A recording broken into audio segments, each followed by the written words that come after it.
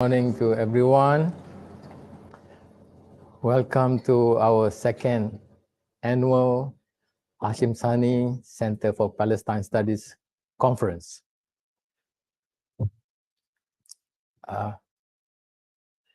This is our, as I mentioned, just a second one. The first one was organized exactly 1 year ago, November 29, 2022. And this is our second one. Inshallah, we'll be organizing every year, exact date 29 and 30th.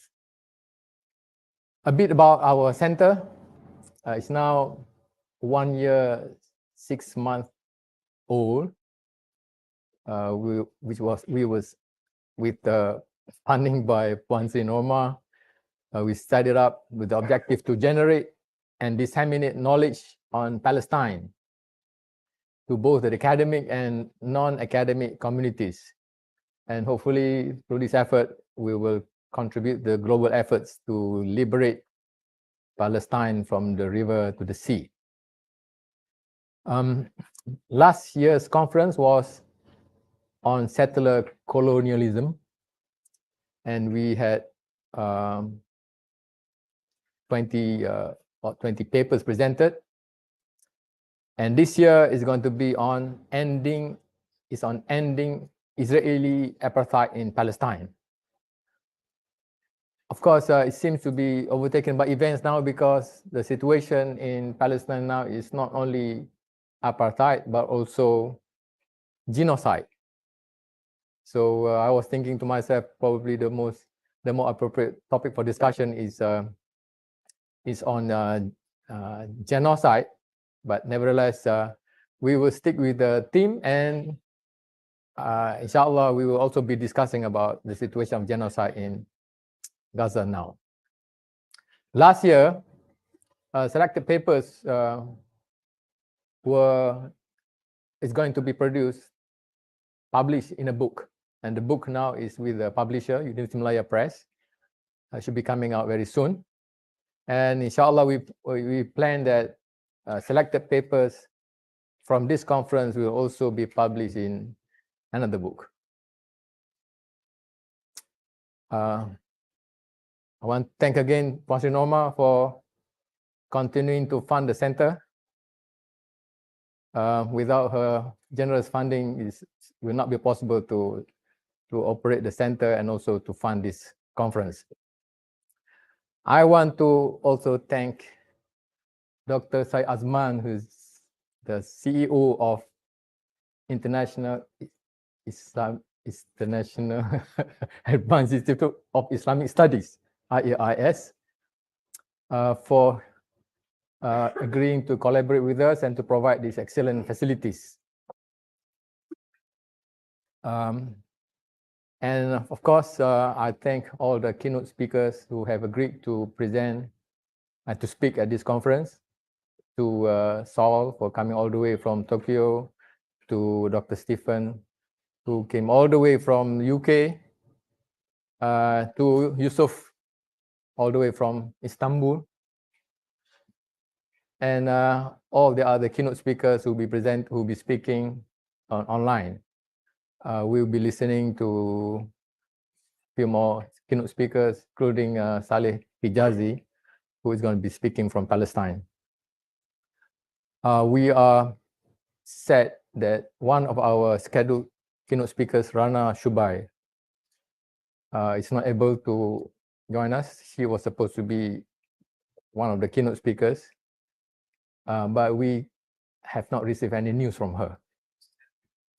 She lost her parents apparently, but she's in Gaza and she lost her parents, but inshallah, yeah. The good news is it's okay. We pray that she will be safe, and we also pray that all our Palestine brothers and sisters over there will be safe from harm. Of course, we pray to Allah Ta'ala also to make this conference a success, and hopefully this is going to be one of our contribution a significant contribution to the global efforts to liberate Palestine from the river to the sea.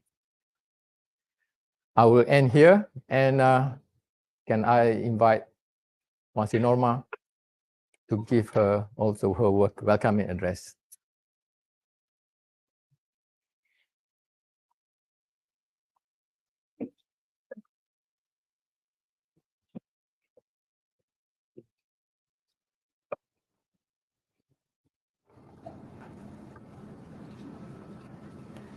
All right. Assalamualaikum. Good morning to everyone here. Thank you to Dr. Syed Azman and IAIS for the use of the facilities. We appreciate that very much. Thank you to all the speakers who traveled far and wide, come and join us here, Stephen, Baha, Sol, and Yusuf. We hope that you will find this conference productive. Anyway, Assalamualaikum. And the Palestinians have been telling the world for decades that they have been living under an apartheid system. Unfortunately, the world only started taking notice in recent years when international organizations like Amnesty International and Human Rights Watch came up with reports confirming it. The siege of Gaza is an example of apartheid anyway, with the Palestinians isolated in a concentration camp since 2007, with restrictions in traveling out and food, water, and other goods coming in to Gaza. The horrors visited upon Gaza by Israel in the last 7 weeks has been unprecedented. In this genocide, I have lost friends, and my friends have lost families. Yesterday morning, I heard the voice of the wife of my friend, Raid Kadura, who had spoken last year at our conference. Raid had been killed with all his children and 50 other family members about 10 days ago. His wife, Mariam, survived with serious injuries, her eye blinded, her whole body burned. And in a message, she said, "I was at home amid widespread bombing, preparing to move to southern Gaza the next day to safeguard the children. After the Maghrib Azan, Israeli warplanes targeted our house with 2 missiles. The house, which was filled with women and children from our extended family, was struck. Upon regaining consciousness, I found myself in the street with burns covering my whole body. So Mariam now needs urgent treatment, but because of the blockade, she can't get it. Really, my heart can't take it anymore. And I think millions of hearts have been shattered by what has happened. We need to end apartheid, and we need to end the occupation. And I hope this conference will give us some answers and help us see that. Thank you very much.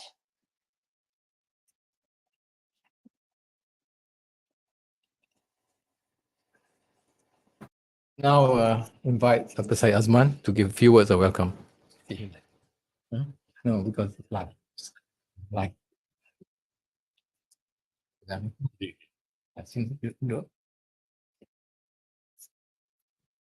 Assalamualaikum warahmatullahi taala wabarakatuh dan selamat pagi. Bismillahirrahmanirrahim. First of all, on behalf of IAIS, I welcome all of you this morning to this prestigious conference that we are having. We started off with lots of sadness. I mean, Wan Sri, Prof. Nazari were telling us about the sadness and the calamity that our brothers and sisters in Palestine, that they are going through. I mean, we felt what they felt in Gaza and the land of Palestine. I just came back from Doha. There was one young family. They were sent to Doha. The whole family was sent to Doha because one of the daughter was badly injured. 2 years old girl, both her leg. She lost both her leg. in critical condition. I mean, meeting this family, I don't know, what kind of expression that we had, what kind of world that we are living today. I mean, the West has been preaching to us about democracy, human rights, you name it, But for the past month, we Muslim and the whole world has been watching and watching and watching helplessly with what is happening in the Holy Land of Palestine and especially in Gaza. So, to all participants, welcome to IAIS. Myself, on behalf of IAIS, we welcome all of you. You have so many prominent speakers that Prof. Nazari and Puan Sri has brought to us to Kuala Lumpur today.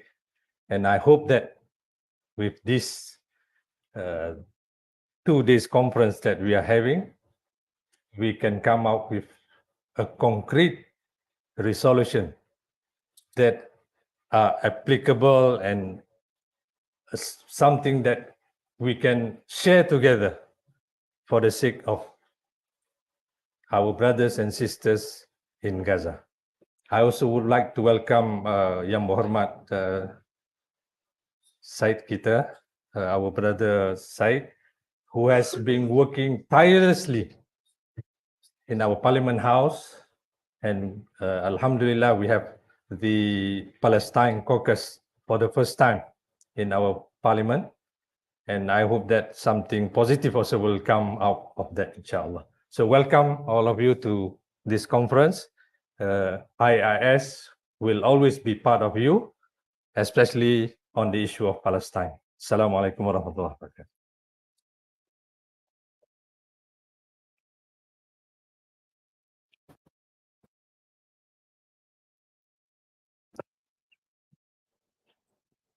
Can I now invite Yang Berhormat Tuan Syed Ibrahim Syed Noh, MP, Member of Parliament for Ledang and the head of the Palestine Caucus and Malaysian Parliament to give a brief welcome address and also to officiate our conference.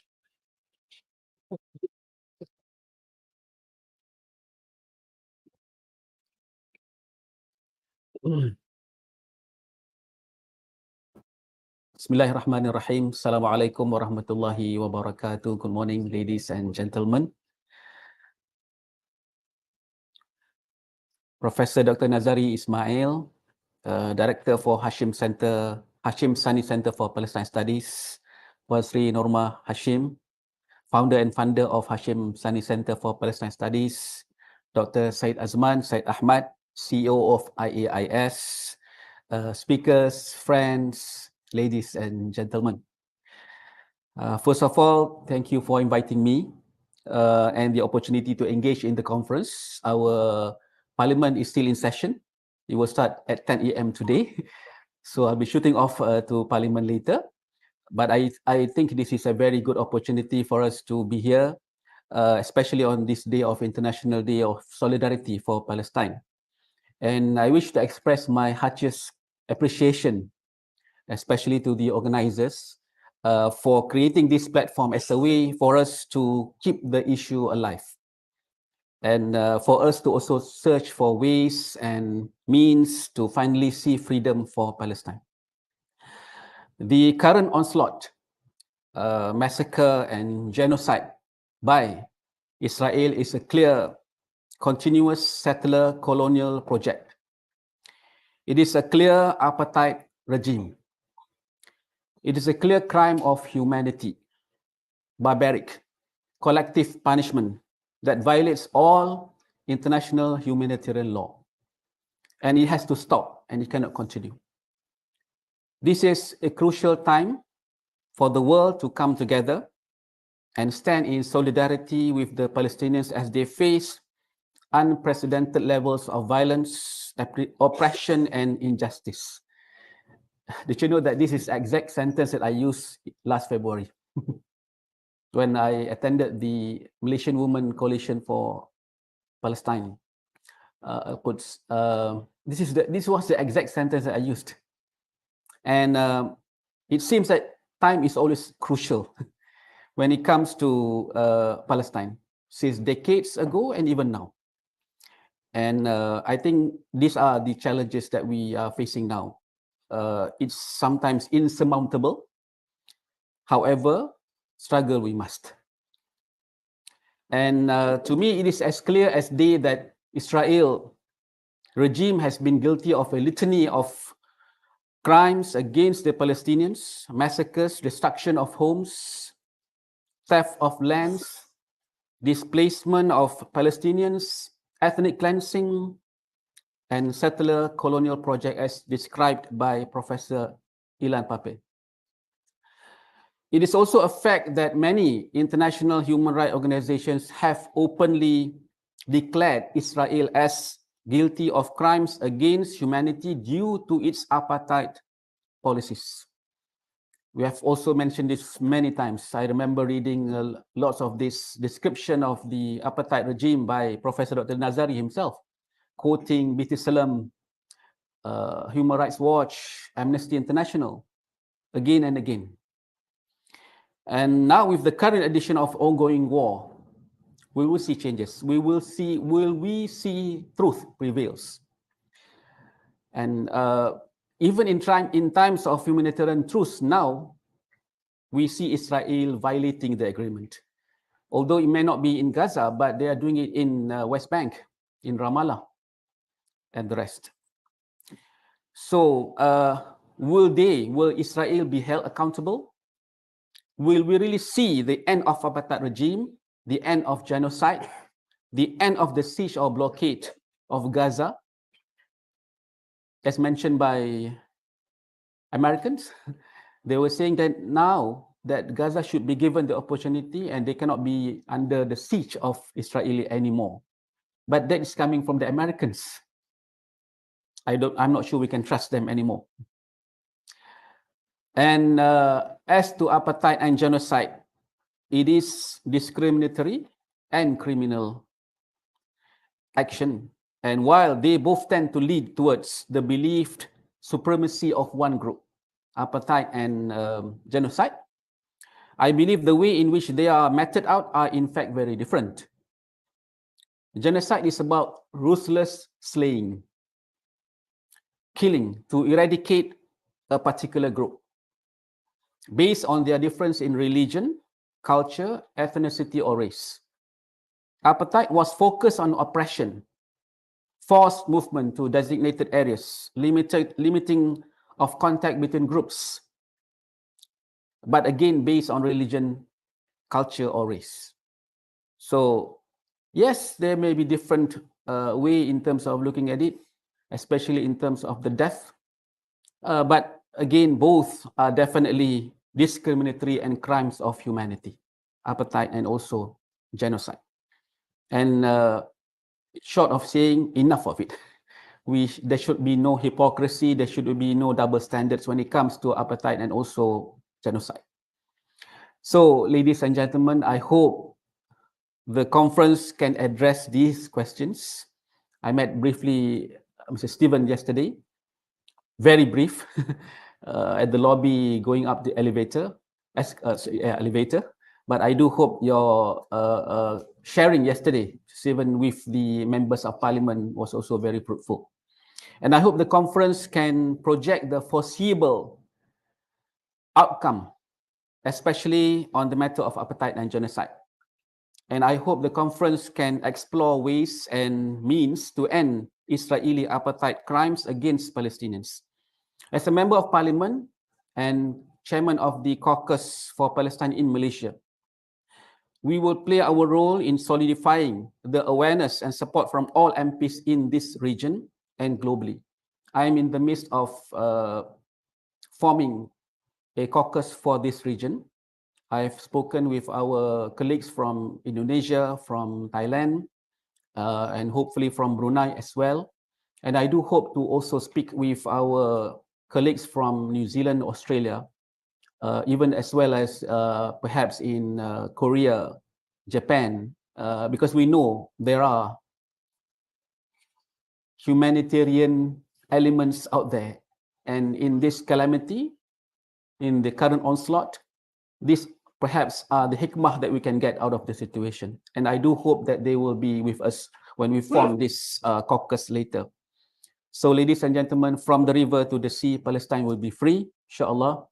And with that, I now officiate the second International Conference on Palestine Studies, and I do hope all the best to you all. Thank you very much. Assalamualaikum warahmatullahi wabarakatuh.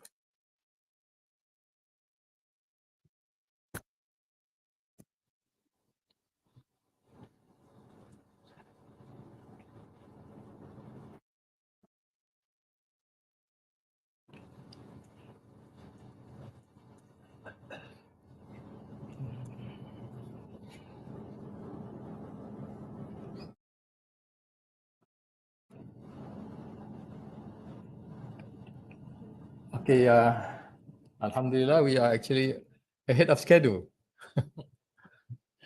which is a good sign. The next item on our schedule today is to listen to the first keynote address by Dr. Stephen Sizer. And I'm going to share with you a bit about him, because it's there are too many details. First, I will mention his academic background. Dr. Stephen actually gained his Bachelor of Art in Geography from Sussex University in 1976. He has a diploma in higher education in theology from Trinity College, Bristol in 1983. He was awarded an Masters of Theology with distinction from Oxford University in 1994. His thesis examined the ethical management of pilgrimage to the Holy Land. In 2004, he was awarded a PhD by Oak Hill College and Middlesex University.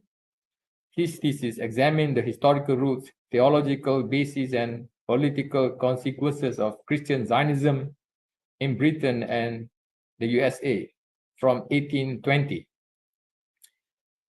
Dr. Stephen has authored 3 books. The first one is In the Footsteps of Jesus and the Apostles, a Christian Zionism Roadmap to Armageddon, published in 2004 also, and Zion's Christian Soldiers, the Bible, Israel, and the Church, published in 2007. His books have been translated into Arabic, Farsi, Korean, and Spanish. And we hope we may also want to translate his book into Malay, because I think Malay audience also need to know the thoughts of Stephen Sizer. He's very active in social work, I would say, activism in the field of Palestine. He in the field of human rights, he authored the statement challenging the Christian Zionism and was endorsed at the 5th International Sabil Conference in Jerusalem. In 2006, he debated Neville White of the Ethical Investment Advisory Group and was instrumental in the Church of England and General Synod decision to divest from Caterpillar. So Stephen is very active in the BDS movement, campaigning for BDS as well. Presently, he is the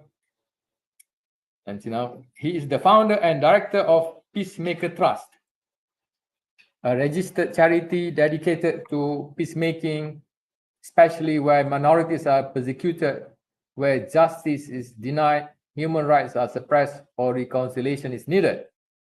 He's also the chair of the, let me pronounce this properly, Convivencia Alliance, a cross-faith international initiative for a just peace in the Middle East, and in particular, a just coexistence in Palestine, Israel, based on equal rights in one democratic state. Reading his CV it's like a keynote address itself. It's quite long, so I will stop here, and I will invite Stephen to make his presentation. Go ahead, Stephen. Okay. Does that give you an electric shock when you go over time? Okay. It's a delight to be with you for this conference, and thank you to Professor Dr. Nazari Ismail and Norma Hashim for inviting me. It's a delight to be with you and to speak first.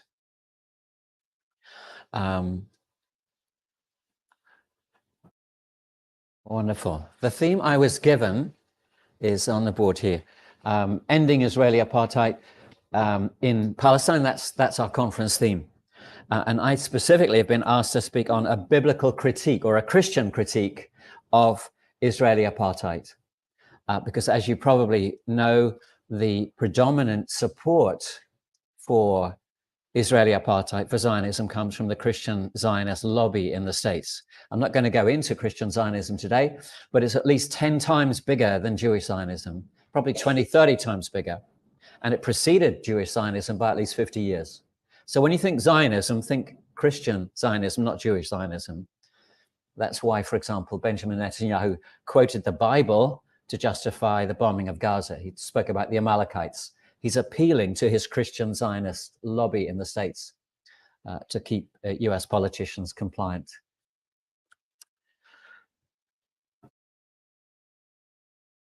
On 28th of August, 1963, Martin Luther King co-led a civil rights march of 250,000 people in Washington, D.C. against racism and segregation. In what became probably the most well-known and widely quoted speech in history, King shared his dream of a diverse but united multi-ethnic nation. And his speech was largely extemporary. It was not the speech he was going to give. And he suddenly came alive and shared this vision.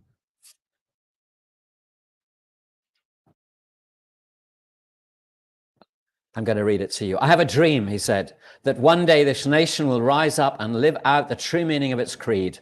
We hold these truths to be self-evident, that all men are created equal. I have a dream that my 4 little children will one day live in a nation where they are not judged by the color of their skin, but by their character. When we let freedom ring, we will be able to speed up that day when all of God's children, black men and white men, Jews and Gentiles, Protestants and Catholics, will be able to join hands and sing in the words of the old spiritual, free at last, free at last. Thank God Almighty, we are free at last. The origins of institutional racism, certainly in the Western part of the world, can be traced back to European colonization of the Americas and Africa and the slave trade. And with the abolition of the slave trade, we saw the rise of institutional racism in American segregation and in German Aryanism and South African apartheid. The word apartheid is a South African word derived from the root apart, meaning separate, and hide, meaning hood, translated as aparthood, segregation. And it describes that system of institutionalized racism and racial segregation that existed in South Africa from 1948 to the early 1990s.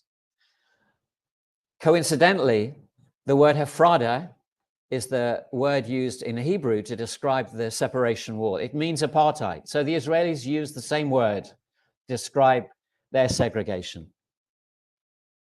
The crime of apartheid, defined by the 1998 Rome Statute to the International Criminal Court and the 1973 International Convention on the Suppression and Punishment of the Crime of Apartheid, defined apartheid as a crime against humanity consisting of 3 elements: an intent to maintain domination by one racial group over another, a context of systematic oppression by one racial group over another, and inhuman acts as the means of implementing those 2.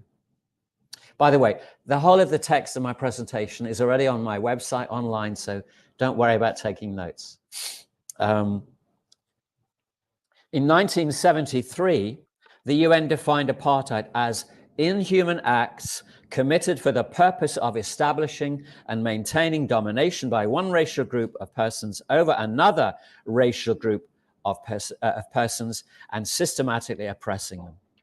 And although revoked under pressure from the United States and Israel in 1975, the UN specifically applied this definition to Israel, describing Zionism as a form of racism and racial discrimination. Something's happened to, okay. Numerous human rights organizations have recently designated Israel to be an apartheid state, including B'Tselem, Human Rights Watch, and more recently, Amnesty International. Amnesty's report includes this quote: Israel's apartheid against Palestinians is a cruel system of domination and a crime against humanity. And we look forward to the presentations today and tomorrow that will unpack that and show us how we can challenge it.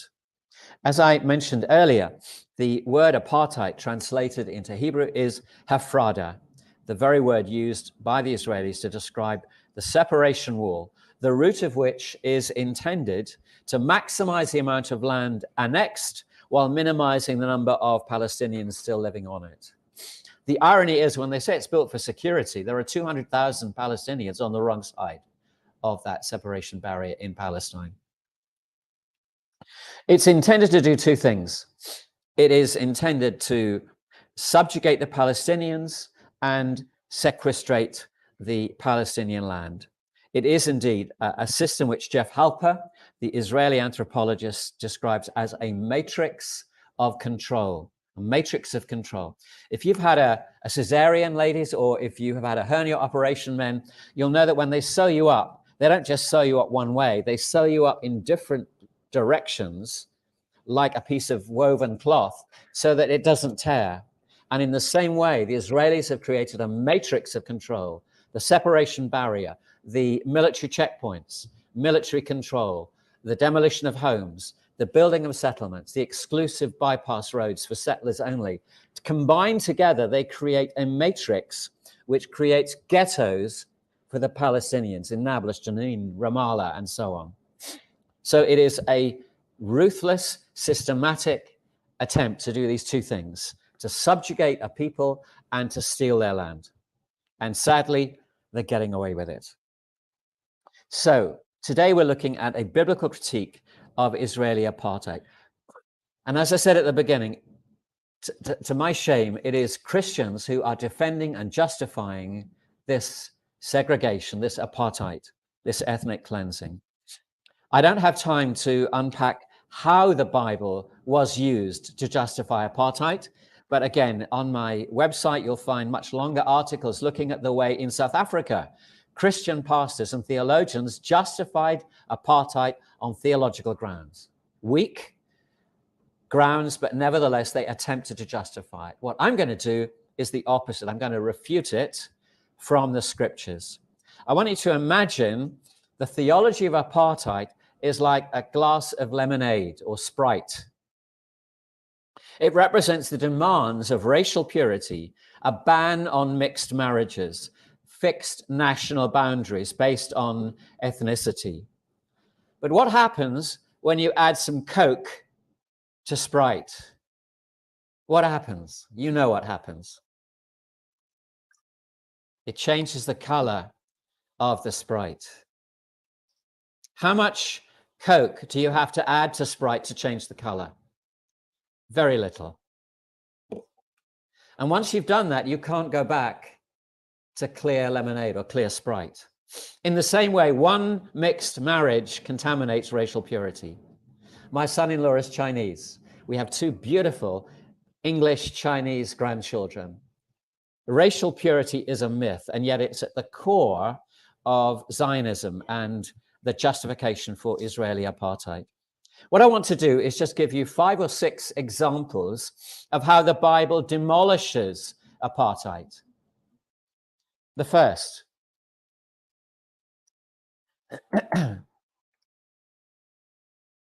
ethnic diversity of God's people. The ambiguous nature of Israel's claim to be a democracy as well as a Jewish state was dispelled by the passing of the controversial nation-state law in 2018, which defined Israel as a state exclusively for the Jewish people. Surprisingly, perhaps, the Old Testament, the Hebrew Scriptures, knows nothing of this contemporary form of segregation. Instead, Israel as a nation, an ancient people in the Hebrew Scriptures, was never narrowly restricted to those who were the physical descendants of Abraham, Isaac, Jacob, Joseph, and the 12 tribes. Never. And as I take you through a couple of examples, just remember what happened when we added Coke to Sprite, because that's what happens through the history of God's people in the Hebrew Scriptures. There are numerous examples in the Hebrew Scriptures of Gentiles, non-Jews, who became Jews by marriage or by faith or conviction and were accepted as members of the Jewish community, as Israelites. Just give you two examples. The book of Joshua, which has a lot to say about the justification, quite wrongly, for ethnic cleansing, has this story in Joshua 6.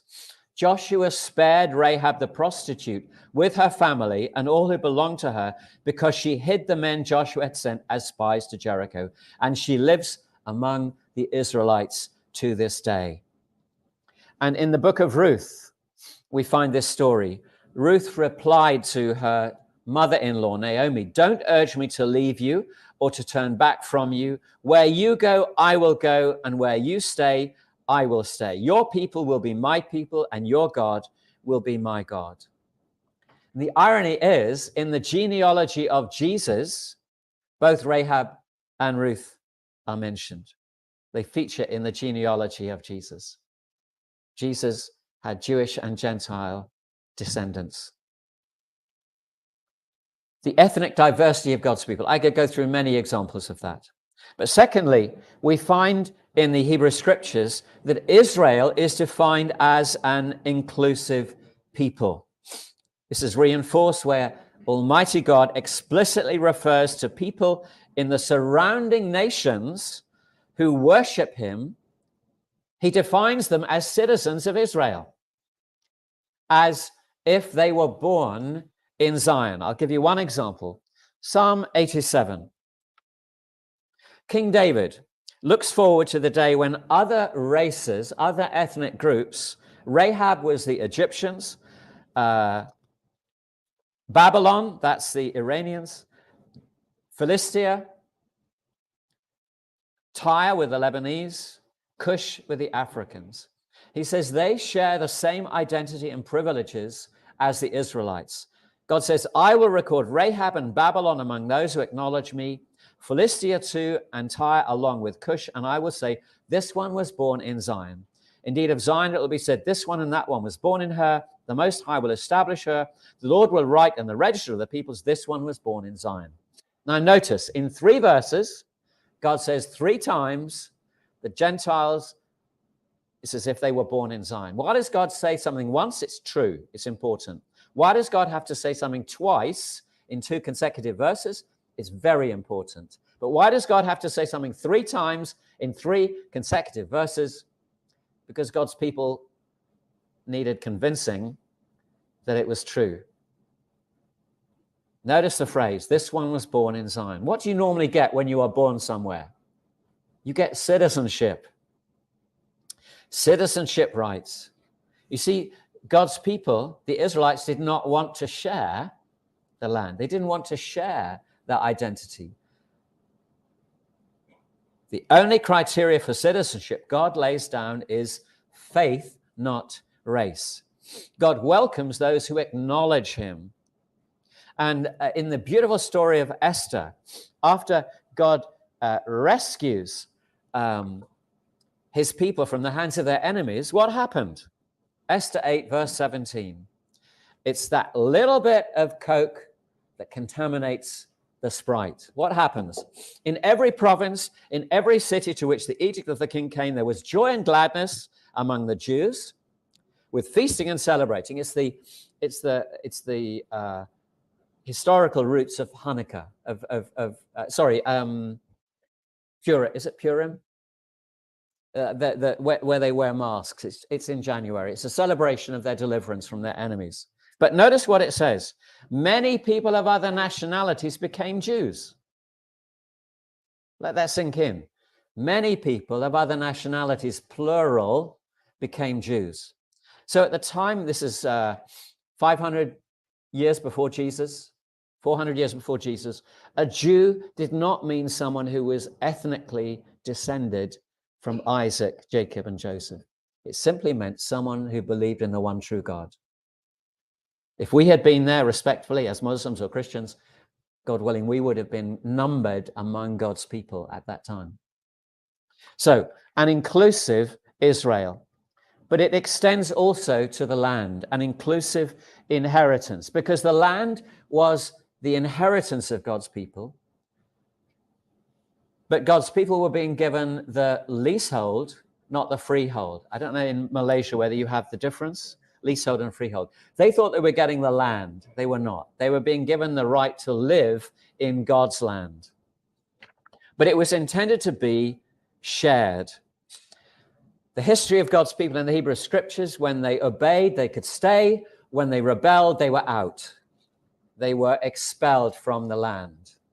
And the book of Ezekiel, the prophet Ezekiel, talks about how they should share the land when they came back in repentance. You are to allot it as an inheritance for yourselves and for the aliens who've settled among you who have children. You are to consider them as native-born Israelites. Along with you, they are to be allotted an inheritance among the tribes of Israel. In whatever tribe the alien settles, you are to give him his inheritance. Now again, notice 3 verses, God says 3 times, share the inheritance. Why does God have to say it 3 times? Because they didn't want to share the inheritance. For me, this is the origin of the one-state solution. It was there in the PLO Charter before 67, from 48 onwards. The commitment to a state for all peoples in Palestine. The Gentiles who acknowledge him have the same right as native-born Israelites. So an inclusive Israel, an inclusive land, and it even extends to an inclusive temple. Through the prophet Isaiah, the Lord God is also quite explicit in insisting that Gentiles may enter the house of God. God says, let no foreigner who've bound themselves to the Lord say, the Lord will surely exclude me from his people. Foreigners who bind themselves to the Lord to minister to him, who love the name of the Lord, to be his servants, all who keep the Sabbath without desecrating it and hold fast to my covenant, these I will bring to my holy mountain and give them the joy of my house of prayer. For my house will be a house of prayer for all nations. Now just think about that expression. God says, let no foreigner say the Lord will exclude me from his people. If God says, let no foreigners say the Lord will exclude me from his people, why would foreigners say the Lord will exclude me from his people? If God says don't think it, why would they think it? Because the Lord's people were doing the excluding. The Israelites did not want to share the house of God with the Gentiles. And this is a passage which Jesus quotes when he throws out the money changers and the people selling cattle in the temple of God. Because the temple had been constructed with an inner sanctum for the Jewish men, then the Jewish women, then the Gentiles. And it was in the court of the Gentiles that the money traders and the sellers of sacrificial animals were exploiting the foreigners. You had to exchange your foreign money for temple tax, and the exchange rate was exorbitant. And they would look over the little lamb you'd carry to the temple from your home in Babylon or Assyria or Egypt, and they say, I'm sorry, that one's defective. You need a pure lamb. We've got one here just for you, but it's expensive. So they fleeced them twice in order to bring their sacrifice to the Lord in the temple. It's the first time Jesus used physical violence in the Gospels. He created a whip and he threw them out of the temple. And he quoted this passage. He said, my house will be a house of prayer for all nations. He's citing this passage. That shows you how strongly God felt in the Hebrew scriptures about the inclusive nature of his people, of his inheritance, and of his house. When we come to the New Testament, to the Christian scriptures, these principles are assumed, but they are then developed and enhanced. One of the most embarrassing passages in the New Testament is an argument between two of the apostles. It's in the story of, it's in the book of Galatians. The apostle Paul develops this theme of integration, and he shares a painful example of segregation and its destructive impact. He says, when Cephas came to Antioch, I opposed him to his face because he stood condemned. Before certain men came from James, another of the apostles, he used to eat with the Gentiles. We would eat around the table, Jews and Gentiles. We were one family of God. But when they arrived, he began to draw back and separate himself from the Gentiles. Jews on one side of the table, the Gentiles on a separate table. Because he was afraid of those who still held to an ethnic exclusivism. When I saw that they were not acting according to the truth of the gospel, he says he was being hypocritical. When I saw that they were not acting in line with the truth of the gospel, I said to Cephas in front of them all, you're a Jew, you live like a Gentile, not like a Jew. How then can you force Gentiles to follow Jewish customs? We who are Jews by birth and not sinful Gentiles know that a person is not justified by works, but by faith. It's by faith, not by race. So in the early church, they dealt with segregation very quickly. There should be no segregation in the church. You can sit wherever you like in the church. There aren't special seats for Jews, special seats further at the back for the Gentiles. And then this is developed further by insisting that the ethnic barriers that existed prior to the coming of Jesus were removed by Jesus. Again, the book of Galatians says, there is neither Jew nor Gentile, slave nor free, nor are there male nor female, for you are all one in Jesus Christ. If you belong to Christ, you are Abraham's seed and heirs according to the promise. And in saying this, the Apostle Paul is saying the Jews are not chosen. They are not Abraham's seed. If you believe in the one true God, you are Abraham's seed. Because the word was in the singular. Jesus is the seed. And if you recognize him, then you are the children of Abraham. So ethnic divisions are transformed because God's ultimate purpose is to create one new humanity. Again, in the Apostle Paul's letter to the Ephesians, we see this glorious insight into how God is creating one people with no ethnic barriers, no religious divisions. It says in the book of Ephesians, God's purpose was to create in himself one new humanity out of the two, thus making peace, reconciling them together, Jews and Gentiles. So there is continuity from the Hebrew scriptures, the Christian scriptures. There is no justification whatsoever in the Christian and Hebrew scriptures for an exclusivity giving racial preference or elevated status within the people of God. God's intention has always been that all races, all ethnic groups are welcome on the basis of faith, not race. An inclusive Israel, sharing an inclusive inheritance, an inclusive temple or house of God, segregation rebuked, ethnic barriers removed, one new humanity. God's vision is to create on this earth one people of every language, tribe, and nation who acknowledge him. So the use of the Bible, the Hebrew scriptures, the Christian scriptures, to justify segregation was never taken in isolation. It was attempted retrospectively by European colonialists who were supremacists, who thought white Europeans were superior to any other indigenous peoples, who sought to colonize and expropriate the assets of other nations for the benefit of their ethnic superior presence, used the Bible, prostituted the Bible to justify their ethnic supremacism.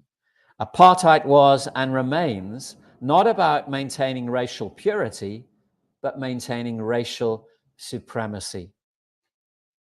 It's sobering to realize that the segregationist policies designed to preserve European racial purity in the United States inspired fascism in Germany, apartheid in South Africa, and as we see in Palestine today.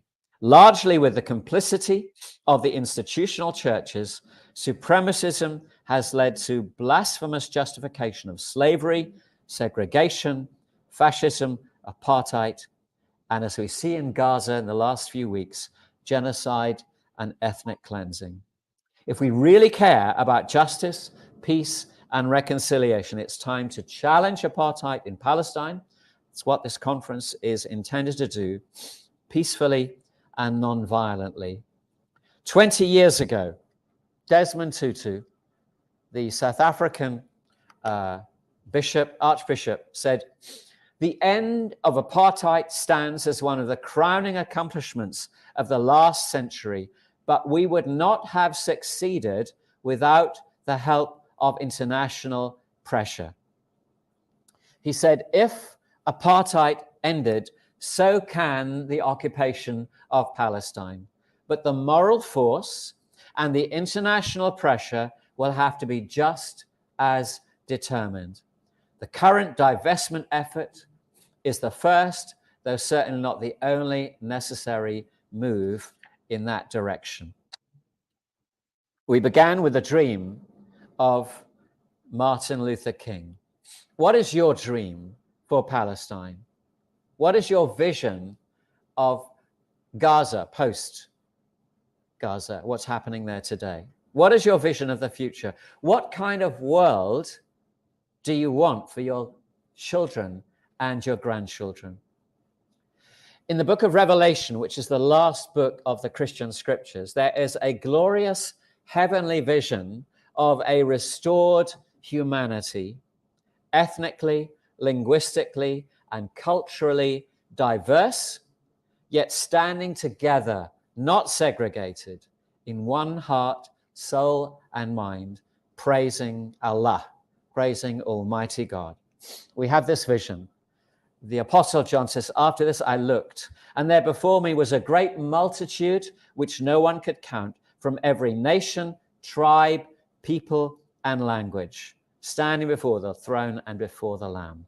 Notice that little word "from" in verse 9. The multitude which no one could count was from every nation, from every tribe, from every people, from every language. They are not segregated. They are not separated. They're not distinguished by their color, ethnicity, language. They're all standing together, singing the same song, united in joyful adoration. If this is what heaven will be like, at least within the Christian perspective, surely as people of faith, we should align ourselves with where we are headed. We should bring the kingdom of heaven on earth by our actions and our convictions, offering to the unbelievers by our example a foretaste of heaven.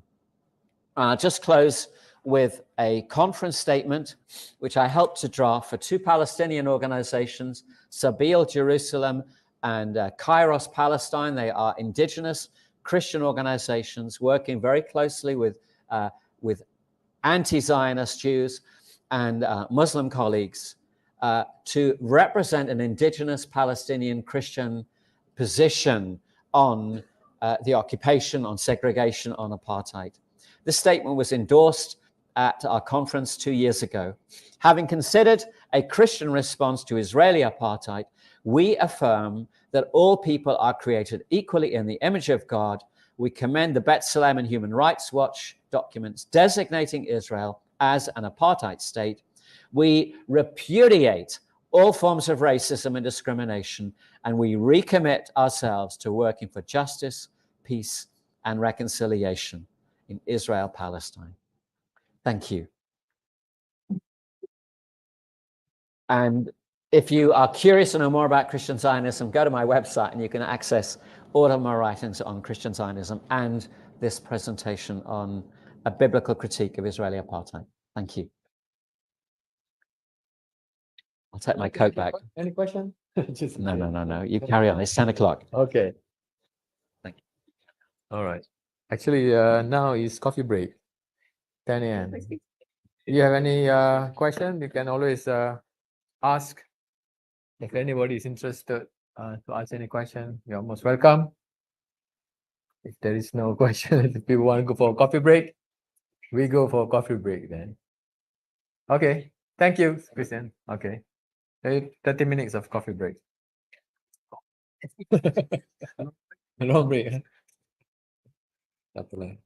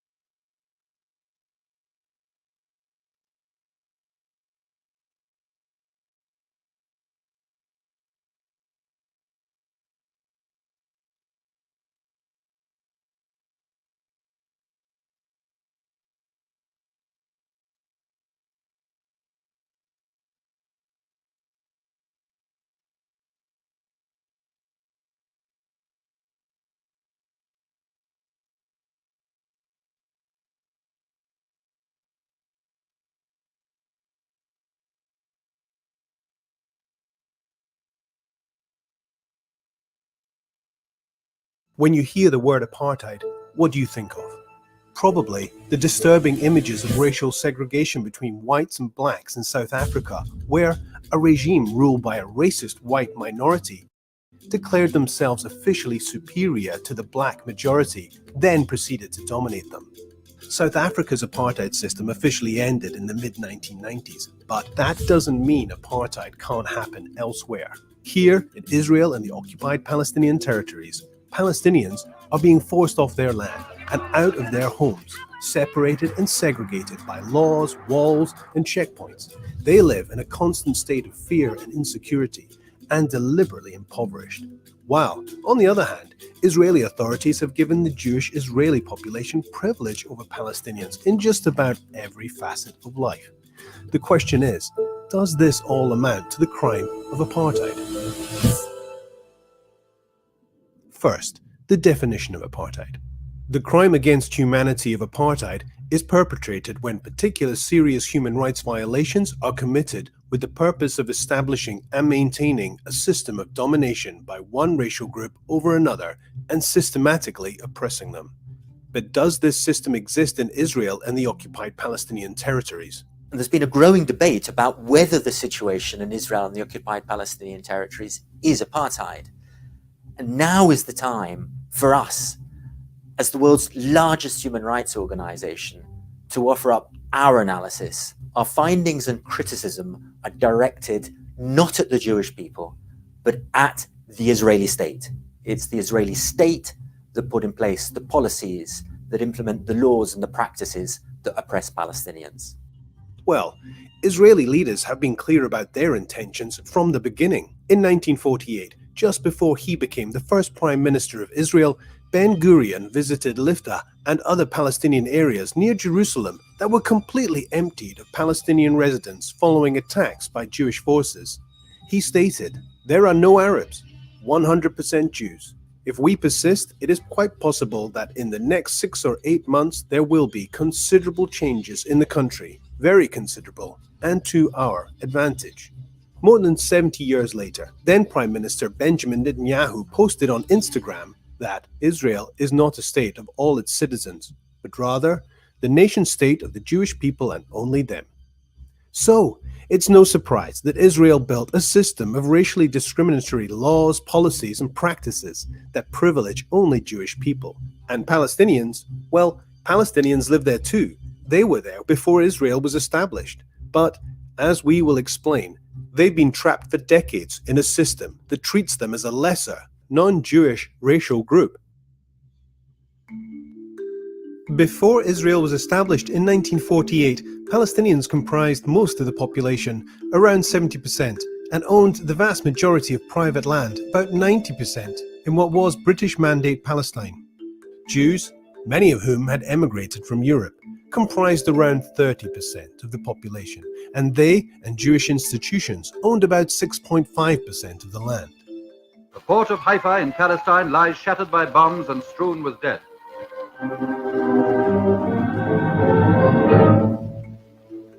In the course of establishing Israel as a Jewish state in 1948, Israeli authorities acted to turn the situation on its head and were responsible for the mass expulsion of Palestinians and the destruction of hundreds of villages, forcing around 800,000 Palestinians out of their homes and lands. Thousands of Palestinians and Jews were killed in the context of attacks on civilians during this conflict. Today, there are around 6 million Palestinian refugees who Israel denies the right to return to their homes. After the 1967 war, Israel occupied the Palestinian territories of the West Bank, including East Jerusalem and Gaza. Israel's brutal military rule, coupled with the establishment and expansion of illegal Jewish settlements, has coerced Palestinians into enclaves, creating further fragmentation and segregation. The objective? Maintain Jewish-Israeli hegemony and maximize control of land. In the city of Jerusalem, the Israeli official policy is to maintain at least a 60% Jewish majority. If you've always felt a deep yearning for Jerusalem, now is a once-in-a-lifetime opportunity not only to stand within its gates, but also to build the home of your dreams there. So where do all the Palestinians live now? 3.4 million live outside of Israel in the occupied territories, mainly in refugee camps in neighbouring countries. 2.5 million Palestinians live in Israel and East Jerusalem, restricted to enclaves that make up around 3% of the entire area. 3 million Palestinians live in the occupied West Bank, but are only allowed to access 40% of the land to live and work. The rest of the area is for the Jewish Israeli settlers only. 2 million are trapped in the Gaza Strip, one of the most densely populated areas in the world. Fragmentation of the Palestinian society and the dispossession of their lands are key pillars of Israel's apartheid system to maintain domination and control. But there's more. The unequal structure of nationality and status, restrictions on freedom of movement, use of military rule, denial of right to political participation or the right to peaceful protest, and cruel separation of families all add to the complex system that we see today. The world in general hasn't woken up to the fact that there is an entrenched system of oppression against Palestinians across Israel and the occupied Palestinian territories, wherever they may live, by the Israeli state. It's a system that's been put in place and maintained for decades, and it's that system that is the root cause of so many of the violations, the misery and the suffering that millions of Palestinians face on a daily basis. One way to understand this segregation and oppression is to look at the ID system. Jewish Israelis have only one ID card, with a status that grants them the right to live almost anywhere they wish in the country.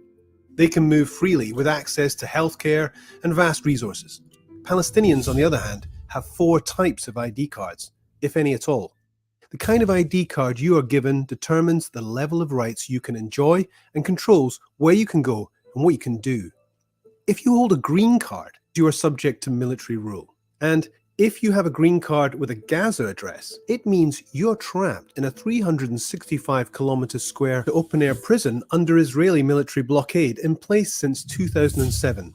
Israel controls what goes in and what goes out, from children's toys to medical supplies. 90% of the people have no access to safe drinking water, 47% are unemployed, 56% live in poverty. Palestinians with a Gaza ID are forbidden from going to Jerusalem in the West Bank, even if they have family there. Some people in the West Bank are considered to live there illegally and can be deported immediately to Gaza if found by the army, even if they have been in the West Bank for decades. Whereas, if you hold a green card which has a West Bank address, then you live here. This green card means you can live within specific enclaves surrounded by illegal Israeli settlements. And there's a separation wall and fences built around you since 2002, which Palestinians call the apartheid wall.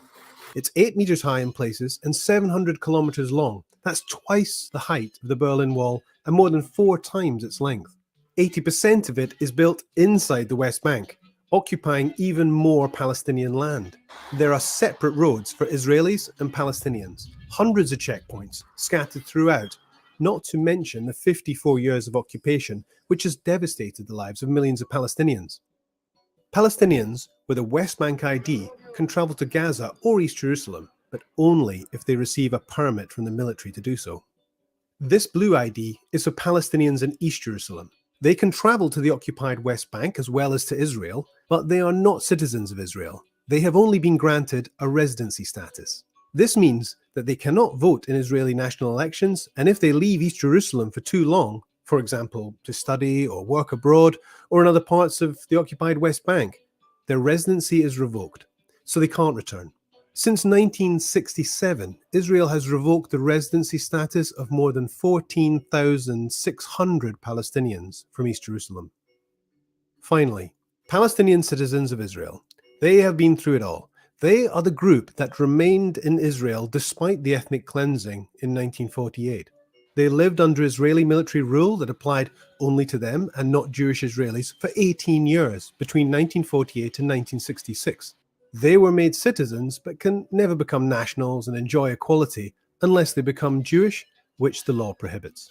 They are the only Palestinians who can run and vote in Israeli elections, and they can move relatively freely but the inequality against them was never dismantled, and they face daily institutional discrimination, including as members of parliament. And if this complex ID system wasn't enough to segregate the Palestinian community, in 2002, Israel introduced a law that prohibits family unification. That's right, denying Palestinians the right to live with their loved ones if their ID cards are different. And this woman is one of thousands of Palestinians who Israel will not issue any ID card. She can't travel, can't hug her family, only see them meters away across the border. Putting down roots, the family home, these are crucial parts of what make a strong community. To make sure Palestinian communities can't develop any further, Israel has made it almost impossible to grant building permits for Palestinian homes. So, Palestinians live in a catch-22 situation. In order to have shelter or develop their communities, they must build without a permit. And if they do so, Israel can demolish the structures on the basis that it was built without a permit. Right now, there are over 150,000 Palestinians currently living under the constant threat of demolition and forced eviction, many of them for the second or third time. In the West Bank, an average of 18 Palestinian structures were demolished every week in 2020. The same year, Israel issued 1,094 building permits for Jewish applicants, and only one for a Palestinian. This goes back to the heart of the issue. To maintain the state's character as Jewish, Israel systematically disadvantages Palestinians while privileging Jewish Israelis. This racist privilege has been enshrined in laws, policies, and practices, and it enables Palestinian resources to be taken in order to economically benefit Jewish Israeli citizens. The system of apartheid is the Israeli state's oppression and domination of Palestinians on a daily basis. It's the laws, the policies, and the practices that it puts in place and then implements to control Palestinians' daily lives. And then there are the crimes of apartheid. The crimes of apartheid are those acts, those violations, those patterns of violations that Israel is committing to create and then maintain that system of apartheid.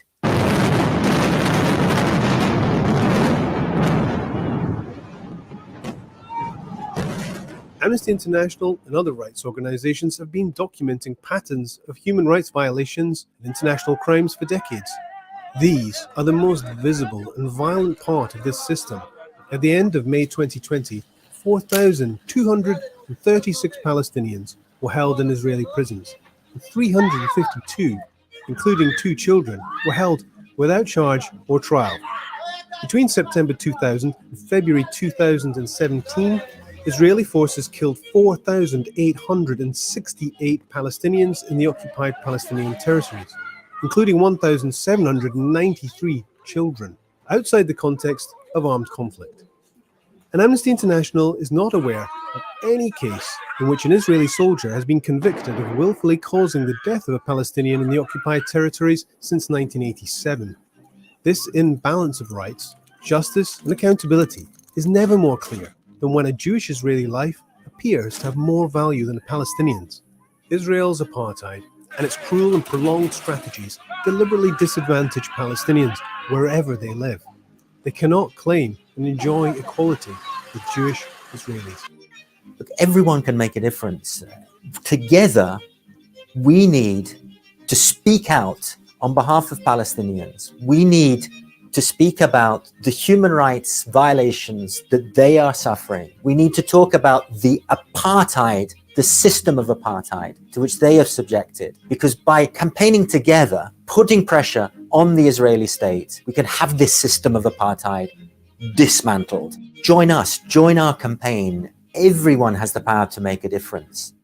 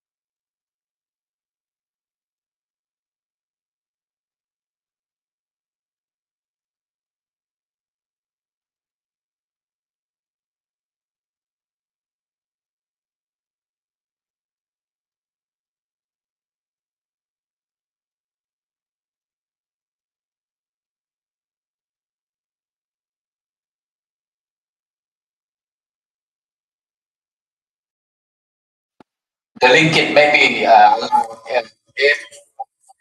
million ringgit. In year 2015, the Gaza also were attacked. Gaza was attacked at that time during Ramadan. You remember that? Year 2015. We collect the donation from the people, but we don't know. They do the fundraising separately. And we have the thinking. I already told you earlier. Sometimes crisis make you to be united. And then 16 organizations come and talk. Why? Why not? We attribute one organization. So that's why we attribute organization because of Palestine people. That's why until today, when our organization help any people, we go back to our beginning to help Palestine. So one of the main policy of our organization to support Palestine. This is a main. This organization is a networking until today. From the 16 organizations, we have 45 organizations throughout the country. From year 2015 until today. This year is become 9 years. Next year, we are going to have some event for 10 year celebration. Not celebration, 10 year to review and revive, and then to conclude and do what we are going to do more another 10 years to help the people. Our activity, we help in terms of humanitarian, not for the Muslim. You can remember that وَمَا أَرْسَلْنَاكَ إِلَّا رَحْمَةً لِلْعَالَمِينَ. This is our main objective. We send our humanitarian to Nepal also during the earthquake. We send for even the flood, big flood in Japan, Laos, dam broken, and throughout the world now. We send our wisdom. Recently, earthquake in Turkey and flood in Pakistan. Before, Arab people always say, we send the money to Muslim in Thailand. Now Thai Muslim is minority in Thailand under the Buddhist country. Send the help humanitarian aid to Arab country. Our organization is 100% donation. No any support from government. No any support from private sector. No more. We are the collect the fund from the people. And this is our, but we under the Sheikhul Islam. Because Sheikhul Islam, in Thailand, you have to know that Sheikhul Islam is the duty and responsibility is appointed by the king. That's why I want to show you a bit some presentation, our strategy for the Palestine. But in Thai, I can translate to you since the beginning. But actually, not the event of the 7th October. We already carry on our program more than 10 years. I remember that when I was student in 1985, when Chatina and Sobra was attacked by Israel. Chatina and Sobra refugee camp. We have to conduct the demonstration in Bangkok also, and then we have the program, many programs since that time until today. This is a Thai language because, as you know, I already mentioned to you, I didn't prepare for presentation anything, but I try to know that okay, our program, we are going to have a campaign rally to make people to understand Palestine from the school level to university, either Muslim school or generally school. I cannot say it's a Buddhist because we are part of that also. And then to talk with the any institution, any what we call intellectual people also even the media also, because most of the media in Thailand, they receive the news from the Western. So we offer them the news from the correct way for them to understand, and then we try to make them. But this is the fact that in Thailand.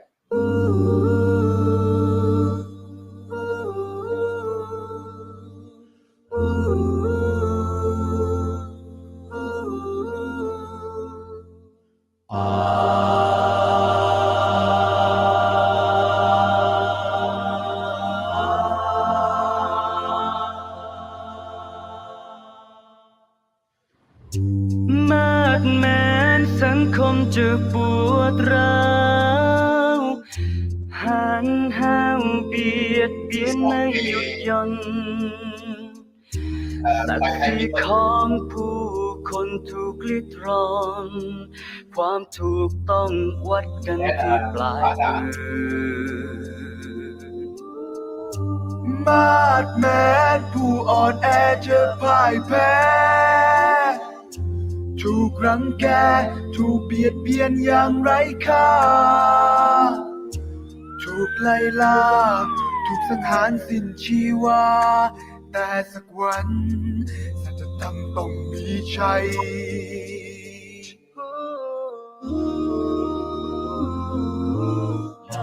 เราจะทำให้โลกใบนี้เปลี่ยนไปด้วยรอยยิ้มสร้างความรักความผูกพันเป็นอาจินให้ไหลรินความดีความเอื้ออาท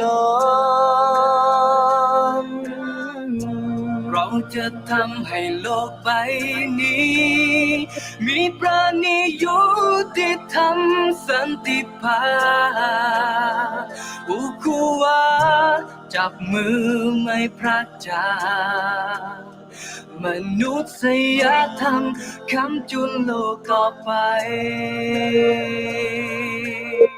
Walaupun kita berbeza, lain bahasa, lain bangsa, tapi berbeza itu indah, kita semua bersaudara. Pasti dunia ini hidup dalam harmoni kemanusiaan yang telah hilang. Ayo kita menggapaikannya. เราจะทำให้โลกใบนี้เปลี่ยนไปด้วยรอยยิ้ม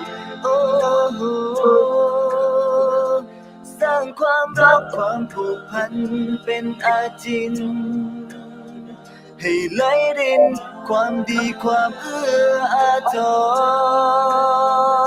รเราจะทำให้โลกใบนี้มีประณียุติธรรมสันติภาพอุคุวาจับมือไม่พระจามนุษยธรรมค้ำจุนโลกต่อไป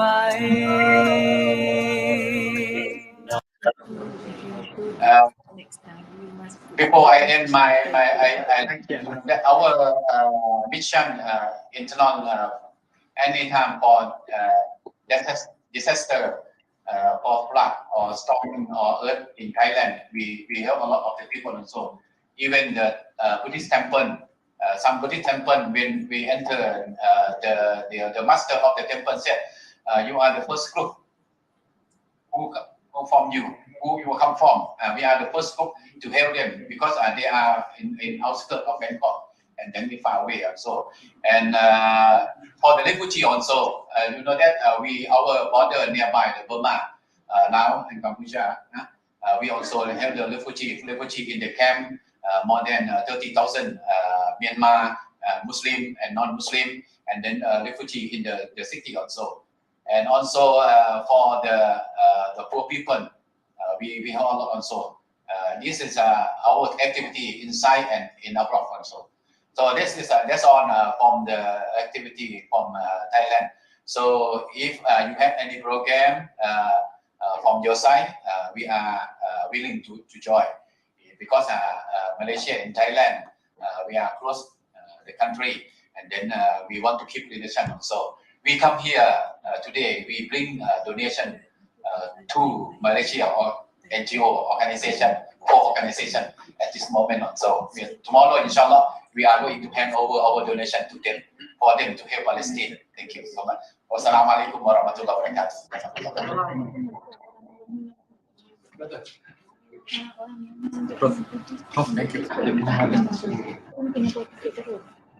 Thank you.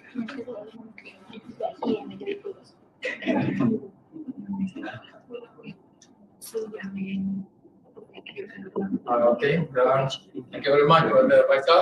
Yes, thank you very much for bearing with us. Inshallah, we'll try to attend more conference next year. We are going to Brother Saul Takahashi, because the presenter is supposed to present now. It's not ready. So Saul has agreed to present his keynote address now. So I'll give the floor to Saul. Saul is actually now a professor. Let me read a bit about him so that people know about him.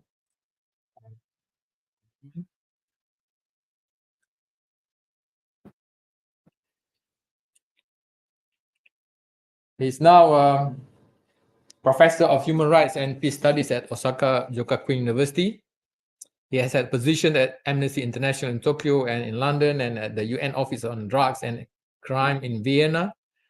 From March 2009 through May 2014, he was Deputy Head of Office of the UN High Commissioner for Human Rights in occupied Palestine.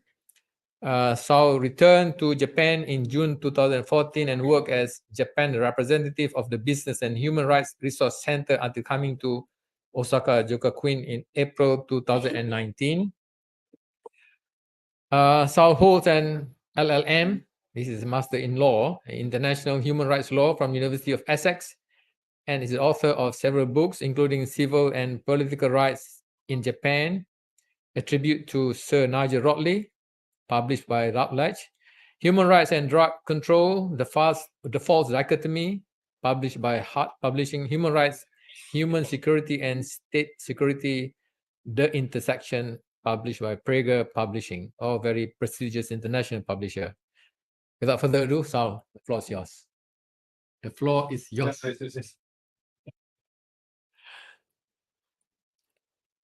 Thanks very much. Yes. Okay. Right. Okay. So, voilà. Yes. So, assalamu alaikum wa rahmatullahi wa barakatuh. Thanks very much for this opportunity to come and to speak at this very important conference. I really do think that the Center here on Palestine Studies is very, very important, and it plays a very important role, because we need to have these hubs of Palestine studies also here in the Asian region. It's very important. Most of the sort of well-known centers on Palestine studies are in Western countries, of course, and that's also very important. But we need to recall that the international community is not just the West, and it's not just in Western countries where many people are supportive of the Palestinian cause. It's also, of course, in the rest of the world as well. So the Hashim Sani Center really does perform a very important function, and inshallah we will continue to contribute. So I'm going to first go to the next slide here, and let's see. Yes, okay. Well, this was there was animation on this slide, but that's okay. It doesn't really matter. I always start off these talks by showing the four maps, and we've all seen these four maps at least 100 times, and we all know what they mean and what they are about. So I don't think that they require too much explanation. There was animation, and so this is kind of in the way, but that's not so important. We've all seen these maps. And I think it's important to recall, the historic injustices that have been inflicted on the Palestinian people through looking at these maps, not just by the Zionist colonizers and the State of Israel, but also by, again, the so-called international community. Because if you look at the map on the left, of course, this is what Palestine looked like in 47. So 93% of the land was owned by Palestinians. About 70% of the population was Palestinians. And yet, the United Nations at the time, they passed the partition resolution proposing, this is the map on the second from the left, you can't really see it, but of course everybody's seen it many times, basically saying, okay, so you have these colonizers coming from Europe. They only own, as it stands now, like 6% of the land, and they're less than a third of the population. So yeah, why don't you just give them, half of your country? I think this is a great idea. And that was what the partition resolution is. It is a clear injustice. No, if you're a Palestinian, obviously you're looking at this and saying, well, what's going on here? Where did this come from? And you don't have to be Palestinian to see that this is a clear injustice, basically inflicted on from the from the United Nations that had been created very recently at the time, still very much dominated by Western powers. Surprise, surprise. Which is not to say that it isn't now, but certainly much more, even in a formal sense, because most of Asia and Africa had not yet achieved independence. So, really the countries of the UN that voted on this resolution and that voted for it were really mainly the Western powers. Surprise, surprise. So then the next map going to the right is what actually happened at the end of the First War in 48. With Israel taking more than had been allotted to it in the partition resolutions. And of course, the map on the right is what it sort of looks like now. But, I always want to go back to these maps and show them because I want to stress about the historical injustices and also about the fact that this really is not, it is a conflict, of course. Of course, it's an armed conflict. And so legally speaking, using the word conflict is not mistaken. But when people use the word conflict, the Arab-Israeli conflict or the Israeli-Palestinian conflict, really it serves to mask the reality of what is really going on. And I believe that's the same thing about the word occupation as well, even though people, most people use it with all the best of intentions. But when the UN talks about the occupation, just, lest we forget, we're only talking about 67. We're only talking about the West Bank, and of course it must be said that includes East Jerusalem. So that's important to recall. But we're only talking about the West Bank and Gaza, which is only 22% of historical Palestine. It's only 22% of what the Palestinian people, can and should still rightfully call their country. So there are all sorts of political factors behind, whether a really representative, government of the Palestinian people would accept this situation and all that. And that's I think a debate for a different time. But the point is, when we talk about occupation, we're already limiting ourselves quite often to a very small piece of Palestine. Really, what this is a situation of settler colonialism that has been inflicted on the Palestinian people by European colonists. And again, it's important to look at the history here. I mean, some of our previous speakers have already pointed to much of this, but the people, the Zionists that came from Europe to colonize Palestine, they had basically no ethnic connection with the believers of the Jewish faith who left the land of Palestine and became the diaspora centuries ago.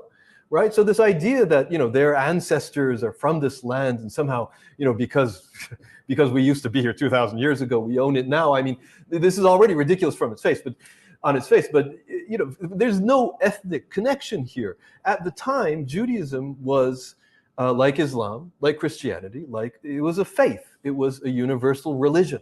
You believed it and you were part of it. You didn't believe it. It wasn't something that you were like born into. It wasn't something that was in your blood. And of course, we Muslims know this from reading the Quran, because there are stories about how the Prophet and his followers were, had conflicts with sort of Jewish tribes at the time. And of course, these were Arabs. These were Arabs who believed in the Jewish faith. They spoke Arabic. None of this is rocket science. All of this is historical fact. But what happened was the diaspora they went to all sorts of different parts of the world and basically faced very little problems, except in Europe. This is a problem made completely by Europe, made completely by Christians in Europe, who persecuted people of the Jewish faith in Europe. And basically, again, these were people who were not ethnically connected to the people who had left Palestine. What happened was Judaism spread to different people, and those people moved to Europe. So, but they were members, they were believers in the Jewish faith. But as they were being persecuted in Europe, the Europeans basically imposed on them this sort of racial philosophy. So that they were born a Jew, right? They were born Jewish, and no matter what they did, their Jewish blood meant that they were traitors in the fifth column, and they were not to be trusted. That's how this worked, right? So I'm talking about centuries of development, and it wasn't linear, but this is essentially how this worked. So in the process of being persecuted by the Europeans, Jews became, they transformed from a religion to an ethnicity, a race. They were racialized. And that's how it worked. And then they got this, the early Zionists got this idea that, their ancestors, their racial and ethnic ancestors were from Palestine, so they're going to go and take it back. The other thing that I want to stress again is that this was presented from the beginning very much as a settler colonialist enterprise. This is not, this is very open. Right? I mean, we're going to go back. We're going to colonize the land. This is very open in the writings of the early Zionists. There's nothing. They weren't hiding anything. That's of course because this was the early 19th century, early 20th century. Colonization and imperialism. These were not dirty words at the time. So they felt completely, emboldened in using them. We're going to take this land. Yeah, we know that people are living there. We know that Palestinians are living there, but they're just savages. I mean, they don't really own the land in the way that we white people own land. They don't have this concept. So we're just going to go. We're actually going to introduce Western civilization to them. And some of them are, they're going to be grateful. They should be grateful that we're going to bring Western civilization to them. And if this sounds familiar, well, it should, because it's what the Europeans were doing all over the place. Right? In Asia and in Africa, we're going to introduce Western civilization and economic development. We're going to develop the land, and we're going to do all this stuff. And we're going to settle our people there. We're going to take our land, and we are going to basically say we're going to basically claim the land as ours. This is our land. It's rightfully ours. And so it was very much a settler colonialist project. And like all settler colonialist projects, this required a system of apartheid. They needed, from the get-go, they needed to maintain a system of apartheid to, maintain the domination of the settler race over the indigenous population. None of this is, this is very open. I mean, they used the word apartheid at the time because it wasn't really in, popular parlance. But the whole idea of racial stratification and racial dominance, this was very, very open. And again, like all settler colonialist societies, the objective here is genocide. The objective was to destroy the indigenous population. Maybe not necessarily completely 100% in a physical sense, but certainly to destroy them as a national group. And so, this was what, there's been a lot of talk about what's happening in Gaza right now. And of course, I'm going to get into it. This is a very clear case of genocide. But this is certainly not something that started on 7th of October. It's not something which started in 67. It's not something which started in, in those times. It's been going on since 48, really, 47 actually, when the Zionist militias really started going on their rampage and started the Nakba. So, this is a process of genocide that has been going on since the get-go, since the very beginning. And I'm going to try to see the slide here. I'm not sure what, okay. Got to get this out of the way. So, because I'm an international lawyer, I always look at the legal definitions and the legal texts. And the Rome Statute of the International Criminal Court, some of our previous speakers have already referred to this, but the International Criminal Court looks at really the most serious crimes of concern to the international community. And it has three classifications of international crimes. There's also the crime of aggression, but we're not going to look at that. Genocide and crimes against humanity and war crimes. This is not necessarily in sort of descending order of importance. I mean, each one of these is extremely important. Each one of these is a very grave international crime, and each one of these carries international personal responsibility, so personal criminal responsibility. So the International Criminal Court looks at, it looks at the individual responsibility, the criminal responsibility of individuals, puts them on trial, and if found guilty, they're sentenced to prison. So this is really how it works. And the crime of apartheid. Keep on doing this. Okay. So now I get it. So this is one. The apartheid is a crime against humanity. We've already looked sort of at the definition and basically what it encompasses. It's really a system of racial oppression. These are there's a long list of the inhumane acts that require that any one of these qualifies for the whole system of apartheid. And of course, Israel does pretty much all of these, inflicts all of these on the Palestinian people. So there's no issue of that. But what I want to stress once again is that maintaining this system of apartheid it's an integral part of settler colonialism, and we see it in other settler colonial societies. Most prominently, of course, the United States, Australia, Canada. These countries have done this. When the Spaniards went to Latin America, they committed genocide. They basically destroyed and killed entire ethnic groups of the native population. So this is how this is how it works. And in creating that kind of society, you need to sort of have this system of racial domination to maintain your rule, maintain your domination over the indigenous population. This is a sort of generic slide that I often use, and yes, okay, just a mere smattering of the human rights violations and war crimes committed by the state of Israel on the Palestinian population. And of course, it's very. I'm a lawyer, and so I believe in law. I believe in international law. This is what I do. But I am also very aware or conscious of the fact that.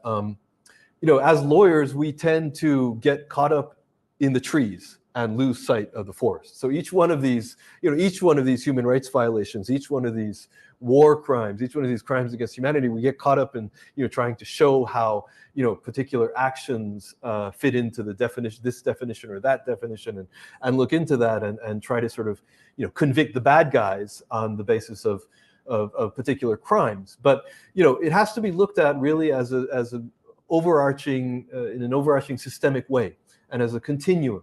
And really the whole settler colonialism framework is really, the continuum that shows what's been going on in Palestine. So these are the four groups, the four sort of categories of Palestinian people, if you like. And each one of them, and this has been very well documented by human rights activists, for decades and decades. Certainly the Amnesty International report is a definite must-read, shows how, each one of these categories is subjected to discriminatory legislation, discriminatory policies, discriminatory practices as an overarching system of apartheid, of racial domination. West Bank and Gaza, this is military rule under occupation. So you have Israeli colonists who, for example, live in the West Bank. These guys shouldn't even be there. These colonies are already illegal under international law. But even just, we're going to put that aside for a second. So you have Israeli colonists who if you commit a crime, for example, in the West Bank, and you're an Israeli colonial settler, basically you are arrested by the Israeli police, the normal civilian police, and you are afforded all the sort of protection for your rights that one might expect. So you can consult with a lawyer, and you are generally given parole on an early basis, and your rights are protected throughout the system as you are tried under Israeli civil law, normal civilian law. Now, if you're a Palestinian, then you are tried under a military court. Israel is the only country in the world that systematically tries children in military court. And yet it's managed to escape being labeled under the sort of UN blacklist of countries that inflict the most violations against children.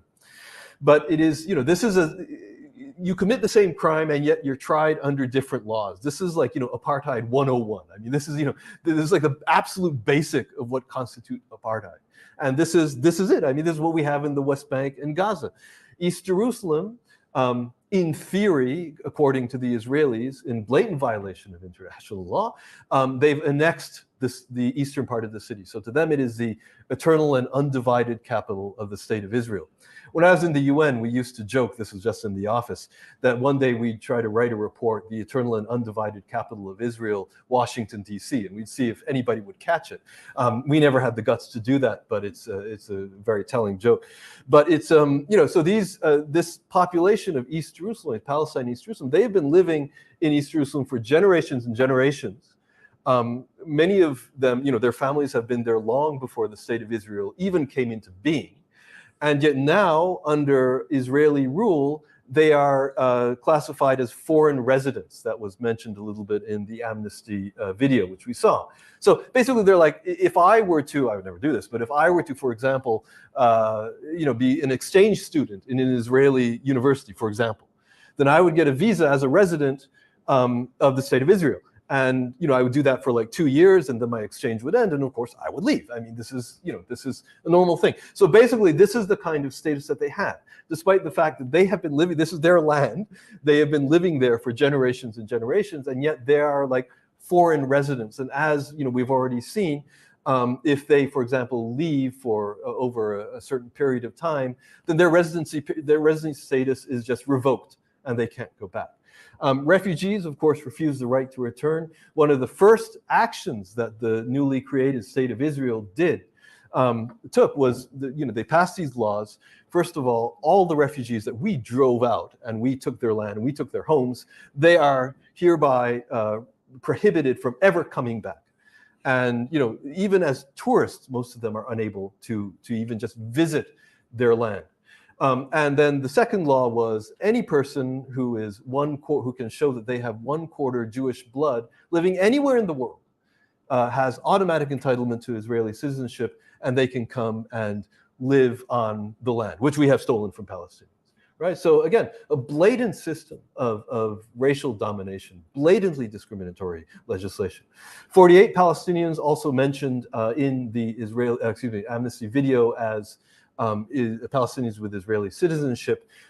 They have Israeli citizenship and yet are subject to, once again, very blatantly discriminatory laws. For example, they're not allowed to own land. I mean, how do you like that? They are Israeli citizens, but unlike Jewish citizens, they are not allowed to own land. So, this is just a sort of smattering of the system of apartheid that we see in all the lands that Israel rules. I'm having real trouble with doing this.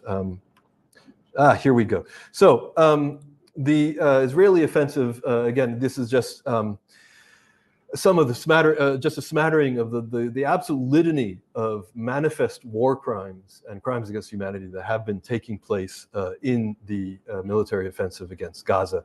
The total, the clear targeting of civilians and civilian infrastructure, the indiscriminate, carpet bombings of civilian neighborhoods, attacking hospitals, UN schools, it just goes on and on. I think we're all aware of all these things and how they are, and the fact that they are war crimes. The total closure of Gaza, which is the first thing that they did on 7th of October. So no food, no water, no medicines, cut off electricity, all of this, absolutely a war crime, needless to say. They ordered all residents of North Gaza to evacuate, the idea being that there would be tent cities in Sinai. Boy, we've heard this before. A clear intention of driving them all out and making sure they never came back, and threatening to treat all those remaining in northern Gaza as terrorists. Again, clear war crime. And we have seen how during the sort of the ceasefire of a few days that's been going on, some of these people that have evacuated, that were forcibly displaced to the south, they've tried to return and they're being shot and bombed by the Israelis. So, clear intention of making sure that nobody comes back. right? And also all of these, all of these are all happening. And once again, as a lawyer, we look at each and every single one here, and we look at all the trees, but it's important not to lose sight of the forest. This is clearly genocide. Clearly, this is a situation of genocide that has been going on, and it's not just since 7th of October, but since 48. Let me trying to go to the next slide here. Yeah, well, once again, this is just, I've just written out the principles of international humanitarian law and how they have been, once again, sort of blatantly violated. And each and every, Israeli big military offense has taken place with Cast Lead in 2008, early 2009, 2012, 2014, 2021.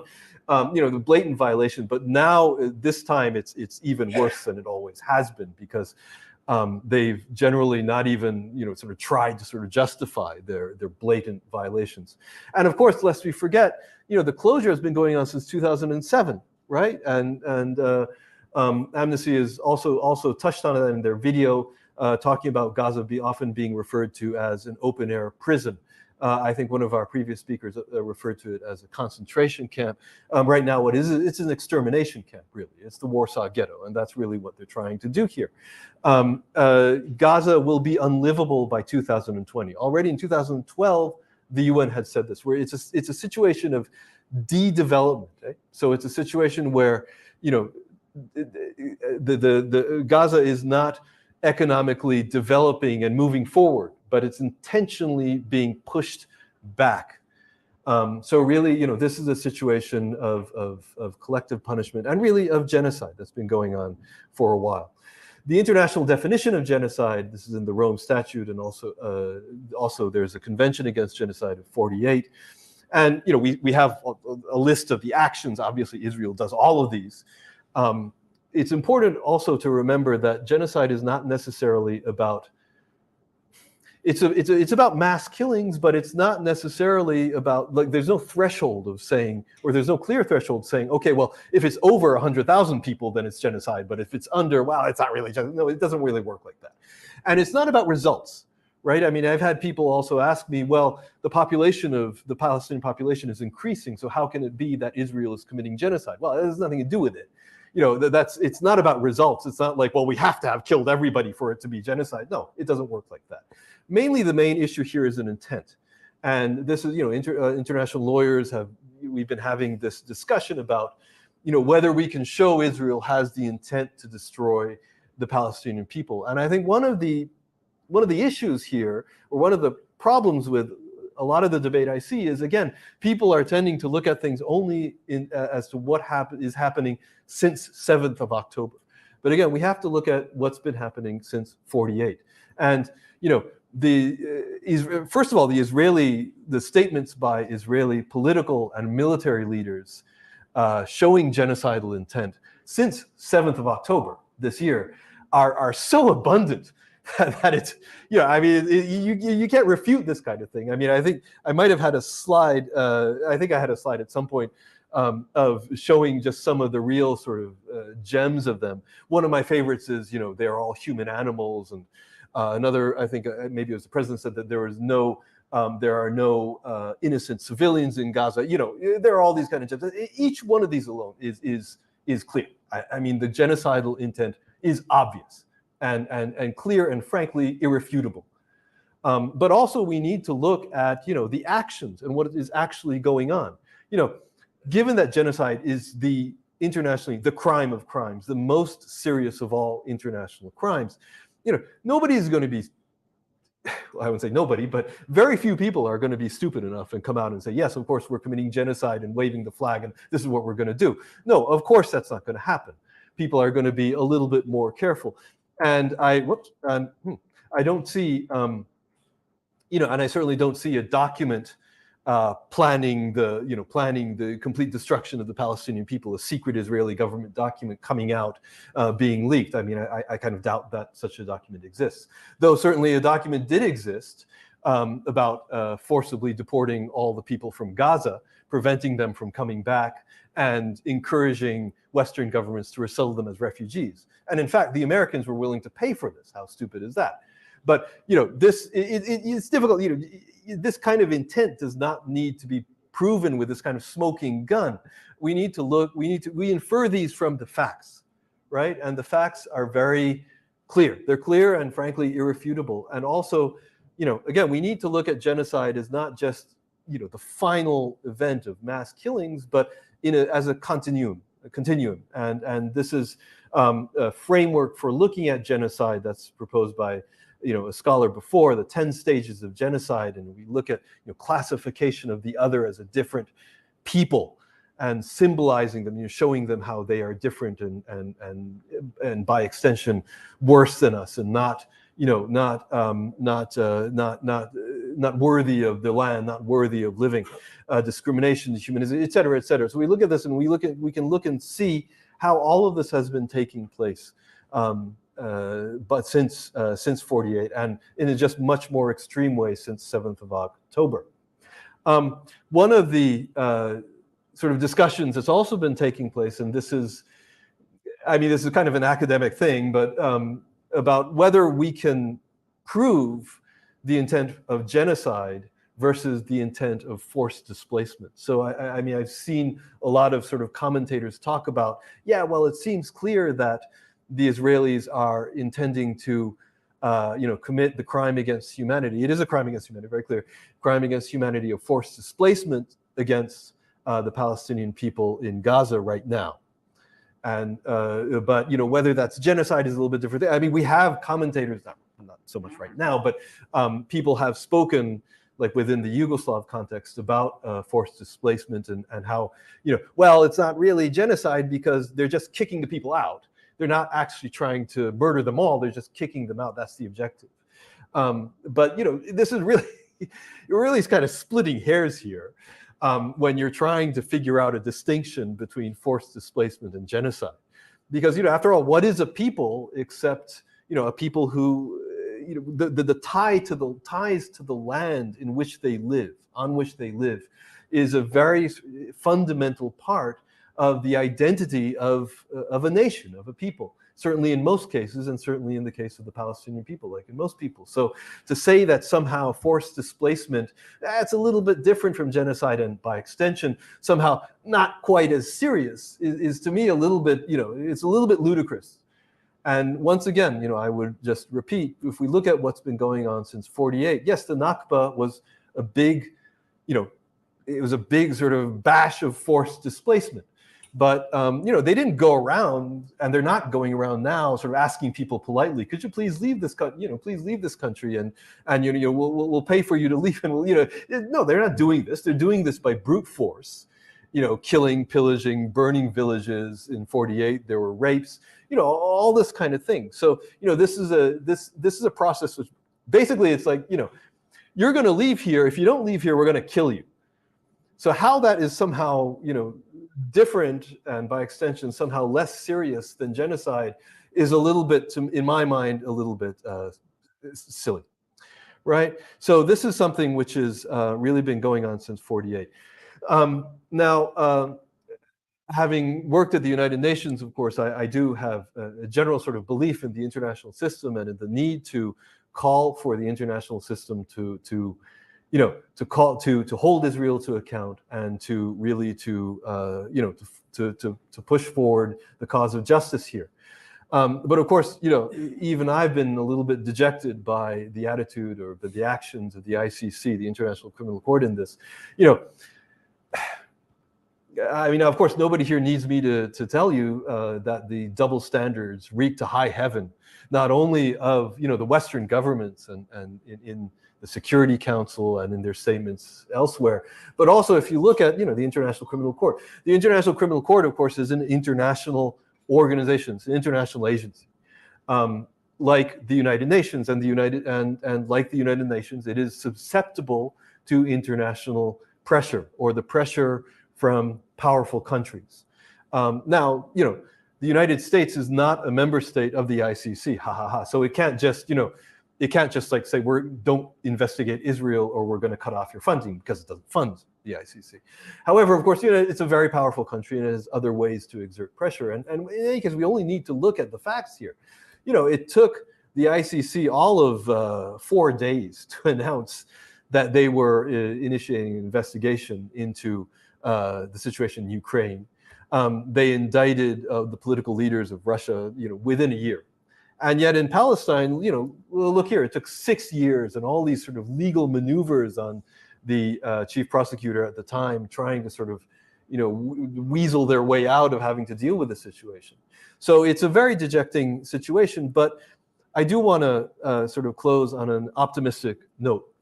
This sort of this sort of connects with what has been already said by some of the previous speakers, which is that, the groundswell of support that we have seen for the Palestinian people over, since 7th of October has been really amazing. Demonstrations in major cities all across the globe. And, it really is just the Western governments that are full on, completely supporting Israel, giving them weapons, giving them political support, giving them all sorts of types of support. But it's there, there's a big difference, big divide between their attitude, the attitude of the people in power, and the attitude of the people, the citizenry. And we already see, like in the United States, for example, Biden has been absolutely disgusting in this. And of course, the US administration has been, it's been complete disgrace to all humanity, what's been going on. But that having been said, there has also been just a wee bit, but a bit of movement on their part. And that would not have happened without the mass demonstrations and the political pressure put on the US politicians by the people in the country. And we see, we're seeing that all across the board. So really, this is what's going to make the difference, right? I mean, it was also the case in South Africa. The Western governments were not, most of the Western governments, some notable exceptions like Ireland, but the bulk of the Western governments were not interested in sanctioning their ally South Africa. They had no interest whatsoever. They oppressed anti-apartheid activists within their countries in the same way that they've been trying to do this from 7th of October now. But at the end of the day, we are stronger than them. And when thousands and thousands of the people come out on the streets, they are pushed into acting. They are forced to act. So really, I do believe that will be the big game changer, and that is really what is going to make the difference. So it's going out into the streets, demonstrating, also political organization, making sure that our voices are heard in the parliaments of the world, and of course the boycott movement. This is really what's going to make the difference and push for Palestinian liberation, I believe, inshallah. Yes, definitely, inshallah, justice will triumph. And yes, thank you very much.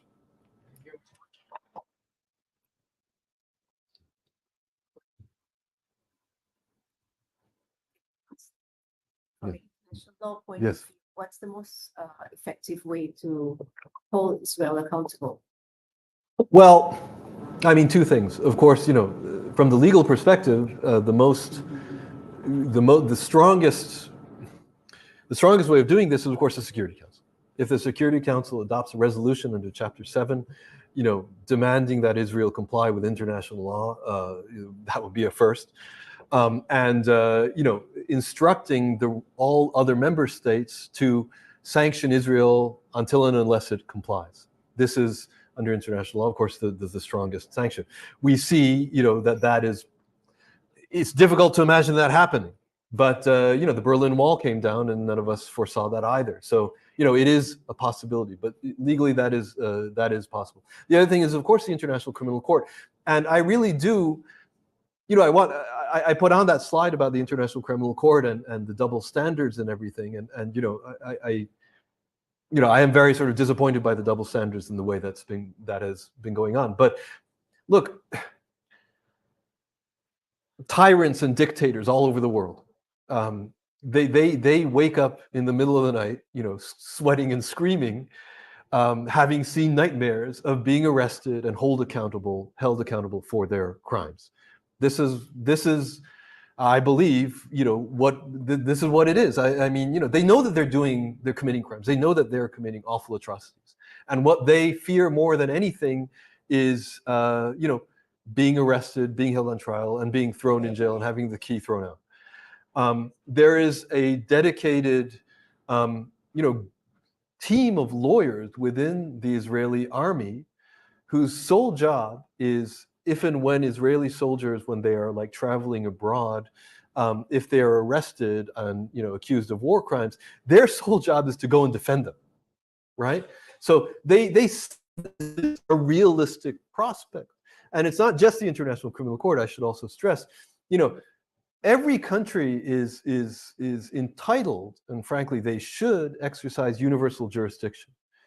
And it was 2000 and I think maybe 9 or 10 or perhaps 2011 when Tzipzi Livni, the Israeli foreign minister at the time, she had to cancel a trip to London because had she got off the plane, she would have been arrested.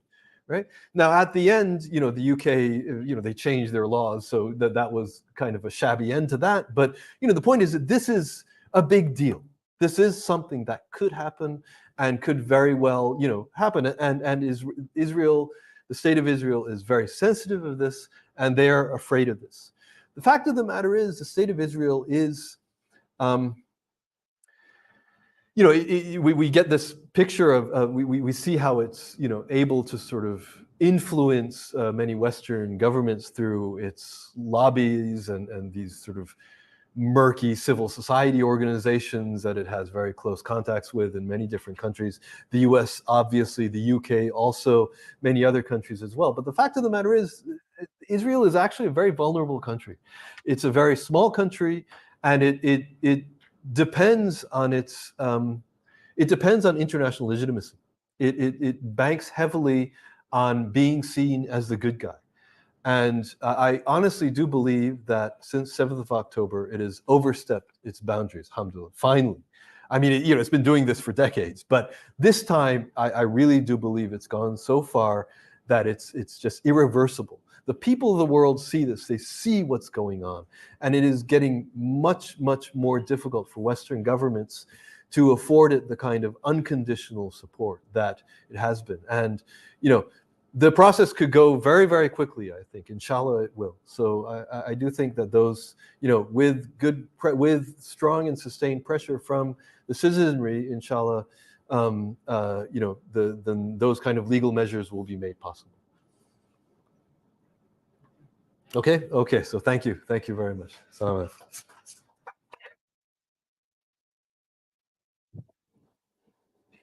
alaikum. Thank you, Saul, for that presentation. At the moment, international law doesn't seem to be working, but we are hoping that it will work, inshallah. We hope so.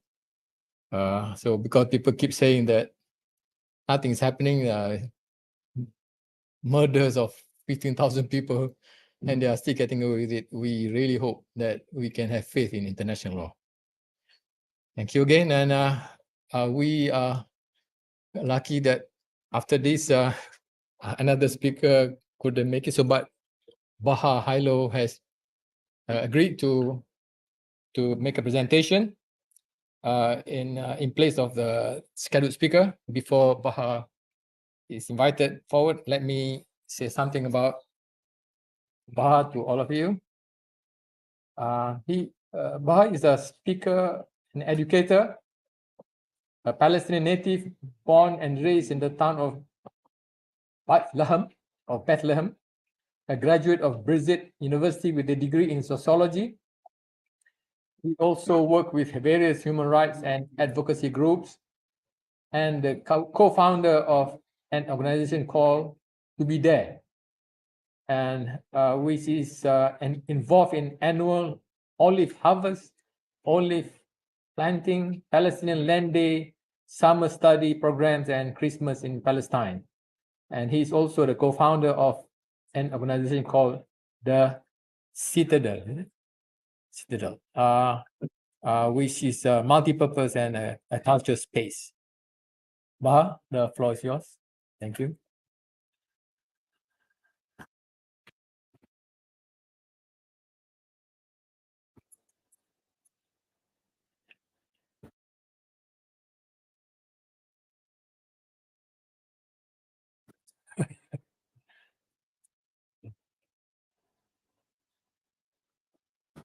Assalamu alaikum.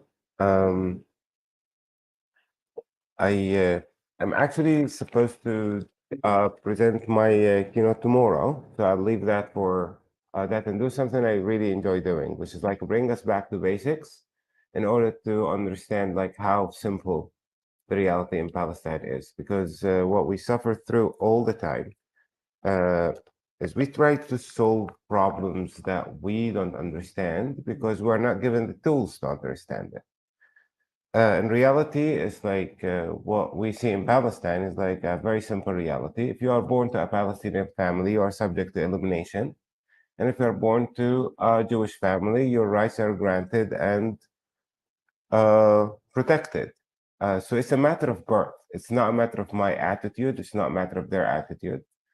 I remind people like if 100% of Jewish Israelis recognize my right to existence in Palestine, they will not be able to vote for a party that will actually work on the implementation of those rights. So the issue is very, very, very simple, but you have a circus of politicians, propaganda, academics that make it seem like complicated to understand. Today, I'll give you a very simple example on today. Today is 29th of November, right? We're fooled to, because of our despair, we accept 29th of November to be the International Day of Solidarity with the Palestinian people. 29th of November, 1947, that 33 entities on the planet decided to partition Palestine. It's not the whole world, it's not international community. You can actually look them up. Palestine was prepared for the colonial projects through a power called the United Kingdom. The United Kingdom was all over Palestine for 29 years, preparing Palestine for being turned into a Jewish homeland. Do you know what the position of the British from the partition plan in the vote? Do you know? Huh? They actually abstained, because it's not our fault, our intention, and so on and so forth.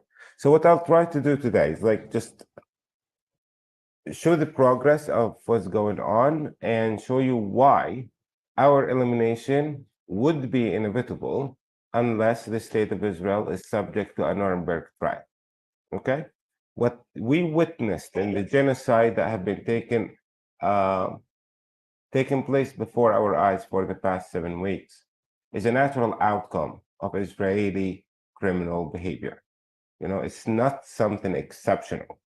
Maybe the exceptional is the tools that they are using today, but it's a natural outcome of this regime.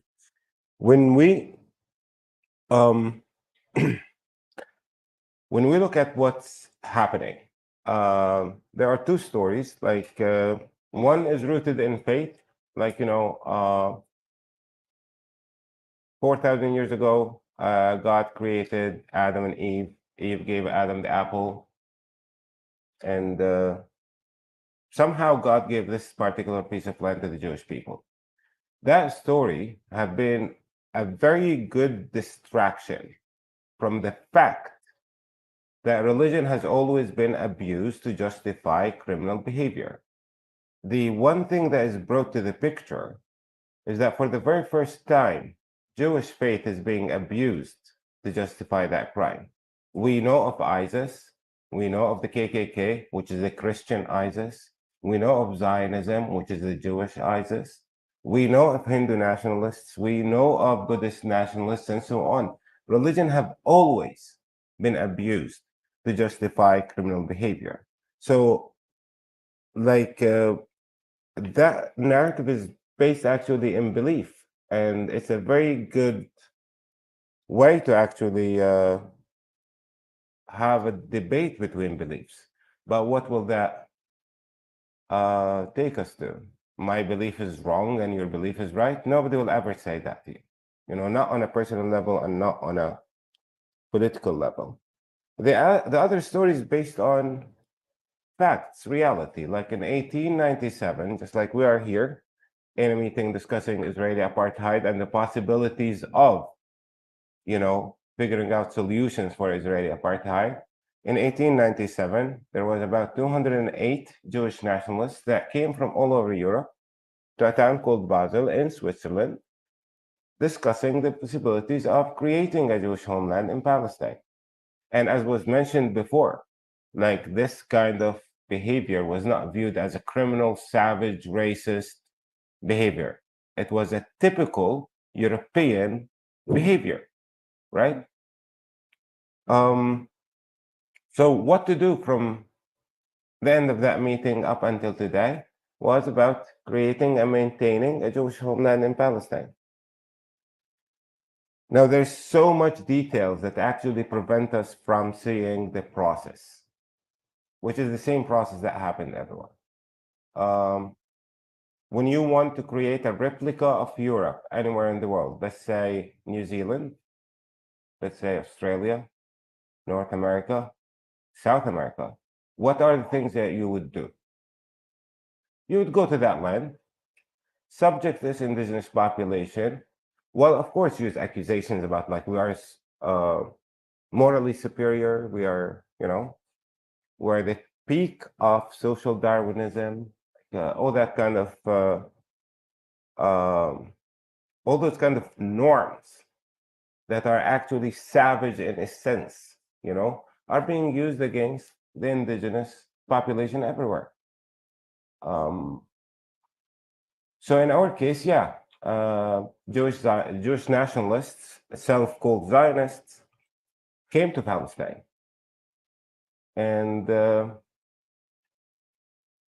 recognized from the very beginning that the only problem in Palestine is the very existence of the local population there. Many people try to draw us with one thing, like we are Palestinian people, we collectively own Palestine and blah, blah, blah. But we are a very diverse, society. Like I live in the town of Beit Zahur, where even the accent is different from the nearby town of Shawara, right? I live in a town that is predominantly Christian and has multiple like Christian denominations, and then nearby town. And you can apply that to more than 1,200 communities throughout Palestine. We don't collectively own Palestine. Like we are families, every family has a share of that land, but we are being brushed as if we are like one population because our oppressor is one. But we are very diverse. We're not defined by our oppressor. So you come to Palestine and you just paint everybody with one brush and decide that the only problem in Palestine is the very existence of the Palestinians. So what happens when an outsider comes into somebody's indigenous land and recognizes that the only problem in your very existence? Genocide, as was done in North and South America, where it was like successful up in North America up to 97%. In Brazil, it was nearly 98%. In New Zealand, they did not have the ultimate success because it was 80%. The second way is through exploitation. We come to India, we claim India for ourselves, and instead of like eliminating the human resource, which is the most important resource on the planet, we exploit it. This is how we ended up with like English tea. I did not see any like tea plantation in England. We end up with like Italian coffee. I did not see any coffee plantations in Italy. But those are like norms that we can kind of like inherit them until today, and they are rooted in the exploitation of the indigenous population to help us steal every valuable thing in terms of their natural resources in their land. The third way is displacement. And in our case, from the very beginning, like genocide was to serve the displacement of the Palestinian people. Under British rule, nearly 125,000 of us were eliminated and removed from 62 communities. That's within a period of 29 years. Nakba, 20 months of 70,000 militants that were we were told that those are like, you know, Jewish refugees escaping genocide from Europe, blah, blah, blah.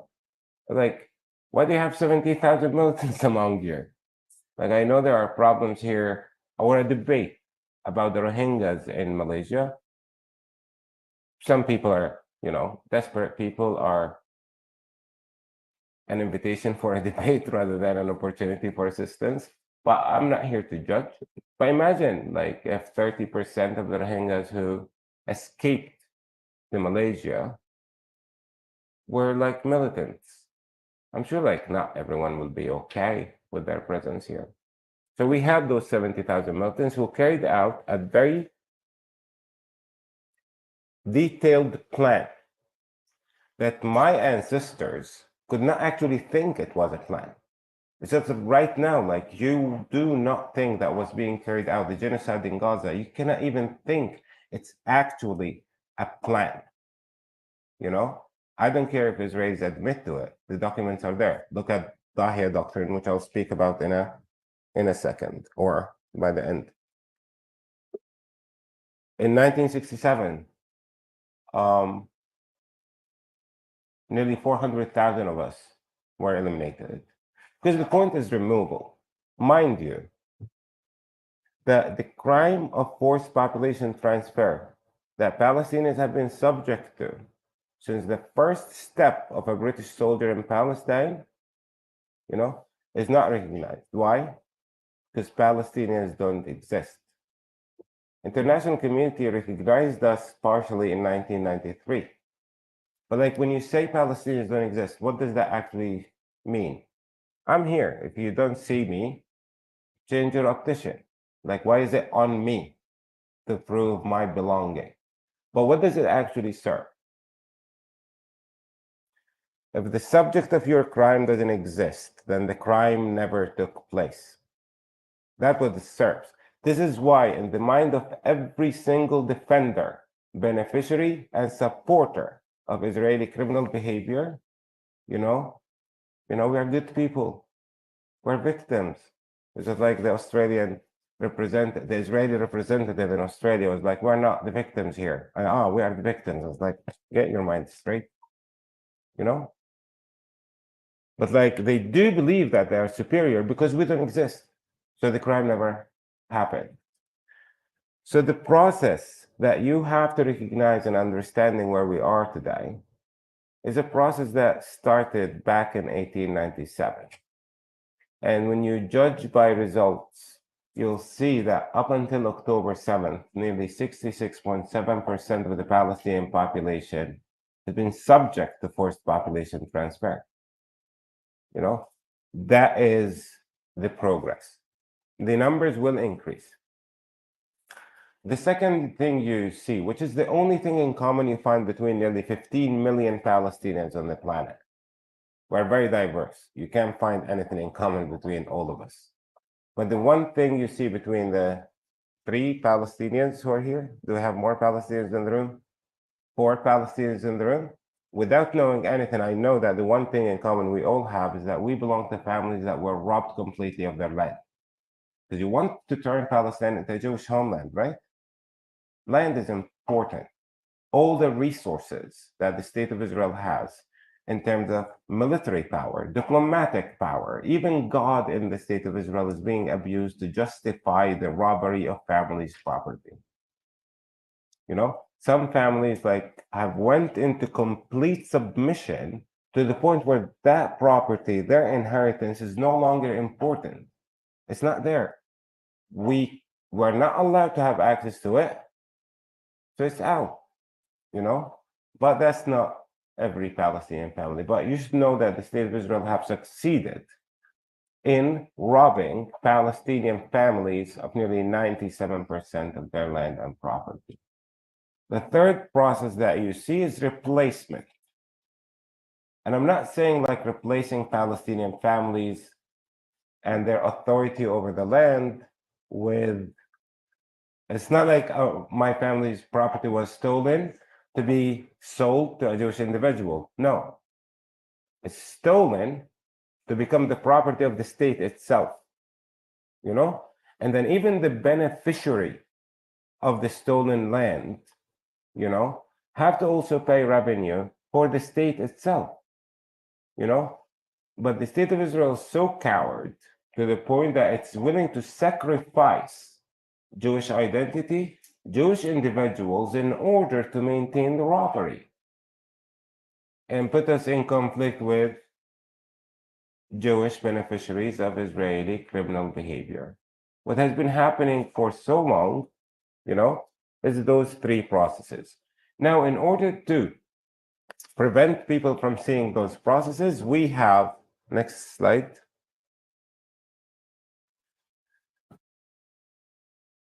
We have a very complicated, you know, bureaucratic system that we as Palestinians did not understand, because like we are busy surviving Israel's savagery. We don't have the mind to start analyzing what we are surviving. I'm sorry, you know. But alhamdulillah, like we do have Palestinians who have the talent of surviving savagery and be able to explain it. Please remember that it took Afro-Americans nearly 400 years to produce a Malcolm X and a Martin Luther King.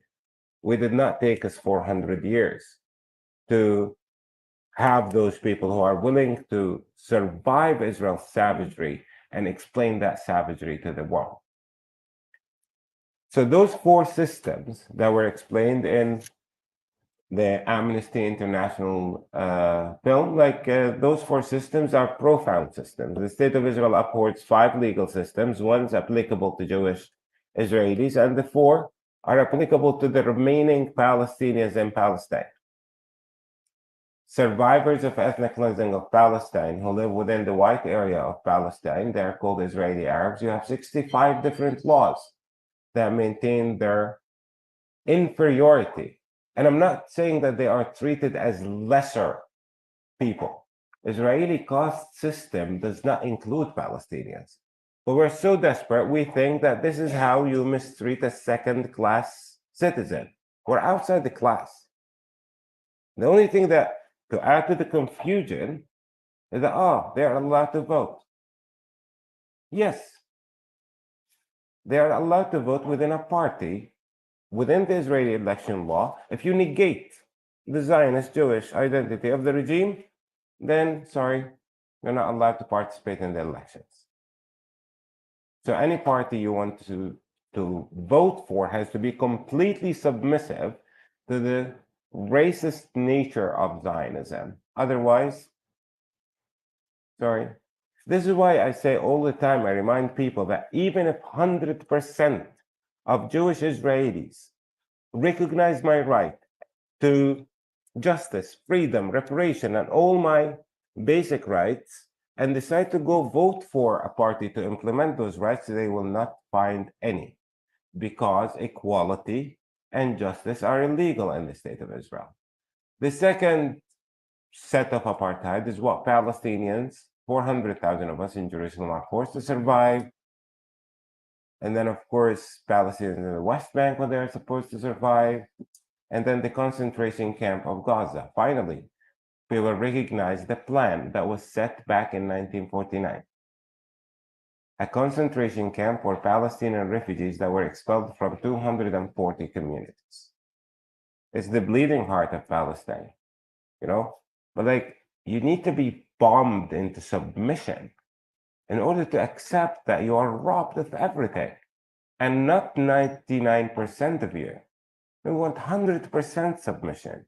I have no idea of a population on the planet that was 100% submissive to the savagery of its oppression. So in a way, like Israeli apartheid is not like in South Africa, where it was a system set to remain, or with the Jim Crow laws. It's a means to an end. And the end is complete elimination. And I'm not saying that to be a pessimist or anything. I'm a very pragmatic person. I'm too idealistic to the point where I believe that everyone is born free and equal, which seems like a radical stand today. But I recognize the process. I recognize what we have been subject to from 1897 until today. It's not about being a pessimist or an optimist. You know, that is the process. Now, almost every sentence I try to mention in this, you will have like tons of literature written about it. We are the most analyzed population on the planet. We're the most like case that has international resolutions written on them, every detail. You know, we're the most covered place on earth. Like, do you know what's the size of Palestine? 27,000 square kilometers. And you are not allowed to call it Palestine, by the way. In the previous slide. Yeah. You know, this geography, where the state of Israel was established, is 27,000.9 square kilometers. It's not like that huge space. So when you call Palestine, Palestine, you know, you're a radical. You have to call Palestine Israel. This is why you will be accepted. Like people are, because of all the overproduction of data, people forget that Israel and Palestine are two different names for the exact same geography, you know? Because when you show the map of Palestine, Israel will be like, oh, where's Israel? And like, we are always dragged into, you know, debates, dragged into conversations, dragged into analysis, dragged into everything, while this process of elimination have never stopped for a day for the past 100+ years. So we need to recognize the process. We need to recognize the problem, because when we recognize the problem, the solution become easy. So if the problem is Palestinians are not comfortable under Israel's savage behavior, then we need to make the Palestinians comfortable under Israeli savage behavior. But if you believe that the problem is Israeli apartheid, then the solution is end of Israeli apartheid. If you believe the problem is religious, then yeah, good luck solving that. Because I can tell you, Europe's obsession with the elimination of Islam since the collapse of the Roman Empire took them to nowhere. People's obsession with the elimination of Jewish identity failed over 4,000 years. So like if you want to look at this issue as a religious issue, then yeah, good luck. It will never be resolved because it's not religious. So I hope I fulfilled something on this issue, because like we need to look at progress, look at things in kind of step-by-step thing. And inshallah tomorrow in the session, like I'll be talking about different methods that will help us encounter this, and inshallah like we will get some recommendations, because I hear a lot about like popular pressure, which is very, very, very, very important, but it needs to be focused on certain places. So I hope I can stop here and then we can have some questions.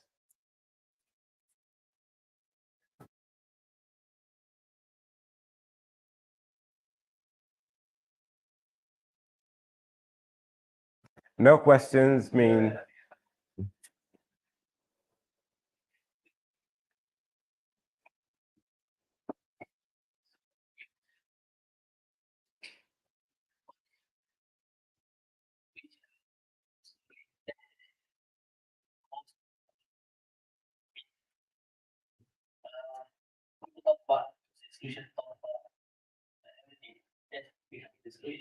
but I do believe that is soft and flat, and is in all the processes stage.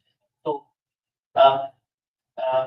I feel a little bit disturbed when we celebrate the November as a solemn day, the scene when that day is actually the start of the maybe the sleep before that, but this particular day is actually what brings us to this one day. So I just want to know what's your Okay. Like even our commemorations are not up to us, you know. We commemorate 20 months of genocide carried out by 70,000 criminals in May 15th, in Nakba. Because, you know, it's exhausting to commemorate 20 months of slaughtery and displacement of people over 20 months in the year, because there's no year that has 20 months of dates. 29th of November is basically like to, you know, distract you from the fact. I do not believe it's the source. The reason I'm not an author, I don't write, is because like I've been in a process of finding out, you know, and every time I felt like I got it, I dug more and got more disgusting. So I wouldn't say like the source is anything pre 1897, because that is when the plan started materialistically. Of course, that's an outcome of a lot of theories and encouragement and support that was going on all over Europe from before, but it was materialized in 1897. The source or the start of this process as a process where the theory was materialized, it was not November 29th. It was with the issuing of the very first two-state solution. The very first two-state solution is called the Balfour Declaration.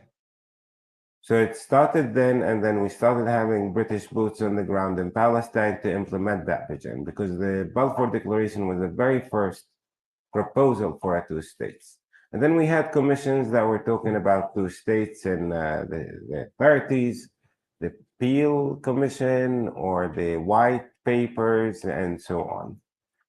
The difference between all those two-state solutions, can you show the second slide? Yeah, the second one. And this map shows you a three-state solution. So many people say the source is a three-state solution because in this part, 78% of Palestine was ruled by the state of Israel, 18% ruled by Kingdom of Jordan that called it the West Bank, and 4% was ruled by the Kingdom of Egypt at the time. It was a kingdom. It was named after the city of Gaza, which is the Gaza Strip. So wherever you think that you got the source, if you dig deeper, you know, just follow the constant process from 1897 up until today, you will know where you can find the source. Now, the motivations for this is, of course, a social nationalist ideology that we all call Zionism, you know? So I would go to Basel, Switzerland, 1897. I would go to the Balfour Declaration in 1917, and I will go to the year around 1919 when Palestinians started realizing what is the point of British presence in Palestine and what's the point of Jewish migration to Palestine. Those are like the physical things that were happening on the ground. How they were promoted, the promotion was to get people confused, you know? But yeah, the partition plan was recognized by international community, and the two-state solution we have in 1993, the beginning of it, is different from any other solution because it has Palestinian acceptance, you know? And you see the result of Palestinian acceptance. Like, we have an 87-year-old man living in the city of Ramallah who believes he's the president of Palestine, you know? It sounds ironic when you describe it, but it's serious, you know?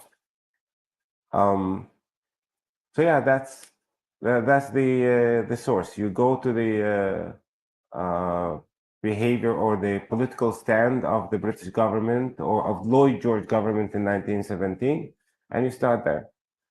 I feel like the British have no shame because up until today they don't recognize that as they wouldn't even issue an apology.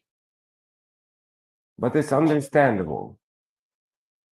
To see the Prime Minister of Britain today, and he would not even issue an apology for the destruction of his ancestors' homeland. So Palestine is not his ancestors' homeland.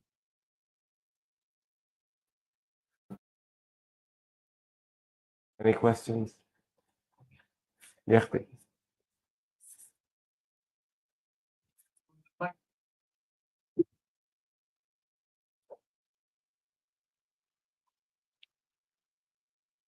Small comment on the question. We as Palestinian, we don't have to accept those things which we don't accept.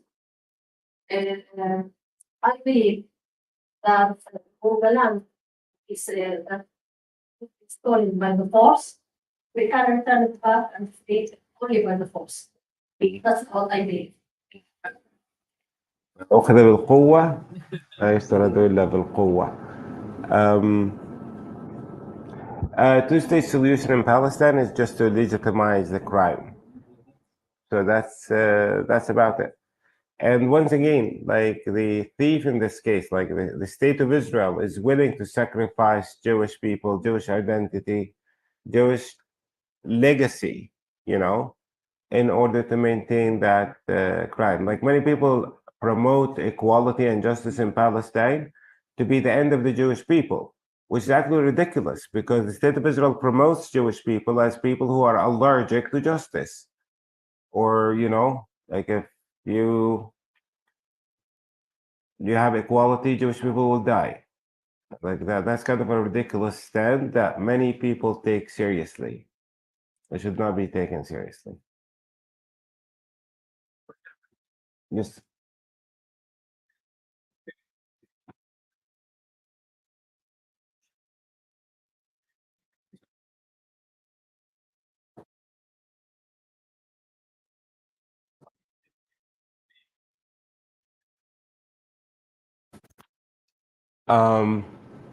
Listen, the four systems imposed upon us produce the same things, but not experienced in the same way. Like the Palestine I'm surviving in Bethlehem is radically different than the Palestine my friends survive in Nazareth. Those two are very different than the Palestine my friends survive in Jerusalem. Those three are very different than the Palestine my friends survive in Gaza. And because you are talking about four systems of oppression that operate in four radically different ways. By conclusion, they produce the same, but the operation is different. It's like, you know about colonialism, right? The Britain in Jordan was different than the Britain in India. So an Indian person survived British, what is it, colonialism, British civility in a different way than those in Jordan. So for us, within that limited space of land, we survive Israel's savagery in four different ways. Gaza is a concentration camp of refugees, is relevant to nearly 30% of the residents of the West Bank. Because in the West Bank, 30% of the population are expelled Palestinians. How do you see Gaza in the West Bank? You look at Jenin refugees camp. You look at Tulkarem refugees camp. You look at Jalazon refugees camp. You look at Dheisha refugees camp. Those are like refugees camps. And a Palestinian refugee is a Palestinian who's robbed of everything. So his expression of rejection of Israeli criminal behavior is higher than a Palestinian family that did not lose everything, you know? Gaza is 75% refugees. So of course the expression of rejection has to be higher, you know? We're not made to reject Israel's savagery because we hate Jews. It's just we are being robbed of everything. And I think that helps a little bit, you know. So it's not the psyche, it's the experience, the conditioning. If we are going to talk about psychological aspects, like we are all damaged, you know, like when Israeli apartheid collapsed and the Nuremberg trial for Israeli criminals is set up, like all psychiatrists on the planet will not be enough, you know? And that is serious because the psychological damages actually make us even envy one another. So because a Palestinian in Nazareth lives in a better concentration camp, you know, than a Palestinian in the West Bank, the one in the West Bank wishes to be there.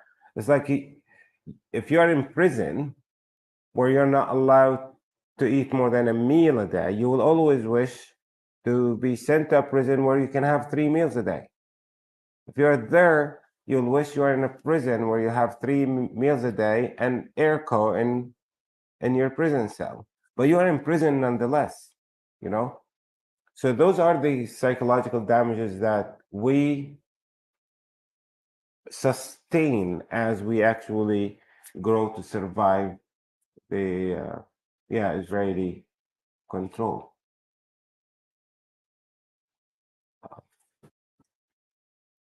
Also, once again, in every subject, there's a lot to be said. I'm known for not being able to give short answers.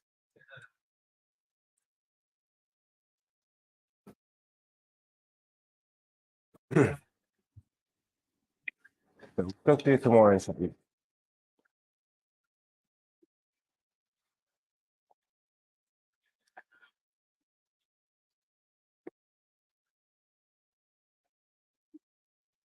Long way. Because that would be a presented. The guy on the way, presented on the way, but it's still on board. How we do, we have to ask him to present this after. Okay, so what time? According to schedule, it's actually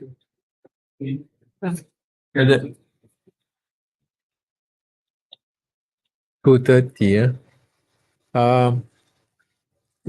I suggest we meet back again at 2. At 2, okay? All right. Thank you. So we change it to 2.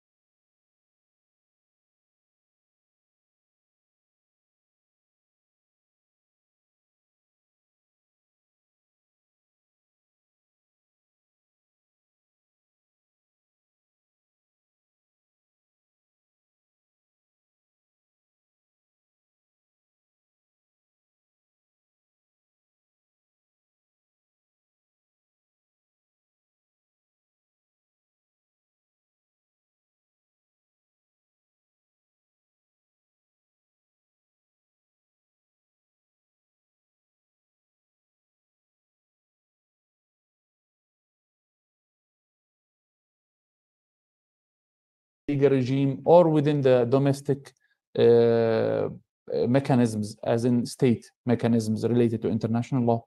And we are working on the narrative building when it comes to international law in Palestine, in the sense that we are pushing the Overton window to a rights-based direction, instead of making it a power-based direction.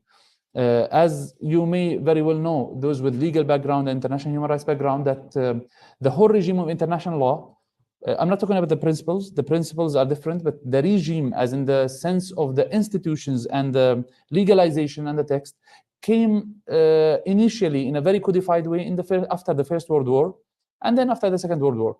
And then that means that the victors of those wars had a bigger say in saying this. So for instance, think of a country, one single entity, one country, that you have one majority dominating the other minorities. You will definitely look at the legal system and realize that the legal system is more of a majority-oriented legal system, because the majority has further power. I mean, in that sense. The same thing applies to international legal regime. So this explains why when you open the chapter of self-defense in international law, it's very well codified, so clear. No dispute about the definition or the meaning of self-defense, whether just ad bellum or in below. It's very clear on both sides. But look at the right to resistance. It's so chaotic, so messy. Like, you really, I've been working on this for years. My colleagues have been working on this for decades. It's so confusing. Look at the law of occupation, military occupation. It's very confusing. For example, hypothetically, if Ukraine wins over Russia right now and occupies Russian territory to change the regime so that they don't receive any other attack from Russia, hypothetically, is this occupation illegal? According to international law, quite justifiable. It might not be illegal according to the current regime of international law. The other way, so what I'm trying to say is, international law itself is evolving. Our work in Law for Palestine is aimed at not deconstructing international law, because international law is a human success. It's a manifestation of human success, codifying values in a certain way, but rather to fix the law to make it more rights-based, more people-oriented, more rights-oriented. Now, this is the introduction. I would like to start with a very brief introduction about the Palestinian quest for accountability. But I will be very brief on this, and then I will jump into the final slide, which talks about the practical, some practical ideas for genocide accountability in particular. Yeah. So starting from one idea, which is what Professor Ardi Imsais, if you're familiar with Ardi, he's a professor of international law, an established professor, who published recently a book about international legal subalternity of Palestine. What he's trying to say is that Palestine has been an exceptional case. Palestinian case in international law represents a case for exceptionalism, but in a negative sense, in the sense that it has been subaltered, it has been pushed under the table in a way to deny the Palestinians their basic rights. So while recognizing the Palestinian rights and not creating the Palestinian rights, because they are self-made rights, while recognizing these rights, little action has been done. For instance, let's take the example of Ukraine. Within 4 days from the Russian movement of military, the Russian invasion of Ukraine, 4 days, I think, a number of countries submitted a lawsuit to the ICJ demanding a judgment from the ICJ against Russia. Okay, which sounds like the rational thing to do, to activate International Court of Justice on a case that requires a decision by the International Court of Justice. Why haven't we heard something similar about Palestine? Or why is it so difficult to discuss this about Palestine? Forget about the ICJ. The ICJ is about state responsibility. That's a very complicated matter. The ICC. The whole idea of the ICC is to dismantle the idea of impunity, that leaders no longer have impunity when they commit crimes of humanity against humanity and war crimes. Let go of genocide. So the Palestine, I met the Palestinian minister who went to the ICJ in 2009.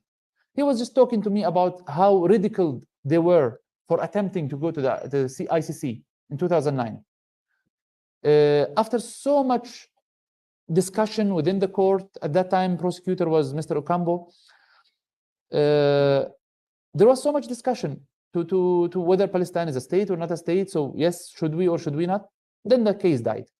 Up until Palestine became a state, according to the UN, but a non-member state, which made it eligible somehow to ratify the Rome Statute. And in 2015, Mr. Riyad al-Maliki submitted, the foreign minister of Palestine, submitted a petition, a referral to the ICC to start investigation.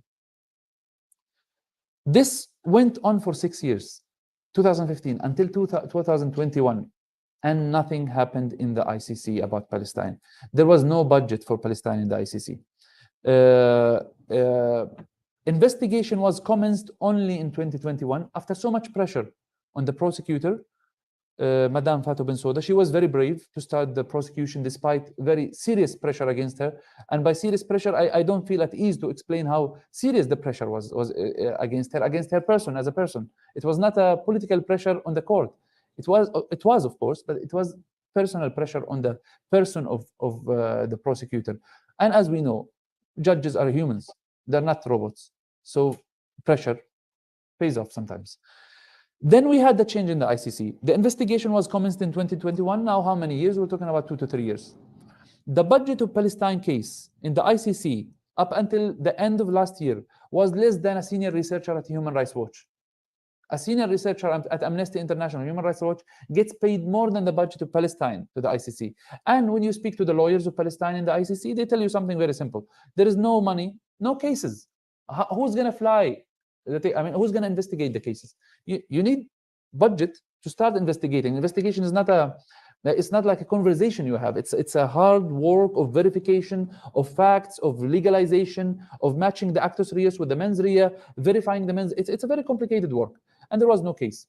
Up until the end of last year, the ICC prosecutor, Mr. KK, was so determined not to include crimes against humanity in the investigation and only limited to war crimes. Now ask any lawyer, war crimes is a difficult job to work on. War crimes is very complicated to prove in courts, while crimes against humanity, in the case of Palestine, is so easy to prove because you just go to the West Bank, you find 500,000 settlers, you find settlements, crimes against humanity, it's very clear, very established. It's much easier to prove, and legally speaking, in a court, in the context of a court. So this was excluded up until so much pressure. Now what we are under the impression that genocide is not on the table of the prosecutor till this very moment, which poses, to be honest, many question marks. He went to the Gaza borders 2 days into the war, something that went unnoticed, but for some reason it caught my attention because I was working on this like 8 years ago, or more than 8 years ago. Palestinians were trying so hard to include the Israeli territory into the investigation into the ICC. So hard. And the ICC would say, no, Israel is not a member. We don't have territorial jurisdiction, finding ways out of this. Now, the moment that we can see that there are crimes committed from the Palestinian side on the Israeli territory for the purpose of the Rome Statute, 2 days into the war, Mr. KK was talking about the territorial jurisdiction over Israeli territory. Okay, now this requires some thinking. I mean, something does not feel right about many elements to this. While this is our official position, we welcome investigation on all the territory, and war crimes committed by any side, by any person, are to be investigated. This is the stance of the Palestinians from the very beginning of this. Palestinians of all factions have expressed their consent to the ICC investigating. So they said, we're not afraid of the investigation. However, the investigation was not deployed. So that's one thing. The other thing is, he's talking about absolute Palestinian crimes and about alleged Israeli crimes and waiting for the result of the professional Israeli investigation. I'm quoting him. I just don't understand. We're talking about 1,000 casualties on the Israeli side, half of whom are said by Haaretz, if I'm not mistaken, to be soldiers. Haaretz did say, but I'm not sure about the ratio. It was 48%, if I'm not mistaken. While on the Palestinian side, you're talking about 20,000 that are known, because many people are under the rubble right now. And Israel announced we're talking about 2,000 militants, fighters being killed. So we're talking about 18,000 collateral damage. That's pretty not collateral damage, pretty much not collateral damage. So how would the discourse of the ICC prosecutor be unable to see these numbers and these details? To conclude, with the international legal subalternity on Palestine, there are serious challenges. There are serious obstacles. International law is not a value-based system independent from power politics. As I mentioned about the cases of occupation law, self-defense versus right to resistance, we can see the influences. However, the very reason why we came to such a regime is because of somehow linked back to colonialism. By the time that the Palestine partition plan of 1947, by the way, the partition plan that for the first time discussed the division of Palestine came from Australia, very interestingly. Australians who have never been to Palestine, according to Michael Link, the UN Special Rapporteur in Palestine, the former one. The committee that discussed the plan of partition in details and drew it up have never been a single time to Palestine. They never spoke Arabic or Hebrew. And they divided Palestine for now, for a moment until now. So the reason for that is that there were no other states. There was 47 states, correct me if I'm wrong, 48 states, 43? No, I'm talking about the whole members of the UN at that time. 56, 43 or 48 voted, if I'm not mistaken. The number of voting, positive one was in the 40. So it was 56. Now we're talking about 193 states. So the states who were working on the on the partition plan in the 47 were all states who were either on the camp that was colonizing, or the ones who were colonized, and got independence recently. We're talking about Egypt. Egypt was not a state by then. Lebanon, it had a representative. I'm still not sure if Lebanon had a voting power or not at that time, but they did have in the 48, and another state from the Middle East, and Turkey. Yeah, Turkey. So you're talking about system being built with people who are going to live the system out of the room. Like, it's like your future is like, you know, if in certain cultures where the woman is married off without her consent, without knowing about this, she just comes to the room and she realized, oh, I'm marrying this person. It's like her whole future was decided in her absence. Well, yeah. Nobody was invited to the room. So you can imagine how ridiculous it sounds. If I'm out of terminology to describe this. I mean this. So our official position is to keep pushing through the margins to fix what has been built wrong. It definitely is a human success to have a system that breaks down, as in the brake system of slows down human instinct to kill and destroy and dominate, as Neve Gordon and Nicola Perugini make it very nicely in their book. This can only happen through mechanisms to slow down human greed and human wish to destroy the other. But this mechanism has to be fixed. That's what we're talking about. That's exactly what I'm saying.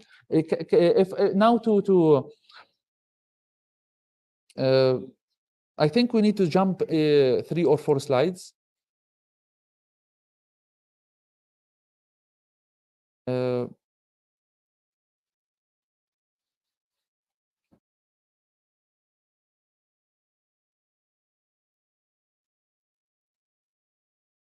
For some reason, I stopped seeing the lessons. Okay.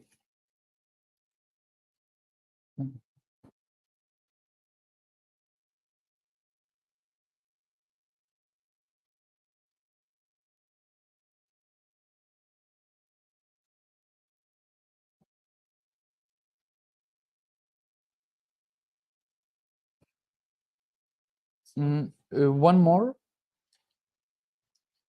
All right. This is just a quick overview before I move to the final slide, which is the practical mechanism. Okay, it should be on the screen. So currently, there are a number of items being discussed in international courts on Palestine. It could be called the pursuit of accountability, the Palestinian pursuit of accountability in international legal criminal system. The first one was the 2004 advisor opinion on Palestine. It was a milestone. It did state certain facts that were meant to be, by some party, meant to be controversial, while they were very clear, like the fact that West Bank and Gaza, including East Jerusalem, are occupied territory. So the advisory opinion was a milestone in the sense that it cut short much of an unnecessary discussion about facts on the ground.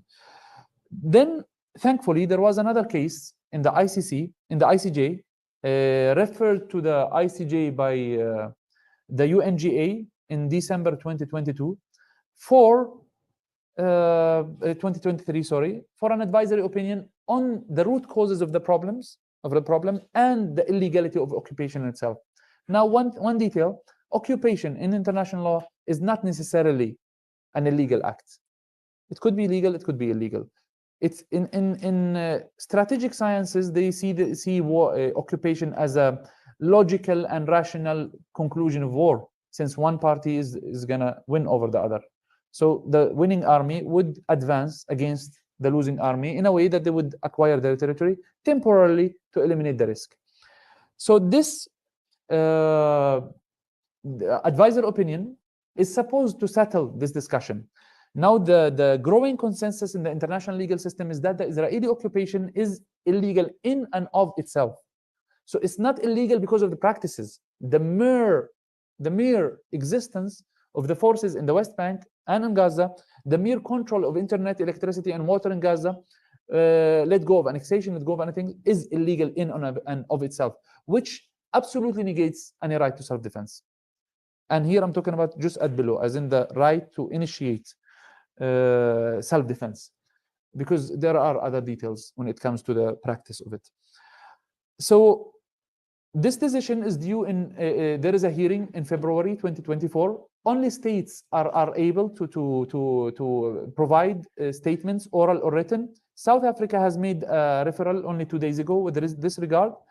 And there was the case of Palestine versus the United States of America regarding the moving of the Israeli embassy, of the American embassy into East Jerusalem, which was illegal. So the case has been frozen due to many reasons that I think the context give an idea about. The ICC has been there since 2009. Up until now, there is no investigation. The team has been formed a month ago.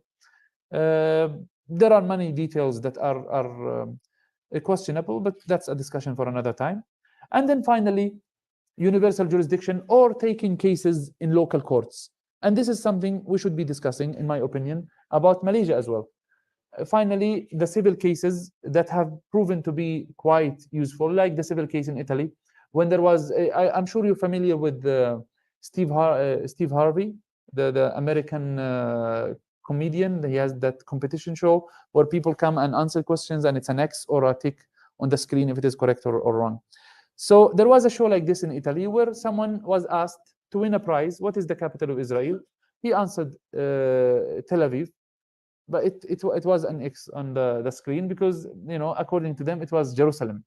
So the guy was very unhappy for losing his prize while he answered correctly. And Italy's voting pattern in the UNGA was that it voted against basically the resolution of moving the embassy to East Jerusalem. So he won the case. However, the court proceeding was very clearly talking about the illegality of this act somehow. So the case has been quite useful in defining the narrative and redrawing the borderlines of this discussion in a more rights-based approach. So even civil cases can prove to be quite useful in clarifying the rights. With this, I'm going to conclude with the final slide, which talks about Malaysia's potential role in accountability. And this is what I have been focused on in the past few days with many of my colleagues. So there are three major judicial mechanisms that are very possible, and basically like the procedural challenges are very limited to these three options in the case of Malaysia. The first one is activating Article 9 of the Genocide Convention. Article 9 talks about the ability of bringing the matter to the attention of the International Court of Justice for a binding judgment, something that happened 4 days after the war in Ukraine. And until now, it's been a challenging time to lobby states from around the world to take it to the ICJ due to the pressure that is exerted on everyone. So a case by the ICJ, any state party to the Genocide Convention and the United Nations, and Malaysia is one, can pursue the ICJ, activate Article 9, and make a submission to the ICJ, a lawsuit, requesting a decision, a judgment by the court on the status of the genocide, basically if it is a genocide or not. Now, this decision is not as simple, or like, it's not simply a milestone, I would say. It's much more than a milestone. Genocide is the ugliest of crimes in any possible way in international law. I know genocide experts would like to theoretically debate on this one, but practically it is the ugliest crime in international law. This is something every practitioner of international law agrees on. This means that indicting a state that has been committing genocide with genocide is gonna limit the margins of maneuver for their movement in the UN everywhere, unless they put the leaders and the soldiers and the people who have been involved in the commission of this crime before justice, which is something that Israel seems to be prefixated against, to the extent that they have laws in the Israeli basic law, attached to the basic law, that protect leaders from accountability. I mean, it's something that drew my attention. Why would you have a law like this unless you're really predetermined to commit crimes? It's like, you know, like why would someone wear a bulletproof jacket? Because they know they're gonna, like, they know they're in a position to be shot at, right? It's like a soldier going there. So why would you have laws like this? So Israel does not seem to be going for that. So activating Article 9 is a matter of top urgency and top necessity. And I honestly believe that Malaysia, together with South Africa, together with a number of states we have communicated with and they expressed serious interest in this, are in a very ideal position to activate this article. Now there is a technical issue over the reservation to Article 9, but it's easily resolved. We can discuss this in any fora about how to technically or procedurally solve the challenge of the reservation. That's with regards to the ICJ. And again, ICJ deals only with the states. So that's an important thing. Then you have the ICC. The ICC, Malaysia is not a party to the Rome Statute, but the ICC already has commenced the investigation, so that does not stop the investigation. I mean, the investigation was on the right track, theoretically speaking. Practically, it needs something. So having the Malaysian Bar Council, Malaysian leading organizations, SEHOKAM, others, continue exerting pressure on the Office of the Prosecutor, filing petitions, submissions, and basically supporting the work being done by Palestinian NGOs, by international NGOs working on Palestine, would add to the momentum and to the court. Just let me give you this example. When Ukraine went to the ICC, it was not Ukraine going to the ICC. It was a broad coalition of states and civil society worldwide going to the ICC. That provided so much momentum and so much pressure on the court that did not seem to be against this idea. So that made it very fast, to the extent that Mr. KK visited Ukraine twice, if I'm not mistaken. He met with President Zelensky twice, one in online, one in person. He sent, forgive me with the numbers, with traveling and with the whole pressure of this, it's been overwhelming days for me, so I'm mixing the numbers. But we're talking about 30 plus investigators that have been deployed to Ukraine, to the territory of Ukraine. And Ukraine happened in a year and a half ago. That's when it happened. Palestine has been trying to reach to the ICC since 2009, and yet not a single investigator has been sent, a single one. And this one, I'm sure about this number. Finally, the national courts. And now this is something also that needs so much attention, because this case, while being within the national courts of Malaysia, would inspire other cases in the global south, so-called global south, in the former NAM countries, in South Africa, in Latin America. It would inspire, it will provide the legal text and literature that can be built on for other cases to start within European and North American jurisdiction. This case, the national courts, would be activated through a number of jurisdictions within the domestic jurisdiction. One is the national jurisdiction, someone holding 2 passports. In the case of Malaysia, that's impossible. Or based on universal jurisdiction. It's a principle to reduce the procedural challenges before starting a case in order to uphold certain values in international law. Like, for example, the issue of genocide is one of the clear cases where universal jurisdiction can be activated in Malaysia for the Chief Justice herself in Malaysia to start the case, or for number of entities within Malaysia, and there are so many students from Gaza, so this is technically easily arranged to be filed, petitioned in their name. Well, it can be sent, submitted directly to the district court or to other courts based on the procedural technicalities, but it is something very arrangeable. In the case of your crimes against humanity, Malaysia has some procedural issues that would need to be addressed, but could be easily fixed. With the case of genocide, it's similar. I believe all of the challenges we're talking about are procedural challenges that could be solved with a convention of the parliament, one session of the parliament, or basically it just needs a decision to start and to go for this case. And to be honest, I really find no better state than Malaysia to be the leading state in this particular regard. In Malaysia, it's a matter of consensus among everyone that these rights have to be upheld. So if that happens, this would really be a milestone decision in Malaysian courts that would inspire other courts, and by association, it's going to influence as well the international legal judgment of the ICC and the ICJ. Finally, another matter, which is irrelevant to the issue of genocide, but since I'm discussing this these days, I wanted to flag it also to our discussion, which is the issue of anti-Palestinianism or anti-Palestinian racism. We're all familiar with the idea of IRA definition of anti-Semitism, the International Holocaust Remembrance Alliance of Anti-Semitism. The definition is weirdly written. It does not look like a definition. I mean, I kept rereading it, and it caught my attention. How did this pass as a definition? But as like is being said by a number of our colleagues, our friends from the different Jewish organizations in the United States, talking clearly about how dumb this definition is, but how dangerous in the same time it is. There was a statement also by a number of Holocaust experts, including Omer Bartov, about this one recently. This IRA definition basically equates criticism of Israel with anti-Semitism. If you say Israel is an apartheid state, you are anti-Semite. So if the ICJ says that, the ICJ is anti-Semitic. Basically, the definition is a very weirdly written text that is so clearly aimed at reinforcing the work of the Hasbara, the Israeli propaganda machine, in a way to silence any critique because there is no counter-response to it. Previously, when there was a counter-response, they didn't pay much attention to the idea of suppressing Palestinian voices. It happened naturally. There was no need for a mechanism for that.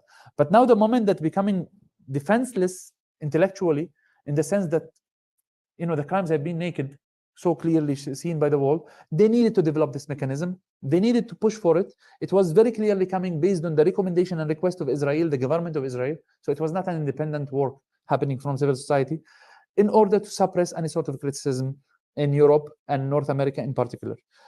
Now, this definition is not only suppressing voices, not only limiting the margins of freedom of speech, but in the same time, really wasting the time of many organizations that are working on these rights. And instead of putting their resources, their attention to these rights, they're putting like 20-30% to basically, work on an unnecessary battle.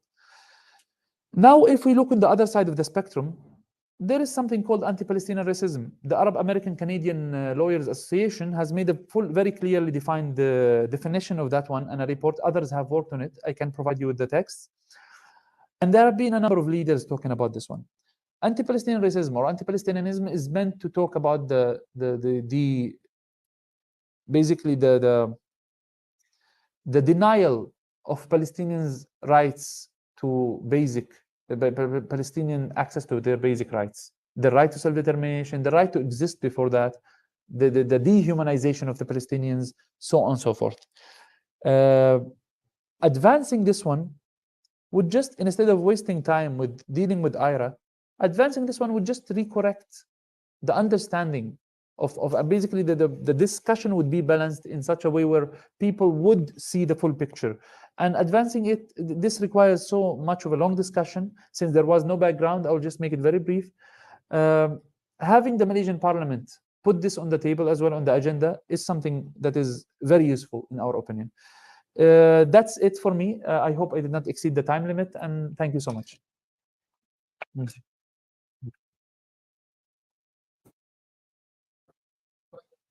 Yeah, please.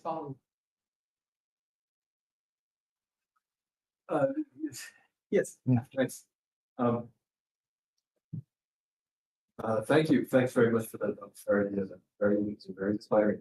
I'm interested in your recommendation for Malaysia. I guess there are recommendations for other countries as well. Forgive me, this is really ignorance in my side. No. Can Malaysia file a claim in ICJ, file a case in ICJ against Israel if Israel is not a state party to the genocide? Yeah, it definitely can. Yeah. The short answer, yeah, it can. It can. After so much research into the topic to discuss, Malaysia can. Yeah. The other recommendations very, especially the ones on court. But certainly, like you say, that would create a template, and language and sort of thinking that easily, I think, replicated or built upon. That's very interesting. And yeah, inshallah, I do hope that we manage to push this forward. Thank you, Professor. Thank you.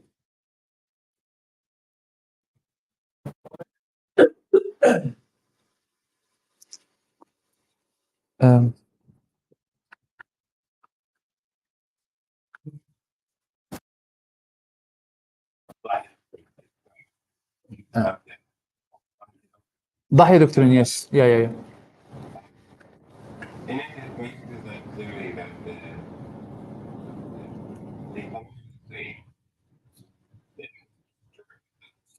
Yes.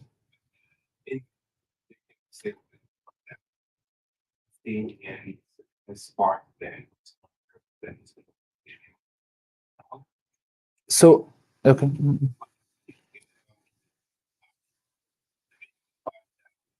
Yeah. The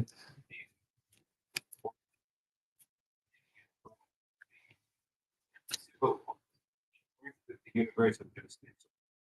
They spoke about an army lawyer. Like they said, Israel is very lawyers and laws that provide protection for it, in a hypocritical sense of things. So there are many recognized Israeli criminals who committed crimes during their service in the Israeli army and came out not even apologizing, but saying that we were made to do this and there's also complaining. Again? Breaking the silence. Yeah. They're working on a very important report right now. Yeah.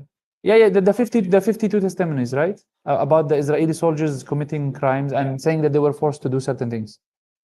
All right. Yeah.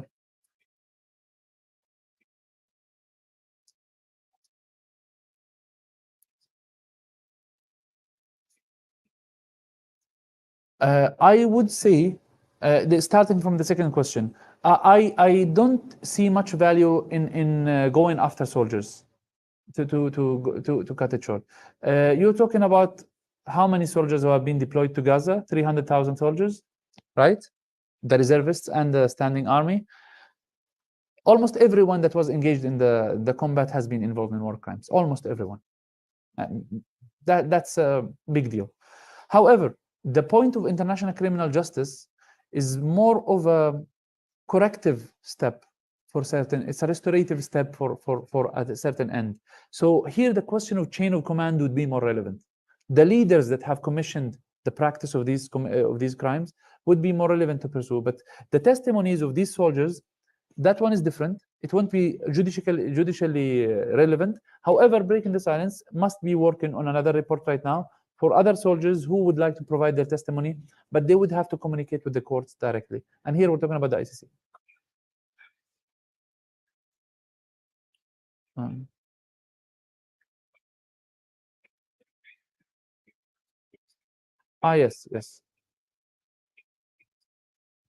Yes. I'm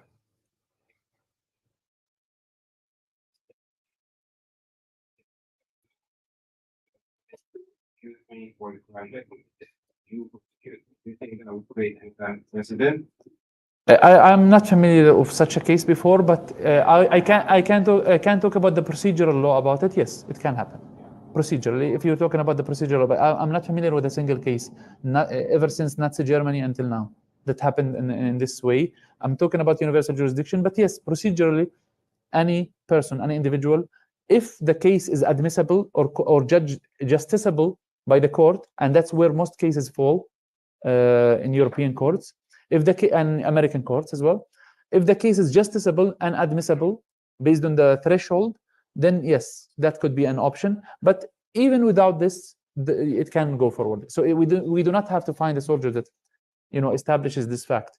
Even without this happening, that's possible. If the issue of universal jurisdiction is of interest, we can discuss it in further details.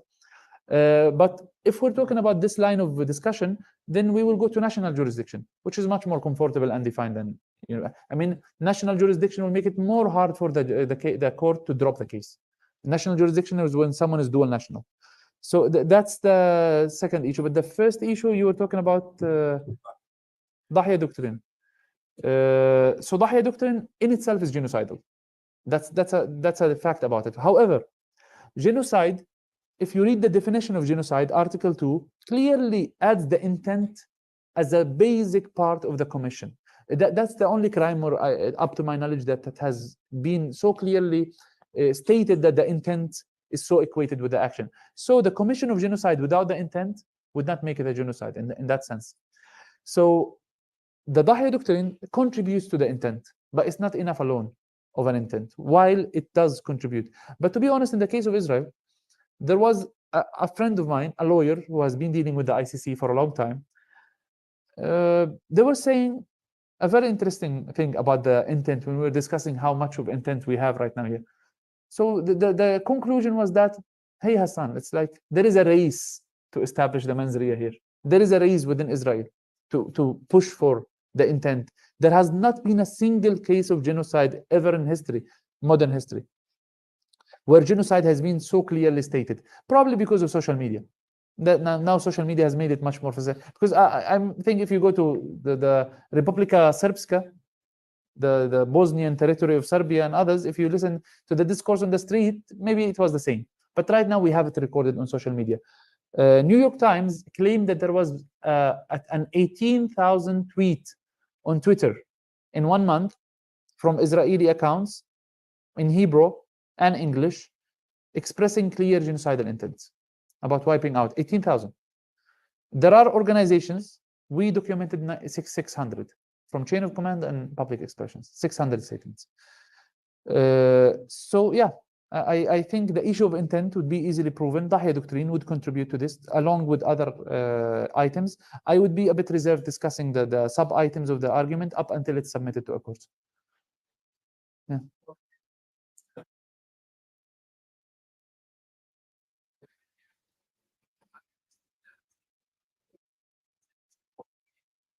Yeah. Yeah. Yeah.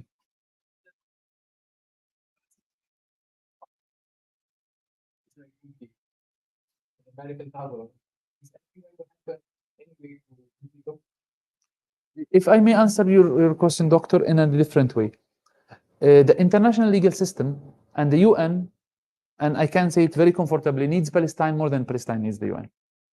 After Ukraine, let me speak comfortably about this thing. Before Ukraine, everyone was not happy with the way the UN is preventing genocides, working on crimes, holding criminals accountable. People were not happy. But everyone had this understanding, call it low expectations, call it adaptation, call it understanding. Everyone was kind of okay with the UN. We understand this is the maximum you can do. You can do more than that. Peacekeeping forces sent to Bosnia, they can do anything. Once the combat starts, they leave. We understand that's their capacity. The same thing in Rwanda, the same thing in Korea, so on and so forth.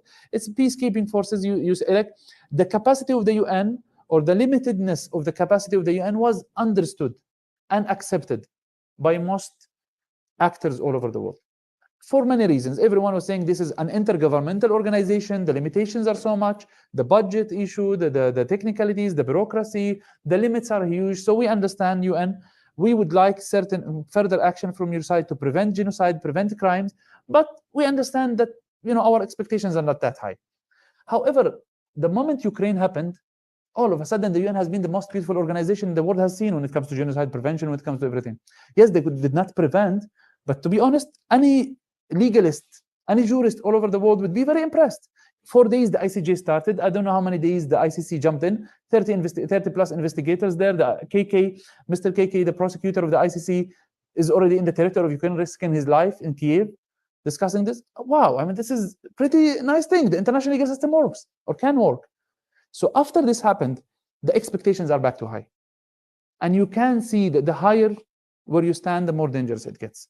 Now that people have seen, and by people, I'm talking about a decolonized world for 70 years. We're not in 1948, we're not in 1945, we're not in 1917. We're talking about 190 states. Economically, the world has changed. Politically, the world has changed. Military, everything has changed. So we can't go back to the discussions of the past. Everything is different right now. People are quite dissatisfied with many things. So if the international legal system with the UN at its core and the courts fails to address this question, it will be really bad news for not just for Palestine. And I believe Palestine, like any other anti-colonial case, can find its way out, like other cases. So I would just conclude by the UN and the international system needs Palestine, because Palestine is at the core of the international legal system. It's the most active case within the international legal system ever since 1940s. So I would just choose to respond this way. Thank you. Thank you. Thank you.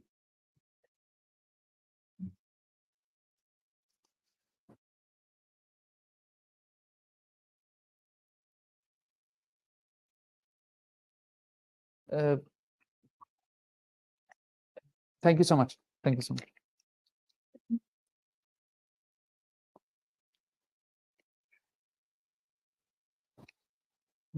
I think, yes, I felt I forgot something. Is there?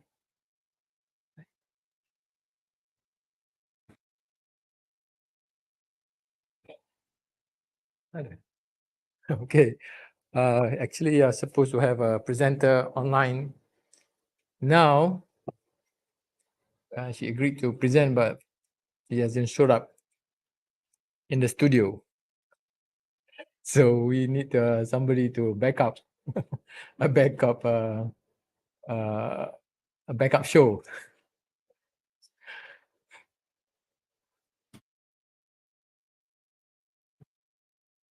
Okay, Alhamdulillah.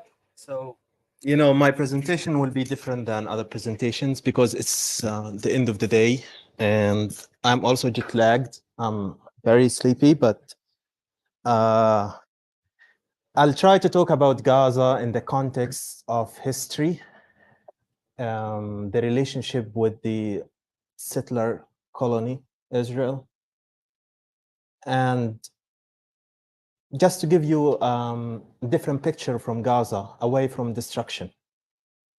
Very often when Gaza is mentioned and Palestine is mentioned, I think this is part of the dehumanization of the Palestinians.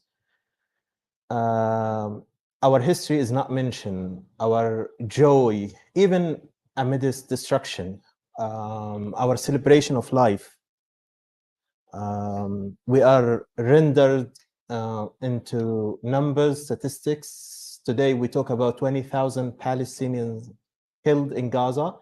Every single Palestinian of these Palestinians, the 20,000 people, they have stories and they're people, they're, you know, doctors and nurses and fathers and sons. And again, when we talk about settler colonialism, as you see in the map, this is the map of the Greater Gaza district. The Greater Gaza district had 34 villages before 1948. It was much bigger than what we know today as the Gaza Strip. Even the Gaza Strip itself today used to be bigger than what we know. So Gaza has been shrinking over the years. 70% of the people of Gaza are refugees, including my family. There are 8 refugee camps. The majority of these refugees came from the greater Gaza district, these 34 towns and villages, and they ended up in refugee camps. They owned land. Most of them were peasants. They cultivated their lands. Some of them were wealthy. They owned land. They had farms, different types of plantations, and all of a sudden they became refugees with nothing. And they had actually to shift their professions from farmers, peasants to all types of professions that they had to learn. And this happened overnight. I mean, in the span of 2-3 months in 1948, the population of Gaza has increased from 100,000. So this is the exact number of Palestinian natives of Gaza in 1948 to 300,000. So it has tripled over 2 months. And you can imagine the amount of resources needed at the time to accommodate the huge influx of Palestinian refugees into Gaza. And this reminds us of what is happening today in Gaza when Israel is asking people to move south. So 1.1 million people who live in the north of Gaza are asked to move south. So far, at least 400,000 of them ended up in the south. And all of these people need, food, they need shelter. So again, it's the same thing. What's happening in Gaza today is a continuation of Nakba, the concept of ongoing Nakba that started in 1948.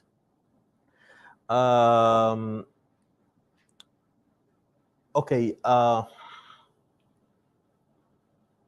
So I want to give you some interesting information about Gaza. Today, Gaza is bleeding. And, when someone bleeds, they take them to the hospital and they bring this fabric called gauze and they heal their wounds. The word gauze comes from Gaza, a woman in Gaza. In Spanish, it's also called Gaza. That was invented and introduced to humanity for the first time in Gaza. So Gaza is one of the oldest cities in the world. It's the 3rd oldest city in the world. Israel, is bombing mosques, churches, hospitals, schools, including the third oldest church in the world. 3 churches were destroyed. So Gaza has a significant historical importance, and I will explain how. So to start with gauze, we also have other things. People of Gaza are famous for chili. They like chili, and that's why they're angry always. Like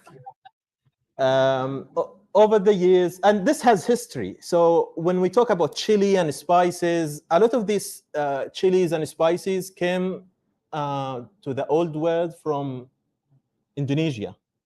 So that's why the Portuguese colonized, partially colonized Indonesia. They wanted to get spices and chilies, and they brought them to Yemen.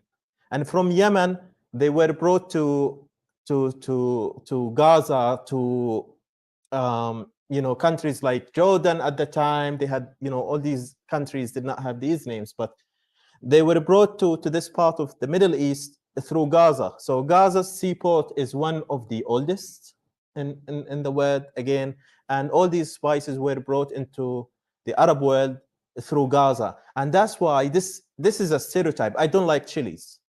But there's a stereotype about the people of Gaza. They like chilies, and it's partially true because all these spices and chilies were brought into the Arab world through Gaza. So the natives of Gaza, people who did not become refugees in Gaza, like chilies. I grew up with my mom's food. My mom grew up in the West Bank, so maybe that's why. But people who live around these, native communities in Gaza, including refugees, were also impacted, and this stereotype about Gaza is partially true. I remember one day I was at the Islamic University of Gaza, and there was a student election, and the MC, who was like encouraging students to go and vote, said if like any of the students had paper in their pockets, they would win like $100. And there was a student who actually had paper in their pockets. So, you know, this is how Gaza should be also remembered. The history, the joy. It's very sad what is happening in Gaza today. But again, we should not allow Israel to dehumanize us and make the world like remember us as helpless victims. Gaza has one of the highest literacy rates in the world. Probably it's the highest in the Middle East. 98%, 98.5% of people of Gaza are literate. There are a lot of people, thousands of people who have PhDs in different fields. And there are a lot of smart people coming out of Gaza working in the IT sector despite the siege. We have the Gaza Sky Geeks, the Gaza Gateway IT incubators, where IT people, young IT people who cannot find jobs in Gaza because of the siege, connect with companies, international companies, and work online. So this is how Gaza should be remembered. Again, Gaza is one of the oldest cities in the world, and this is a Roman grave that was uncovered just a few days before the start of the war on Gaza. You see two people. So this is a story of Gaza, story of love and war. We have two people hugging each other, and they passed away in Gaza thousands of years ago. Again, next.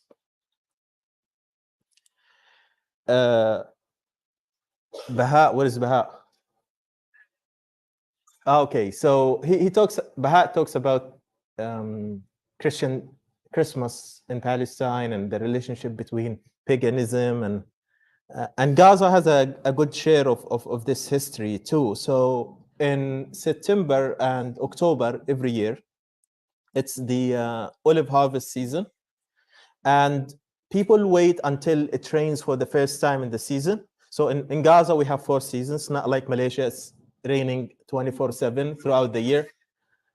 We have 4 seasons, and we wait until it's the fall season. And when it rains for the first time in the fall season, we pick up our olives.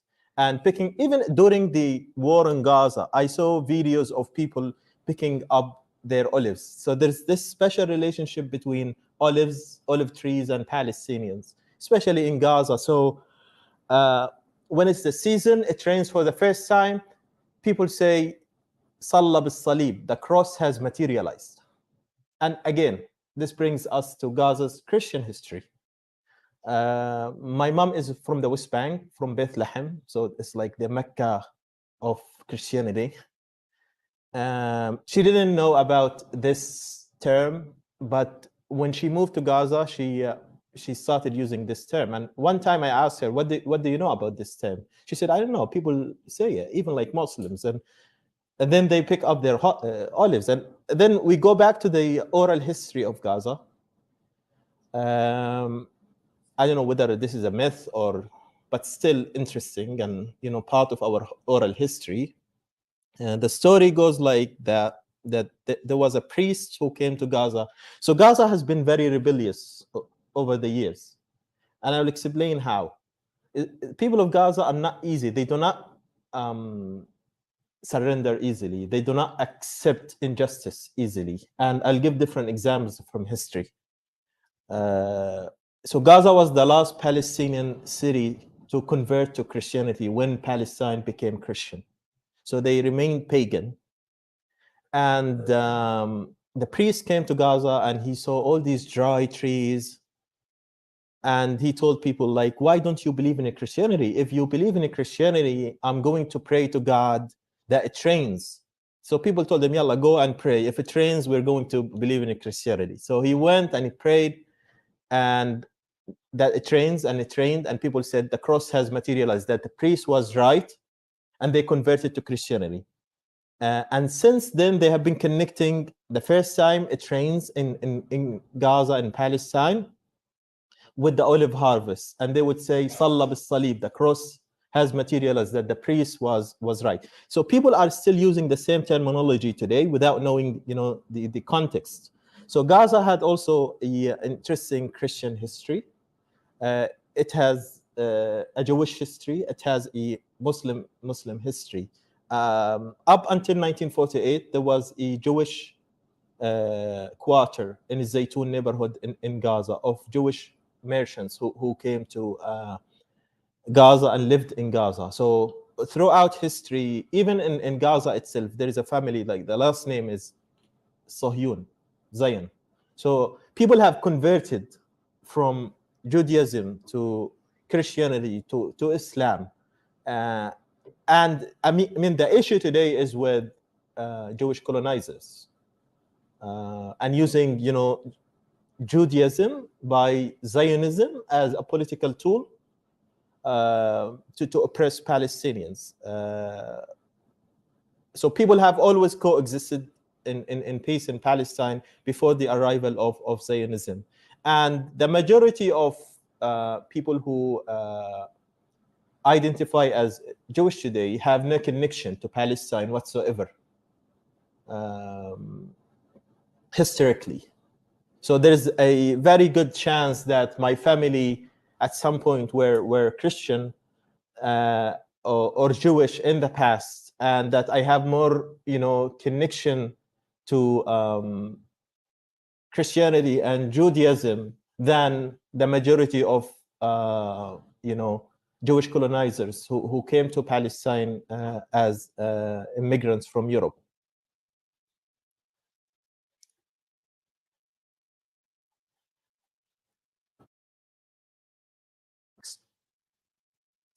Okay, so as I said, Gaza has always been rebellious, and people make comparisons between the people of Gaza and the people of Hebron, that they're stubborn, and some people even crack jokes that God has created mountains around Hebron so that when people get angry, they knock their heads against the mountains. And this applies to the people of Gaza.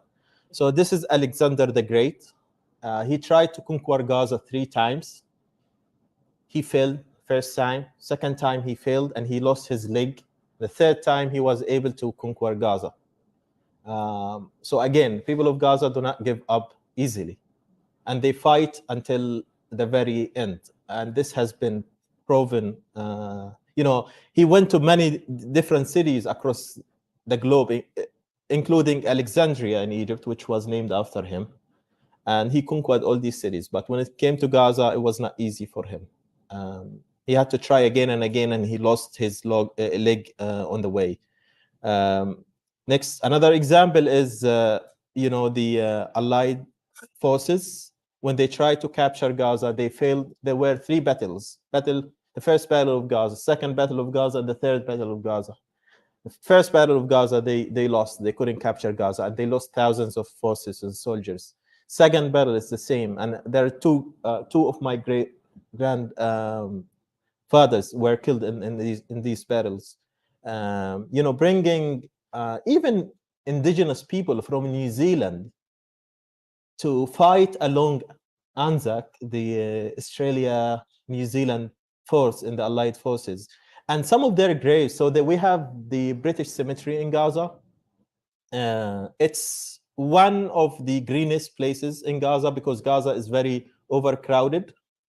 It's well maintained, and it has the graves of thousands of soldiers who were killed at the border of Gaza between 1914 and 1917. I remember I was in Auckland in New Zealand one time, and I went to the Auckland Museum, and I saw a mural that says Memorial for Fallen Soldiers in Palestine, 1916, 1918. And I saw Gaza, the name of Gaza, Bir al-Abid in the Sinai, Rafah, Jericho, Bir al-Saba'. So thousands of these forces were killed, including indigenous people, as I said. I mean, this is the ugliness of settler colonialism, is that you bring Mori people who are known to be good fighters, and many of the people, commanders of the New Zealand army today are Mori because they're good fighters. They brought them to Palestine to fight the indigenous people of Palestine under the banner and the umbrella of colonialism. I mean, I cannot remember a more evil scenario than bringing indigenous people to fight another indigenous people for the service of colonialism. Next. This is my friend Raed Qaddura, and I know that many of you knew Raed in person. He was killed a few days in Gaza, along with his family. 50 members of his family were killed. Total of 53 people were killed, to be exact, including his children, newly born twins. Total of 4 of his children. His wife was critically injured. His parents were killed, and many of his siblings and nephews and nieces. As I said, literacy rate is one of the highest in Gaza, and there are a lot of people who hold PhDs. He's a graduate of the University of Malaya. He did his MA at the International Relations and Strategic Studies Department from 2013 to 2015. Then he obtained his PhD from UKM. And guess what? Raed wrote about one-state solution. So this is Israel's answer to Palestinians who are willing to live in Palestine on their historical land as equals, killing them. So I wanted to honor Raed and conclude with this note, a positive note, that this is how we want to be remembered in Gaza, not as victims, although we are victims of settler colonialism, but as survivors and thrivers, not only survivors. So we succeed despite Israel's will and a plan to ethnically cleanse us, a continuation of what they started in 1948. When we see what's happening in Gaza today, as Palestinians, and with oral history and what we have heard of what Israel did and committed in terms of massacres against our own people in 1948, we are not surprised. Israel today is bombing water trucks and tanks. They poisoned water wells in 1948 so that Palestinians leave their towns and villages. They're targeting solar panels. 60% of Gaza's houses were either seriously damaged or completely destroyed, so that Israel is making Gaza unlivable, so that Palestinians never go back, so that Palestinians become refugees for the second and third times in their lifetime. But again, this is not the message that the world should remember about Gaza. Gaza, as I said, is one of the oldest cities in the world. We do not give up, although the destruction is huge. The tragedy we're living today is unbelievable, unprecedented. But we also, despite this, continue to exist, and our mere existence is resistance. Israel's, regime and expansion is built and designed at our own expense. They see in us, as I said, 70% of people in Gaza are refugees. So and a lot of these refugees, as I said, they came from the greater Gaza district. Some of them live a mile away from what used to be their towns and villages. That's why Israel always viewed Gaza as a threat. Refugees are, dreaming about the day they go back to their towns and villages. And that's why Israel is planning to depopulate Gaza. And this is not the first time. Throughout history, starting from 1967, there were different plans, including plans even before 1967. In 1952, a plan was introduced by UNRWA to allocate land for Palestinian refugees in Gaza and another Sinai. And all of them failed. In 1967, 1969, in 1971, Ariel Sharon sent 12,000 Palestinians to northern Sinai. He displaced these Palestinians in Egypt. In 1969, there was a secret plan by Moshe Dayan to send young Palestinians, 60,000 young Palestinians from Gaza on a one-way ticket to Latin America. And again, this plan failed. So Israel always wanted to get rid. What's happening today in Gaza, the depopulation of Gaza. Israel's plan to depopulate Gaza is not new. It happened in the past. There were different attempts and plans. All of them failed, and hopefully this plan will also fail. Palestinians are not willing to become refugees for the second and third time in their lives, as I said. Even now in Gaza today, there's 700,000 Palestinians who still live in Gaza City and the north. Only 400,000 Palestinians moved south because the south is not safe too. I lost 10 family members in the south. Israel is bombing the south equally, and I think they will expand to the south very soon. So it's not about like north or south. It's about the the very existence of the Palestinian people. But despite this, again, we don't want to be remembered as victims, although we are. The question of Palestine is not a humanitarian question, although there is a humanitarian crisis. It's a political one. It's about the right of Palestinian people to go back home, Palestinian refugees. I have a friend, he's 90 years old. I hope he survived because he was in shot at a refugee camp, which was conquered by Israel. He became a refugee in Gaza at the age of 16 in 1948. He has a master's degree in English literature and BS in physics. He was in high school in 1948 at Imam al-Shafi'i High School, but his town was in the greater Gaza area, Sawafir, and his family was forced to leave at gunpoint in 1948. And he still lives in Gaza. He lives in a rental house because for him, if he buys a house, although he is financially capable of doing that, he had a master's degree in the 50s when no one did. But for him, Gaza is his refugee camp. He doesn't want to accept the status quo of becoming a refugee in Gaza. And when the Great March of Return broke out in 2018, he participated in the Great March of Return. And he lives in a rental house.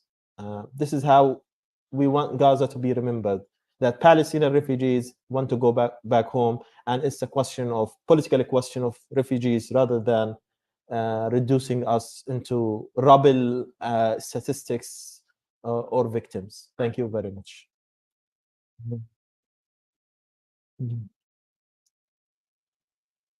Question.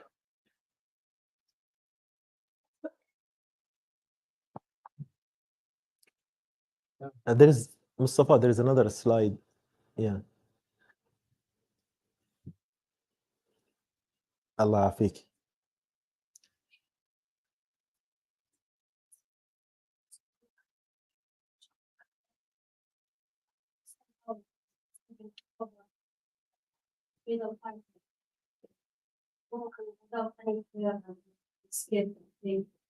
They are strong because maybe I share with you what our grandmother teach us to how to grow up our kids.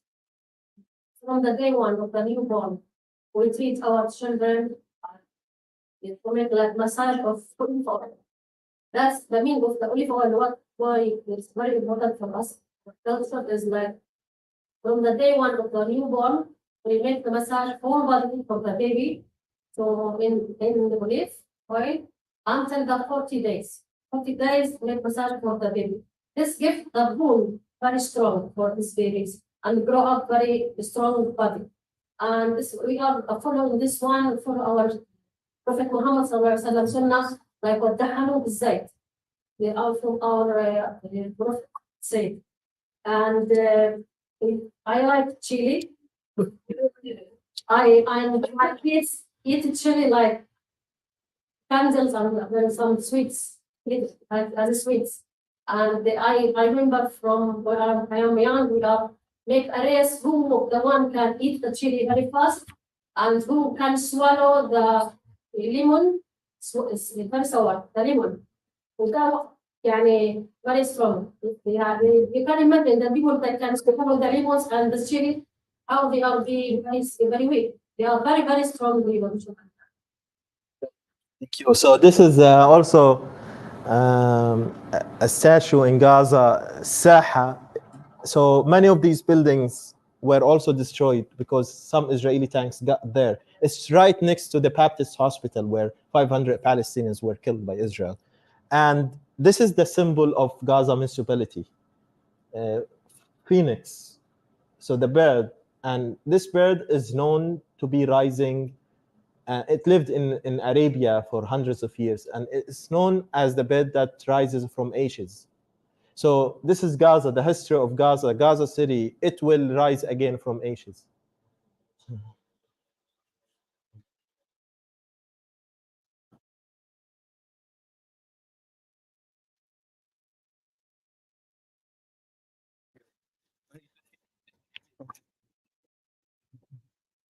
Awesome. Our there's somebody. Oh, okay. There's somebody. Mariam now is going to make a presentation. She is one of the speakers, and in the schedule this morning, I think. So now she can continue. Mariam, please go ahead and make your presentation. Yeah, assalamu alaikum, everyone, and am I audible? I mean, you guys can hear me?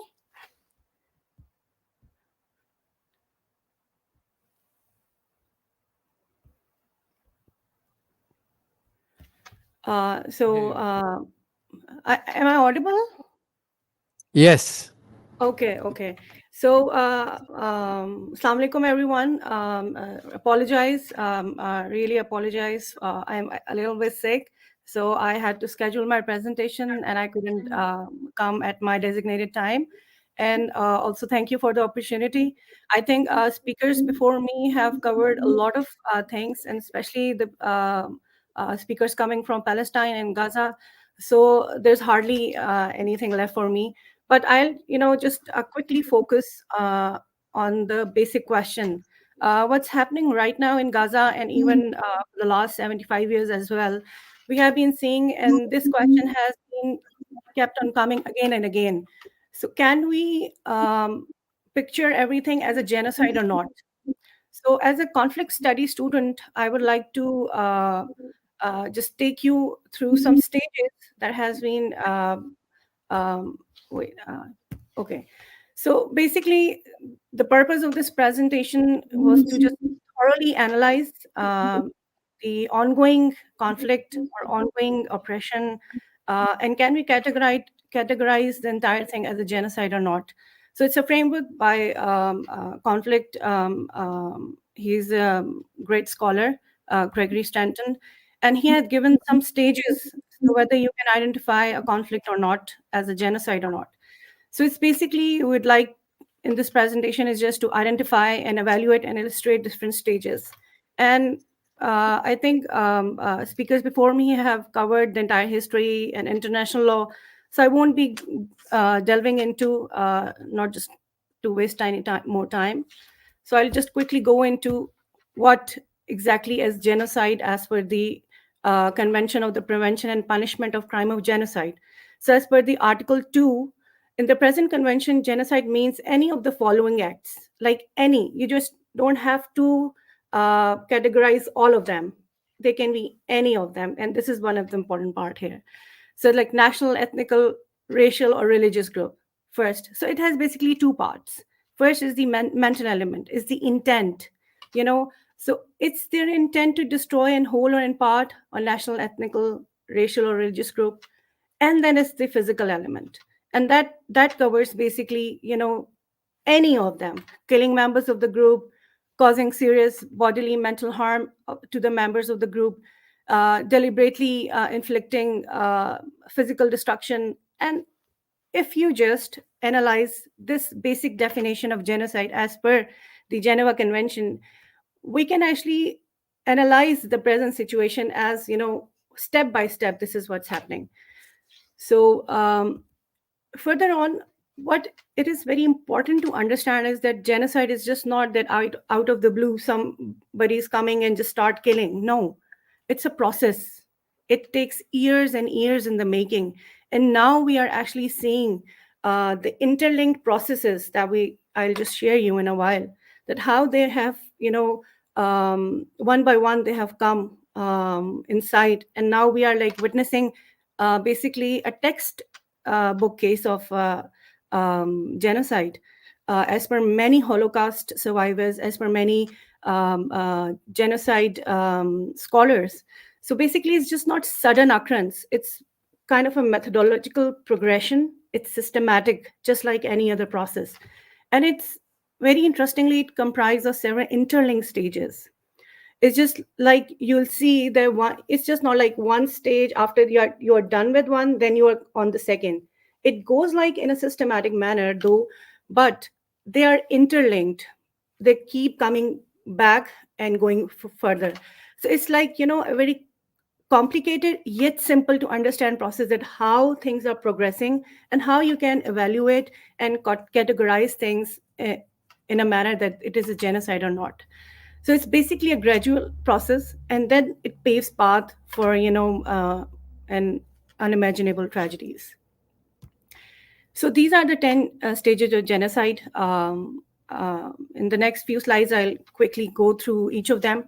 So first is classification, and I think my colleagues coming here from Gaza can, they can give their first-hand information, especially to the audience sitting there, that what they have been suffering through or going through on a day-to-day basis. Why we say that's an open-air prison. Gaza is an open-air prison. Even the Palestinians living in Jerusalem or the West Bank, they have so many things that you will automatically will try to fit in all these boxes. So first is the classification, and then you symbolize. Recently, after 7th October, some of the Palestinian detainees, when Israel, let them go, they had some blue bands on their hands. So this is like and people living in Gaza have different ID cards, and West Bank have different ID cards on the basis of their racial and ethnic things, on the basis of who is a Jew and who is an Arab. And then comes the discrimination. And then it's the dehumanization. That is the, you can say, the core or the most important factor in the entire process of genocide. Because when you don't just start killing, you can't just, it takes a huge toll on your consciousness, and even in your conscience. Like to just kill someone, it's a big deal. So what you do, what people do, they dehumanize, take you to a level of animal. And you might have, go through the propaganda recently, the Western media, the classification as they're human animals, and complete siege, no food and water. I mean, there were so many terminologies that came, and they from the Israeli officials and even from the Western leaders, annihilate them, kill them all, don't leave a single person, so things like that, that you don't actually consider them human, call them animals, call them rats, just like, people in the during the Holocaust, they suffered through this. So when you kill them, there's no pressure on you. You don't feel like you have killed anyone because you have already dehumanized a human being. And then is the organization. You might have, go through the news and a lot of other videos as well, that the settlers living in West Bank, and they have been provided so much weapon. And because Israeli don't have a proper militia, just generally it's organized through militia, but they have given open weapons to the settlers, and they can go and kill anyone. And when the world was focused on the Gaza situation in Gaza, it was chaotic in West Bank as well. And then it's the polarization, us versus them. And then it comes preparation, persecution, extermination, and denial. So I'll just take you quickly one by one. So how classification played a role. And how groups were categorized and distinguished on the basis of IDs, on the basis of their ethnicity, on the basis of their race, Arab and Jews. And then they're like interconnected. And then it's a symbolization. You symbolize them through different things. Just like, they had Jews during the Holocaust, they have to wear this star. And ironically, some of the some of the Israeli member of the United Nations, they also, mimicked as if they were the victims in this conflict. So, and then it's complete discrimination. When you treat them as them, it means through different economic means and different legal. An Israeli living in the occupied territory is not obliged to the same law as a Palestinian. And like they're nearly, as per the recent stats that I went through, nearly 6,000 detainees. They have like no legal you can say no, they haven't done anything, and they're like in jails. And recently, in a prisoner swap, we saw some of them released. And then it is the dehumanization that I just talked about, that the majority is being treated in a way that the other group is less human, and we are just better off without them. So when you must have gone through a lot of viral videos from the Israeli soldiers, both male and female, and they were like mimicking this thing a lot, making fun of the Palestinian victims and things like that. Excuse me, Dullah, give me 1 minute. Okay, I'll just, sorry for the interruption. And instances where you must have gone through the language that has been used, interestingly, I'll just like human animals, and the journalist called the Gaza into a slaughterhouse, and there were banners on the bridges in Tel Aviv and to annihilate Gaza. So these all reflect to the intent that we talked about earlier. That is the second most important thing. The first most important thing, the mental element, the intent, and then you go for practical measures.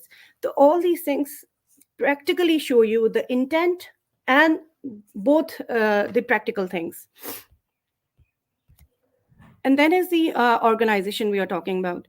So genocide is always organized. You must have again seen that how much military aid Israel has been given in the last 2 months.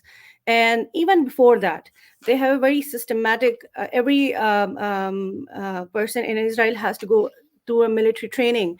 So it's like, it's in the process of making, and what people say is like not sudden. The history did not start on the October 7th. It's before that, and even before that, and even before that. So if you connect things, you'll come to know that it's a very systematic way of alienating people, dehumanizing people, and then organizing something that you are planning for them. And then is the polarization. It's very much related to the dehumanization, but it's like, you set them poles apart. And even in the outrage, you must have seen that it's like totally us versus them. They are good people of children of God, and these are the kids of hell. There's like clear line. So when their soldiers go and kill, there's no remorse, because they're just killing the animals. And then it's like, building up armies and preparation and creating a fear of the victim of the group. So basically what they do is they hide their intention. Is like, we must have seen in the European eulogism and a lot of other words that have been used: ethnic cleansing, purification, counterterrorism. Under these disguised words, there's a lot being done, not by just Israel, but many powers before that as well.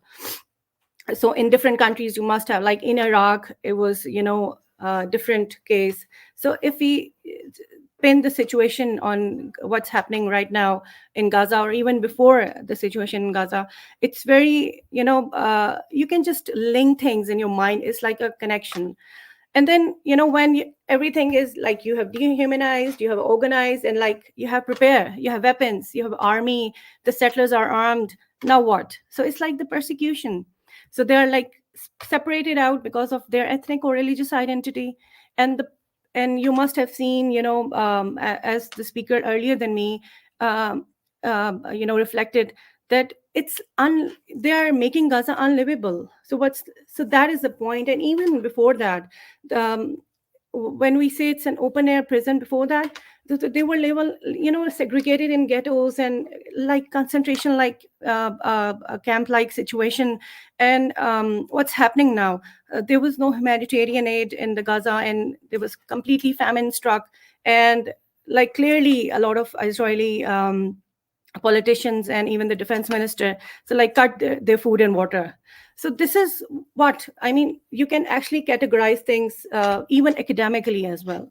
So there's a deliberate deprivation of sources, especially food and water and medicine. So then the extermination, and interestingly, extermination is used for animals and not for human beings. But because when you start mass killing people, and then it's come into the killing aspect is the genocide and the extermination. And you can say it's kill, but no, because they have already dehumanized. So it's the word mentioned here is extermination, so that they fully believe that the victims are like not human to be spared and animals to be killed. And the first and a very interesting stage is the denial, and we can see it happening before as well and happening now as well. So it's like it always follows through a pattern of genocide, the stage of denial. And it's kind of an indicator that the party, because they are not accepting what they did, so they committed again. And we have been seeing this for the last 75 years in Palestine, that and now Gaza is again a digital live example of what we are looking at, a live coverage of a genocide, because it actually ticks all the boxes. Give me 1 minute. So how denial of the conflict affects accountability and reconciliation is the important aspect. I think there was some speaker who talked about the international law and accountability, and how Malaysia and I think countries like Malaysia and other countries who are economically strong and politically sound, should and can take forward this case of accountability to the ICC and the International Court of Justice and Criminal Court, because it's important to at least call spade a spade. So another thing that and I think 2 years in Ukraine, nearly 10,000 people died, 10,000 civilians nearly died, and more than 2 years. And in just a span of 1.5 month, like 2 months, you can say, at max, nearly 15,000 Palestinians died. The Russian attack on Ukraine was dubbed as genocide, and President Biden in 2022 commented that we let the lawyers decide internationally whether it qualifies as genocide or not. But to me, it does qualify as a genocide. And in the same way, so it's like very you can see international hypocrisy when it comes to genocide labeling to Ukraine. But more than that, killing and more like huge amount of destruction. And you can even not just compile the figures in your head, like the amount of destruction that has happened in Gaza in the last 45 days. So it's like unimaginable. And still the international community, especially the legal fraternity, they should come forward, because if the Holocaust survivors and if the genocide researchers are saying that this is what is happening and this is step by step, because they think that it's going to be like an atom bomb on the Japan, like happened on Hiroshima. No, it was a process, and we saw that process um, uh, emerging, evolving, and then it's evident what is happening because Israel is at the last stage, and then you can keep going back and study things and interlink the concept. So I think it's very important for the international legal community to play a role in just holding Israel accountable for all the crimes against humanity, and especially as we just discussed very quickly that how it qualifies as a crime. And now is the time that we should, especially the academia, should come forward and say what it is. So I'll just end the presentation. So the present situation in Gaza, we have talked about it, and as a psychologist, I have worked with trauma kids, and I can just imagine people, especially the children in Gaza right now, in the deep war trauma. So it's.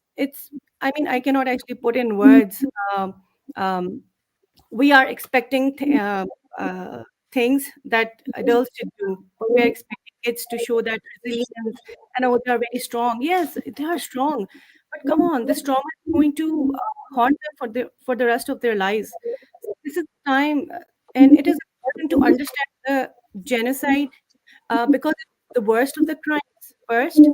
Secondly, if you don't understand the pattern of it and you don't understand the how it progress and how it reaches the top and how it basically don't end like this, because the denial will keep the party who denies will keep coming back and do the same thing again and again until the things are properly resolved. So it's the international response should be quick, and there's a responsibility lies on almost all of us, especially I think the academia can play a role in coming forward and saying what is happening right now. So thank you so much for your time.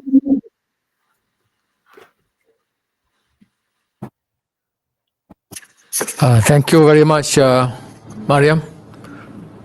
Interesting presentation on the detailed framework on genocide. So we can start explaining to society now that it's really taking place and all the stages of it. Any question or any comment to Mariam from Islamabad? He's from Pakistan. There is none. Thank you again. Thank you so Mariam. much. Thank you so much for your time. And okay.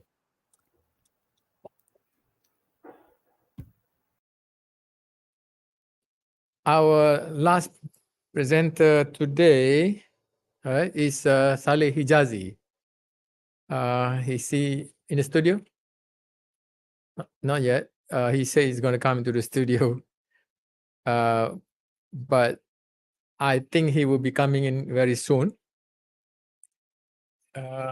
So I will now, while waiting for him, I will read his CV. He's our last keynote speaker for today. Saleh is a former Deputy Regional Director for MENA, Amnesty International.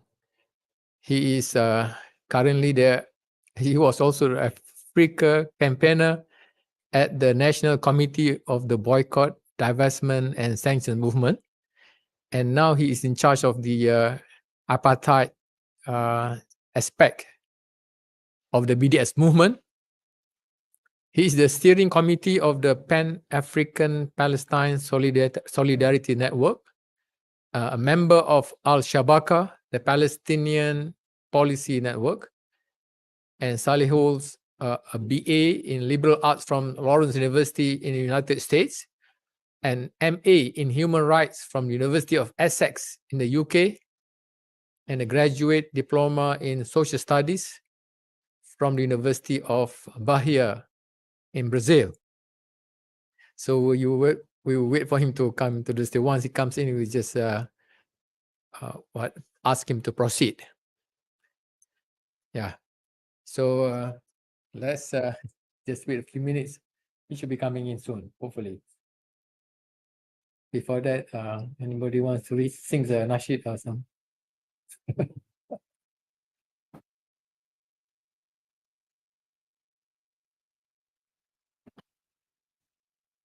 Give me.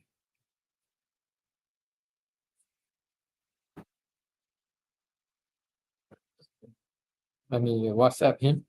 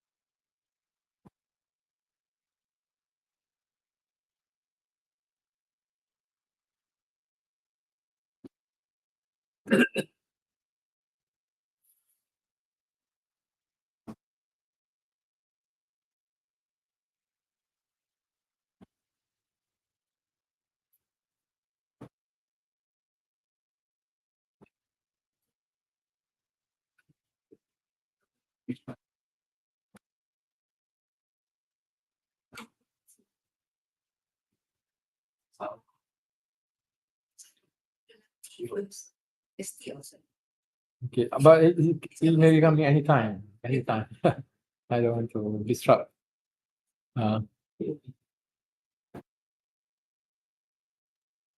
Yeah, he says I will call him now.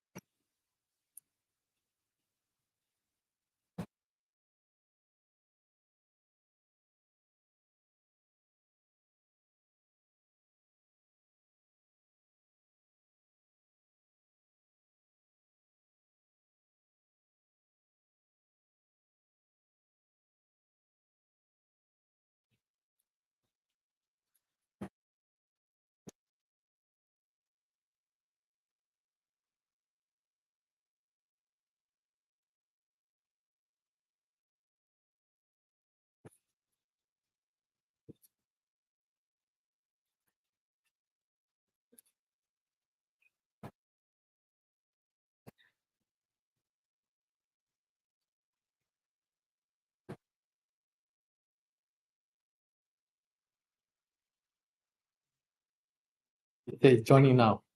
You see? Okay. Assalamu alaikum. All right.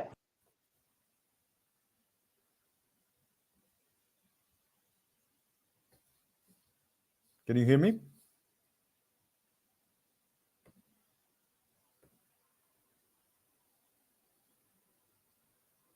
Hello? I heard you before. I can't hear you now. Let me.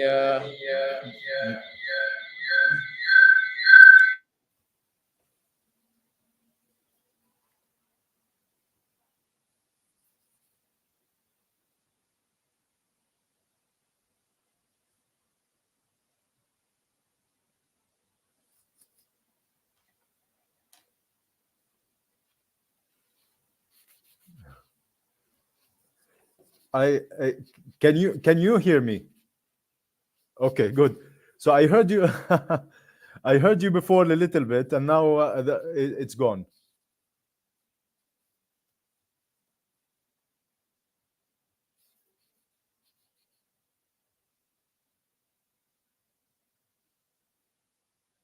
Okay, can you? Yes.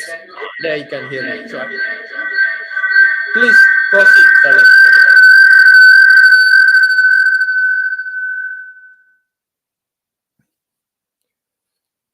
Okay. So I can start. Thank you very much. Let me first introduce myself. My name is Saleh Hijazi. I'm the anti-apartheid policy coordinator at the Palestinian BDS, Boycott, Divestment and Sanctions National Committee. And on behalf of the Palestinian BDS National Committee, the BNC, which is the largest coalition in Palestinian society, both in Palestine and in exile, I want to thank you all, Professor Nazari and everybody who's organized this, for inviting me to speak to you on this day of solidarity with the Palestinian people, which is and has always been a day for Palestinians as we continue to resist against genocide and settler colonial apartheid, but is also a day for the whole of humanity. And the current situation now indeed emphasizes and underlines that. We salute our martyrs. We stand with our injured, our prisoners, and all fellow Palestinians forcibly displaced from our homeland, seeking return, and of course our people in Gaza who remain steadfast in the face of Israel's ongoing genocide.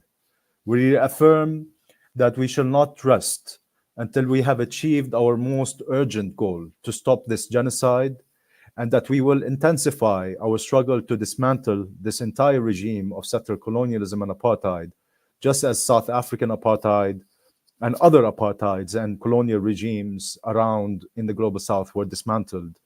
We continue to work together with you in Malaysia and elsewhere in the global South to end complicity and to call for meaningful, not just rhetorical, solidarity.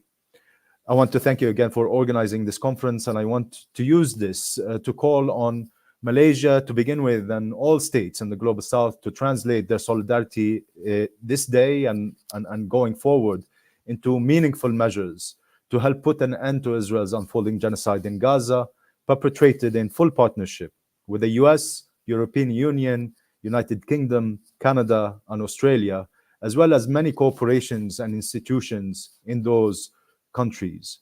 We need to escalate action and empower the United Nations to fulfill its mandate to guarantee peace, equal rights, and the right to self-determination. We need multilateral efforts that are powerful enough to uphold the basic principles of international law in order to impose on this Israeli Western Axis a ceasefire and to bring Israel to justice for its genocide and other grave crimes against our indigenous communities and people in Palestine and in exile. Today, on this day, we reaffirm that Palestine is an intersectional struggle, and it is where we can clearly see how justice is indivisible. Israel, in full military, financial, political, and diplomatic partnership with the United States and other Western colonial powers, and as it has this far-right government, is continuing the world's first live-stream genocide against the 2.3 million Palestinians in the occupied and besieged Gaza Strip, and ethnic cleansing of Palestinians there as elsewhere, including here, for example, in the occupied West Bank, where I'm speaking to you from, around Palestine. Israel provides the hegemonic West an opportunity to test a new doctrine of unaccountable, unmasked, and extreme violence against those who challenge Western powers and their interests. This would replace the already unjust and oppressive world order that has existed since World War II, formerly ruled by international law, with an order of might makes right era. This is a carnage in Palestine with far-reaching and serious implications for people around the world, especially in the global South. Israel's 75-year-old regime of settler colonialism and apartheid is a role model for this new world order. This poses serious threat to weaker nations and communities worldwide that, in seeking liberation and justice, dare to defy and resist systems of Western domination, oppression, and subjugation. If Gaza today, who's next? Together with you in Malaysia and other nations of the global South, we shall not let this happen. This shall not pass. The global South has stood up already once when apartheid in South Africa and elsewhere was to be defeated, and has, together with global solidarity, spearheaded UN action and sanctions to ensure oppression ends and justice is guaranteed. It worked. Sanctions were successfully imposed and apartheid in South Africa ended.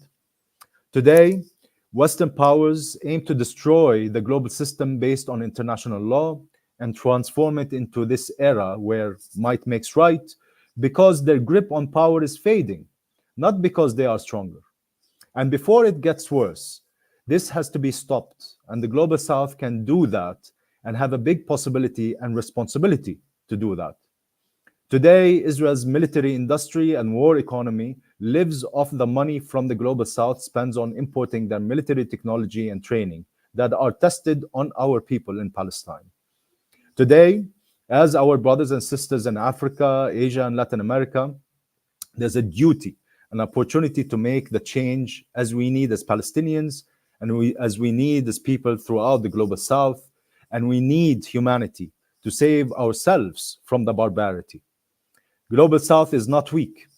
We are 85% of the world population, and we are almost half of the world economy. Indeed, our history and current experience as peoples is one.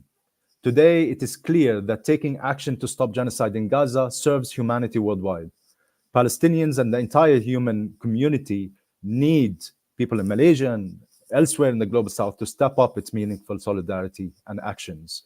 The collective efforts of the global solidarity movement though inspiring, have yet to reach the critical mass of pressure required to compel the Western Israel access to stop the genocide. Meaningful solidarity has been expressed in mass demonstrations from Kuala Lumpur to Washington, Cape Town to London to Rabat and Baghdad. Trade unions in Belgium, Italy, Greece, Turkey, and elsewhere have opposed, for example, the handling of weapon shipments to Israel. Hundreds of creative civil disobedient actions, sit-ins, peaceful occupations, walkouts, strikes worldwide have been organized. Grassroots boycott, divestment, and sanction campaigns and calls for military embargo have grown, as have strong declarations by racial, indigenous, climate, gender, and social justice movements standing in solidarity with Palestinian liberation. High-profile statements have been issued by prominent artists, writers, academics, international experts in genocide, as well as progressive Jewish groups, human rights and civil rights organizations, and 1 million local grassroots solidarity actions and creative initiatives have been organized worldwide. We now need the states of the Global South to respond accordingly.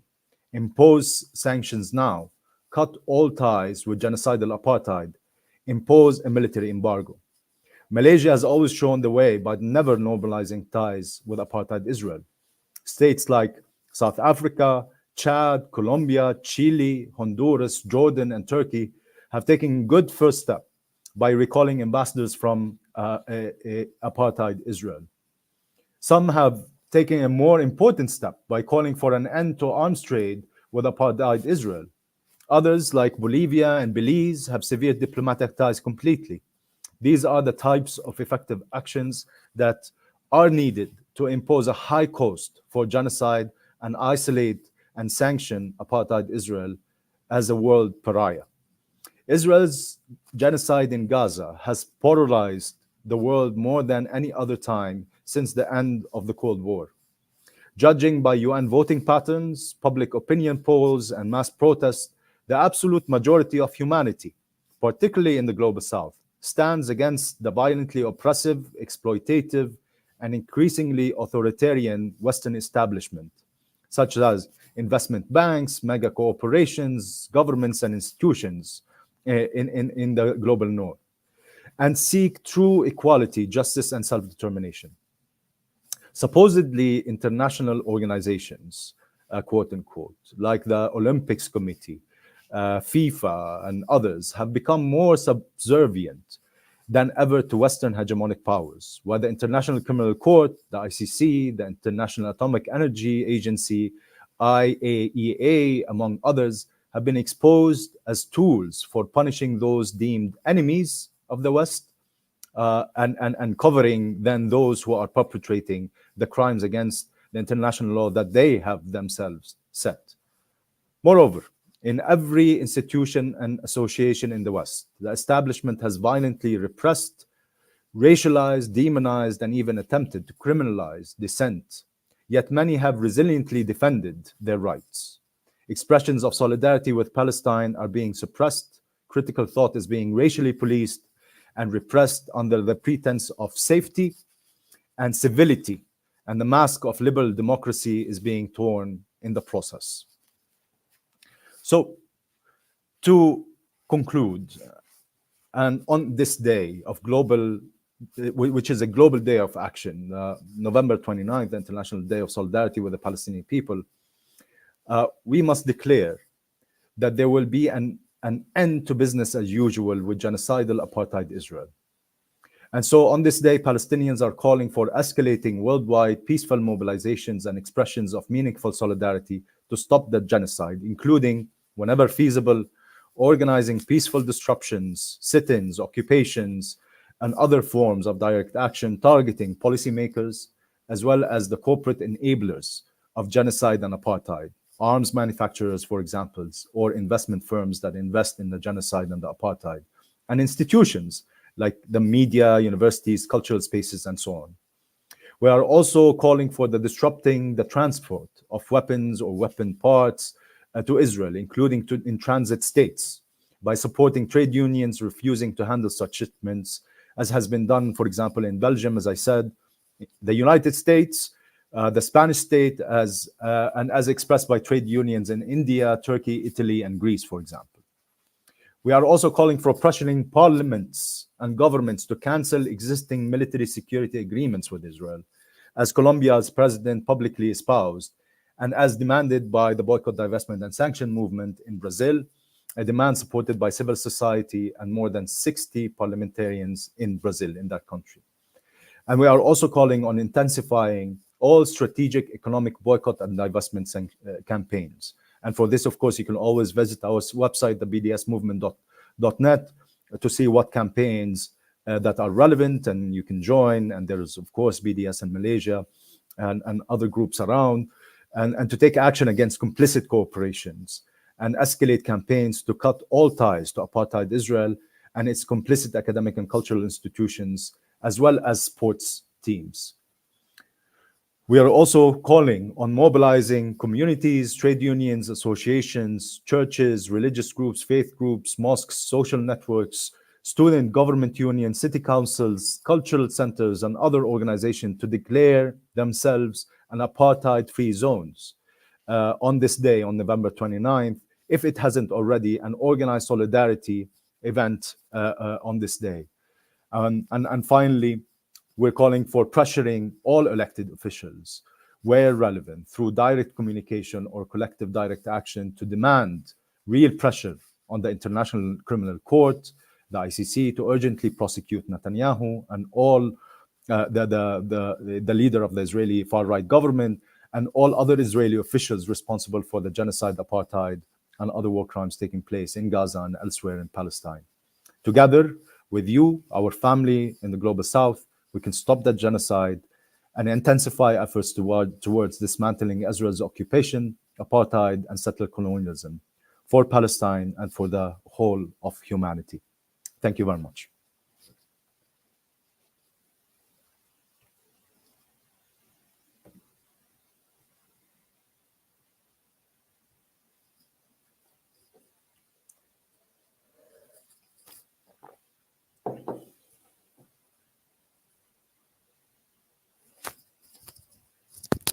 Yes. Yes.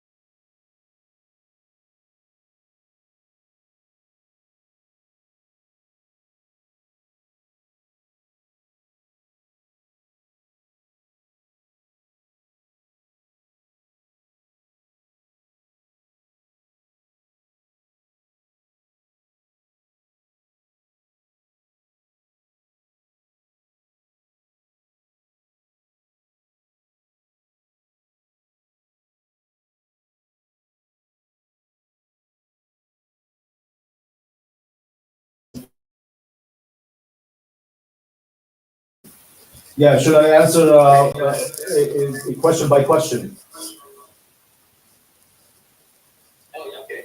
Anybody else got any other questions? If the gentleman can please just repeat which companies he asked about. I heard Starbucks. Okay, he actually asked about McDonald's and Starbucks. McDonald's and Starbucks. Okay. Yeah, over here we are having a lot of problems with McDonald's at the moment because of your campaign. Because Malaysia is under pressure at the moment. So maybe you can help explain the choice of McDonald's and Starbucks. I understand Starbucks not doing this. Anyway, anybody else? Any question about BDS or boycott? Can I?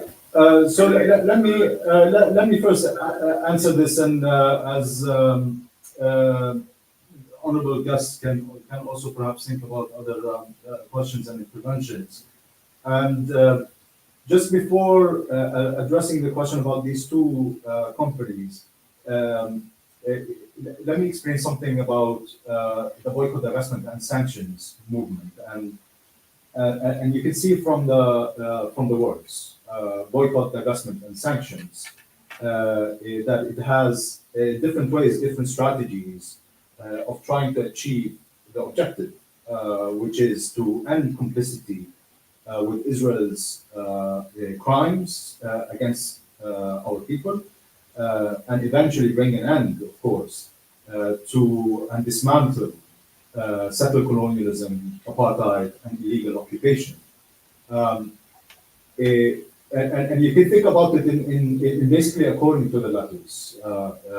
Boycott, for example, of course, includes the boycott of Israel as a whole, the boycott of Israeli institutions, the boycott of Israeli organizations, including, for example, the academic institutions that are complicit in the crimes and settler colonialism, and so on. But you can also think about it as boycotting the companies that are complicit and support Israel's crimes and Israel's regime of settler colonialism and apartheid. And it could be at the consumer level. This is where people, individuals, communities, groups can actually take action and exact a price for complicity in crimes. This includes, for example, consumers, so the boycotting of Israeli products, but also boycotting of products of companies that support Israel. The other form or other part of the strategy is divestments, and this is where the target is institutions and corporations that invest in Israel and in the crimes against the Palestinian people, and these types of campaigns and work can be at a different level. It could be at a different, for example, the level of shareholders. It could be at the level of lobbying and advocacy with companies in trying to convince them, for example, not to invest here, not to be present here, not to have a business in Israel. These companies, for example, Hyundai is a South Korean company that provides bulldozers and machineries that are used for the building of illegal settlements and colonies here, for example, in the West Bank where I live, or the demolition of Palestinian homes and the forcible displacement of Palestinians. The third, the S in BDS, is the sanctions, is then work that is done at a government state level, where we call on people and we work with people. We ourselves as a BDS movement work to pressure then governments and policymakers to impose sanctions, just like was did in for example, the case of apartheid South Africa against apartheid Israel.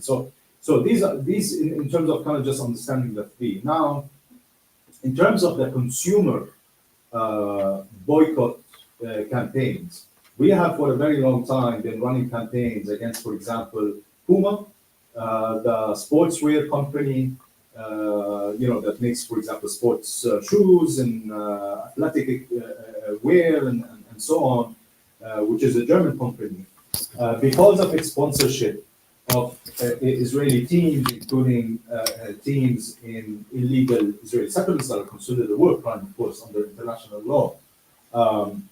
We also have a consumer campaign that has been running for some time against Carrefour, which is a food supermarket, a chain supermarket around the world. Now, following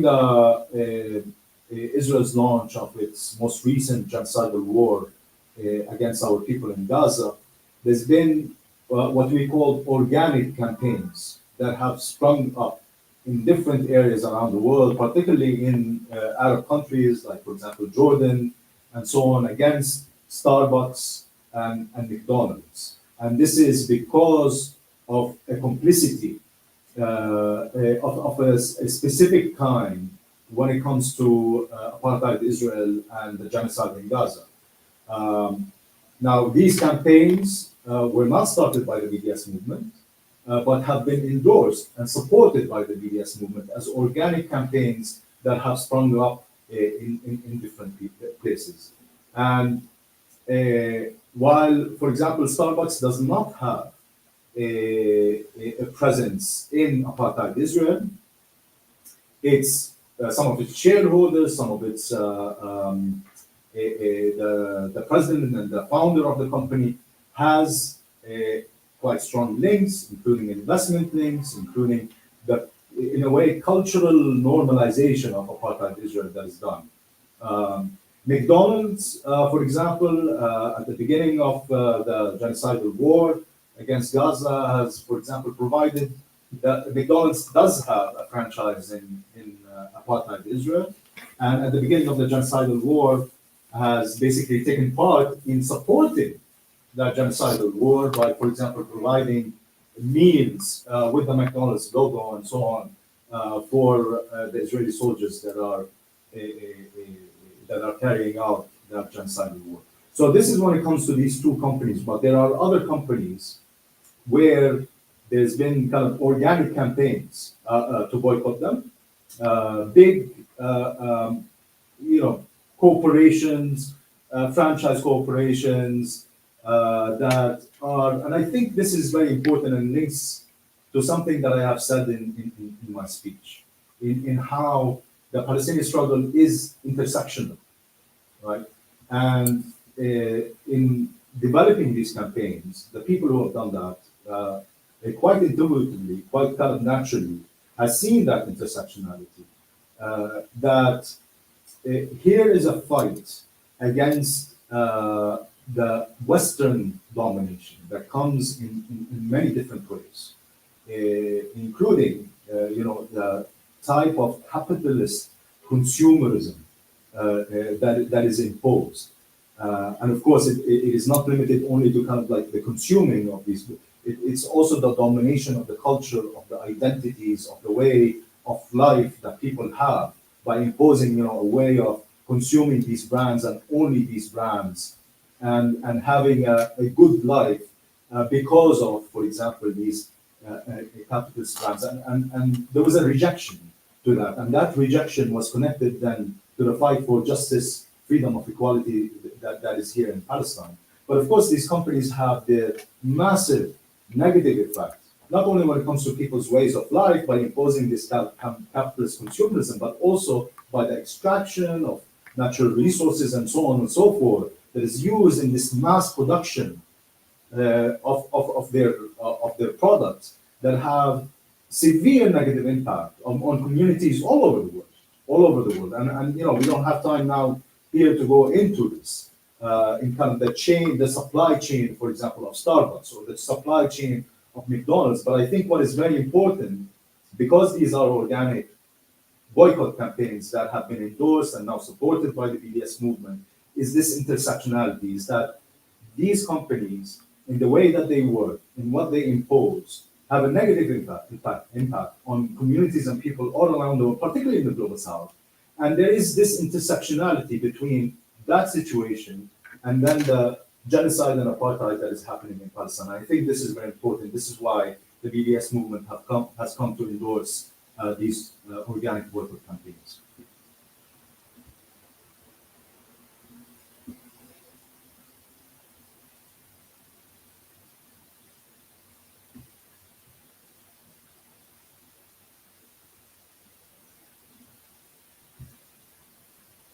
I can't, I think we've lost the line. Let me call you again.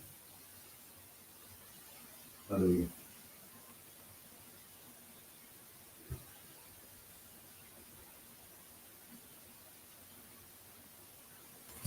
All right.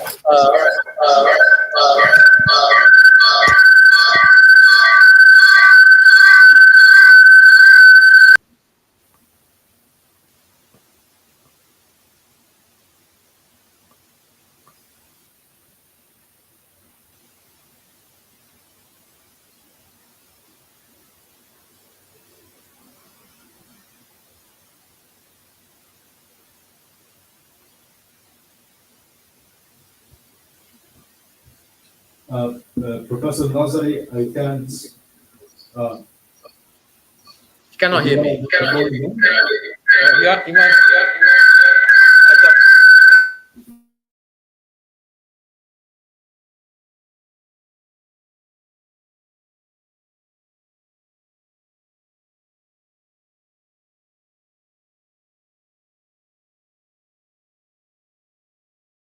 Can you hear me now? Ah, there we go.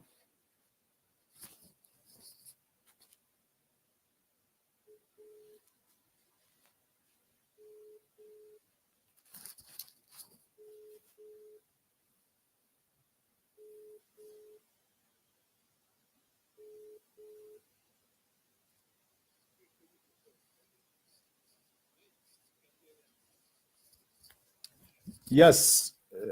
Yes. Now, this is a very creative way. So any other question on boycott? BDS, yeah, question from an audience here. Go ahead. I need to use this phone. Yeah. So I wanted to ask, you can hear my voice.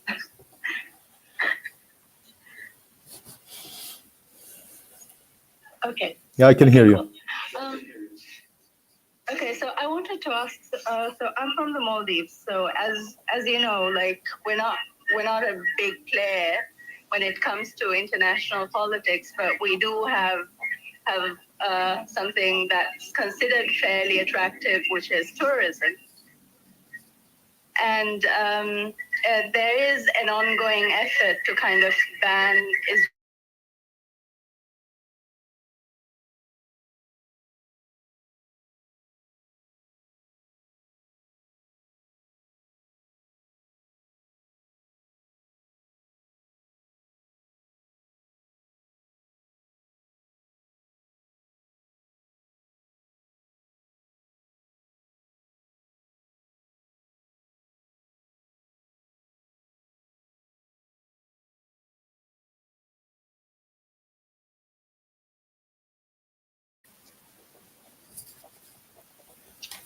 Thank you. A great question, and I really hope that we can also stay in touch in terms of what can be done in the Maldives.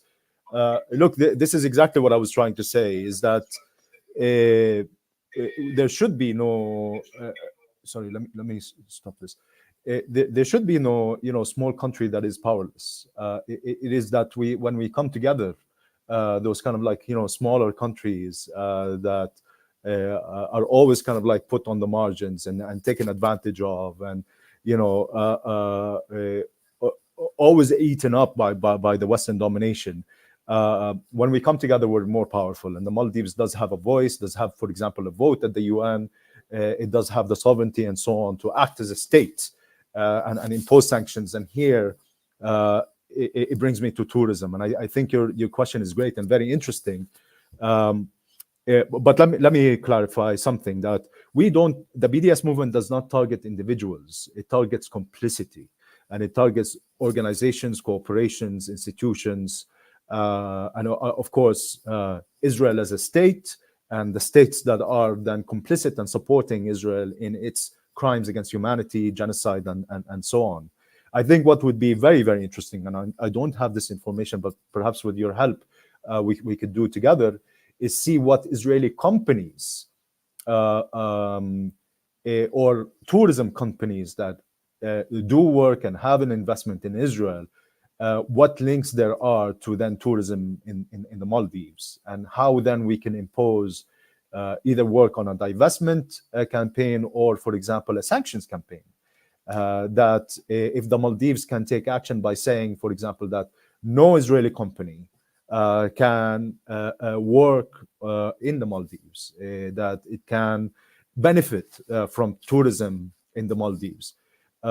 This not only has a very significant, I think, effect in terms of kind of the economics of this whole thing on Israel and apartheid Israel, but also has a very important kind of political and cultural message here, and a very powerful and meaningful, really, act of solidarity. So I really thank you again for this, and I invite that we can continue the conversation. My colleague, well, Professor Nazari can provide both, my contact and the contact of my colleague, Apurva, and both of us can follow up on this. We do have work when it comes to tourism in particular. For example, one of the campaigns that have been kind of ongoing and has sprung up again are campaigns against, for example, Booking.com and Airbnb, these big tourism and accommodation kind of touristic accommodation websites because of their complicity, because of promoting, for example, places in illegal settlements and on basically stolen property by apartheid Israel as promoted as places that people around the world can for example, link. And you can check it out, Airbnb and Booking.com. Organizations like, for example, Amnesty International have also written a report exposing basically the human rights violations that result from the work of these companies in illegal settlements. And of course, there's been kind of the work of the BDS movement itself. So thanks again. In terms of the criteria, and I think it links again to kind of what I was trying to say about kind of complicity. Look, what we're calling for, it's not that we're targeting companies and institutions and corporations because of what they do, but it's because of the complicity that they have in the crimes that are being perpetrated against our people. For example, the genocide and apartheid and the illegal occupation. So when a company ends its complicity, it's no longer a company that is boycottable. And complicity can take, and this relates to kind of the first question. The complicity can take many forms. It can take, for example, the form of direct investment and that kind of economic benefit from being complicit in crimes. But there can also be complicity in, the cultural normalization of, for example, apartheid and genocide, in what you do culturally, in kind of like the trying of normalizing of something that can never be normal. So this is really the criteria. It's the level of complicity. And whenever we launch a campaign, whenever we devise a campaign against a certain body and corporation or institution and so on, it is very much, it is always based on research, that we look at what is the involvement of this company, what is the harm that this company is doing, what is this complicity, and we give that as the reason for why it should be boycotted. But I think, again, to kind of like end in answering this question on the intersectionality, and I think this is, a very important question. Let's say, a company does end its complicity in apartheid Israel and in the ongoing genocide, but it still has harm elsewhere, like in the Maldives or Malaysia and so on. Should we continue to boycott it? I think this is, this is what I was trying to say in my speech, is that this day of international solidarity with the Palestinian people is really a day for the whole of humanity. That our struggle is also intersectional. That we will not stop when the harm basically is stopped here, but it continues elsewhere. This is an intersectional struggle, and it's also premised on the indivisibility of justice. That injustice somewhere is an injustice everywhere. And here, this is inspired by Nelson Mandela, who said, our freedom is incomplete without the freedom of Palestinians, but this applies everywhere. Our freedom is incomplete without the freedom of, for example, the people of Maldives and so on and so forth. So these are the principles that guide us and should continue to guide us. But what the criteria is, to go back to the answer, is it is complicity.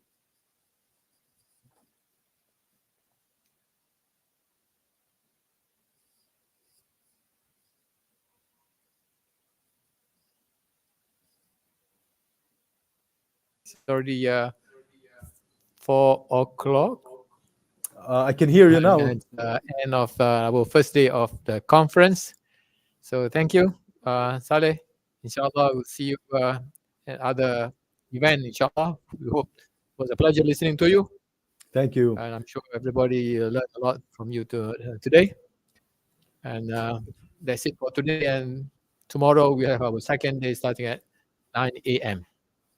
All the best. Thank you very much. And please, Professor Nazari, share my contact with everyone. the people.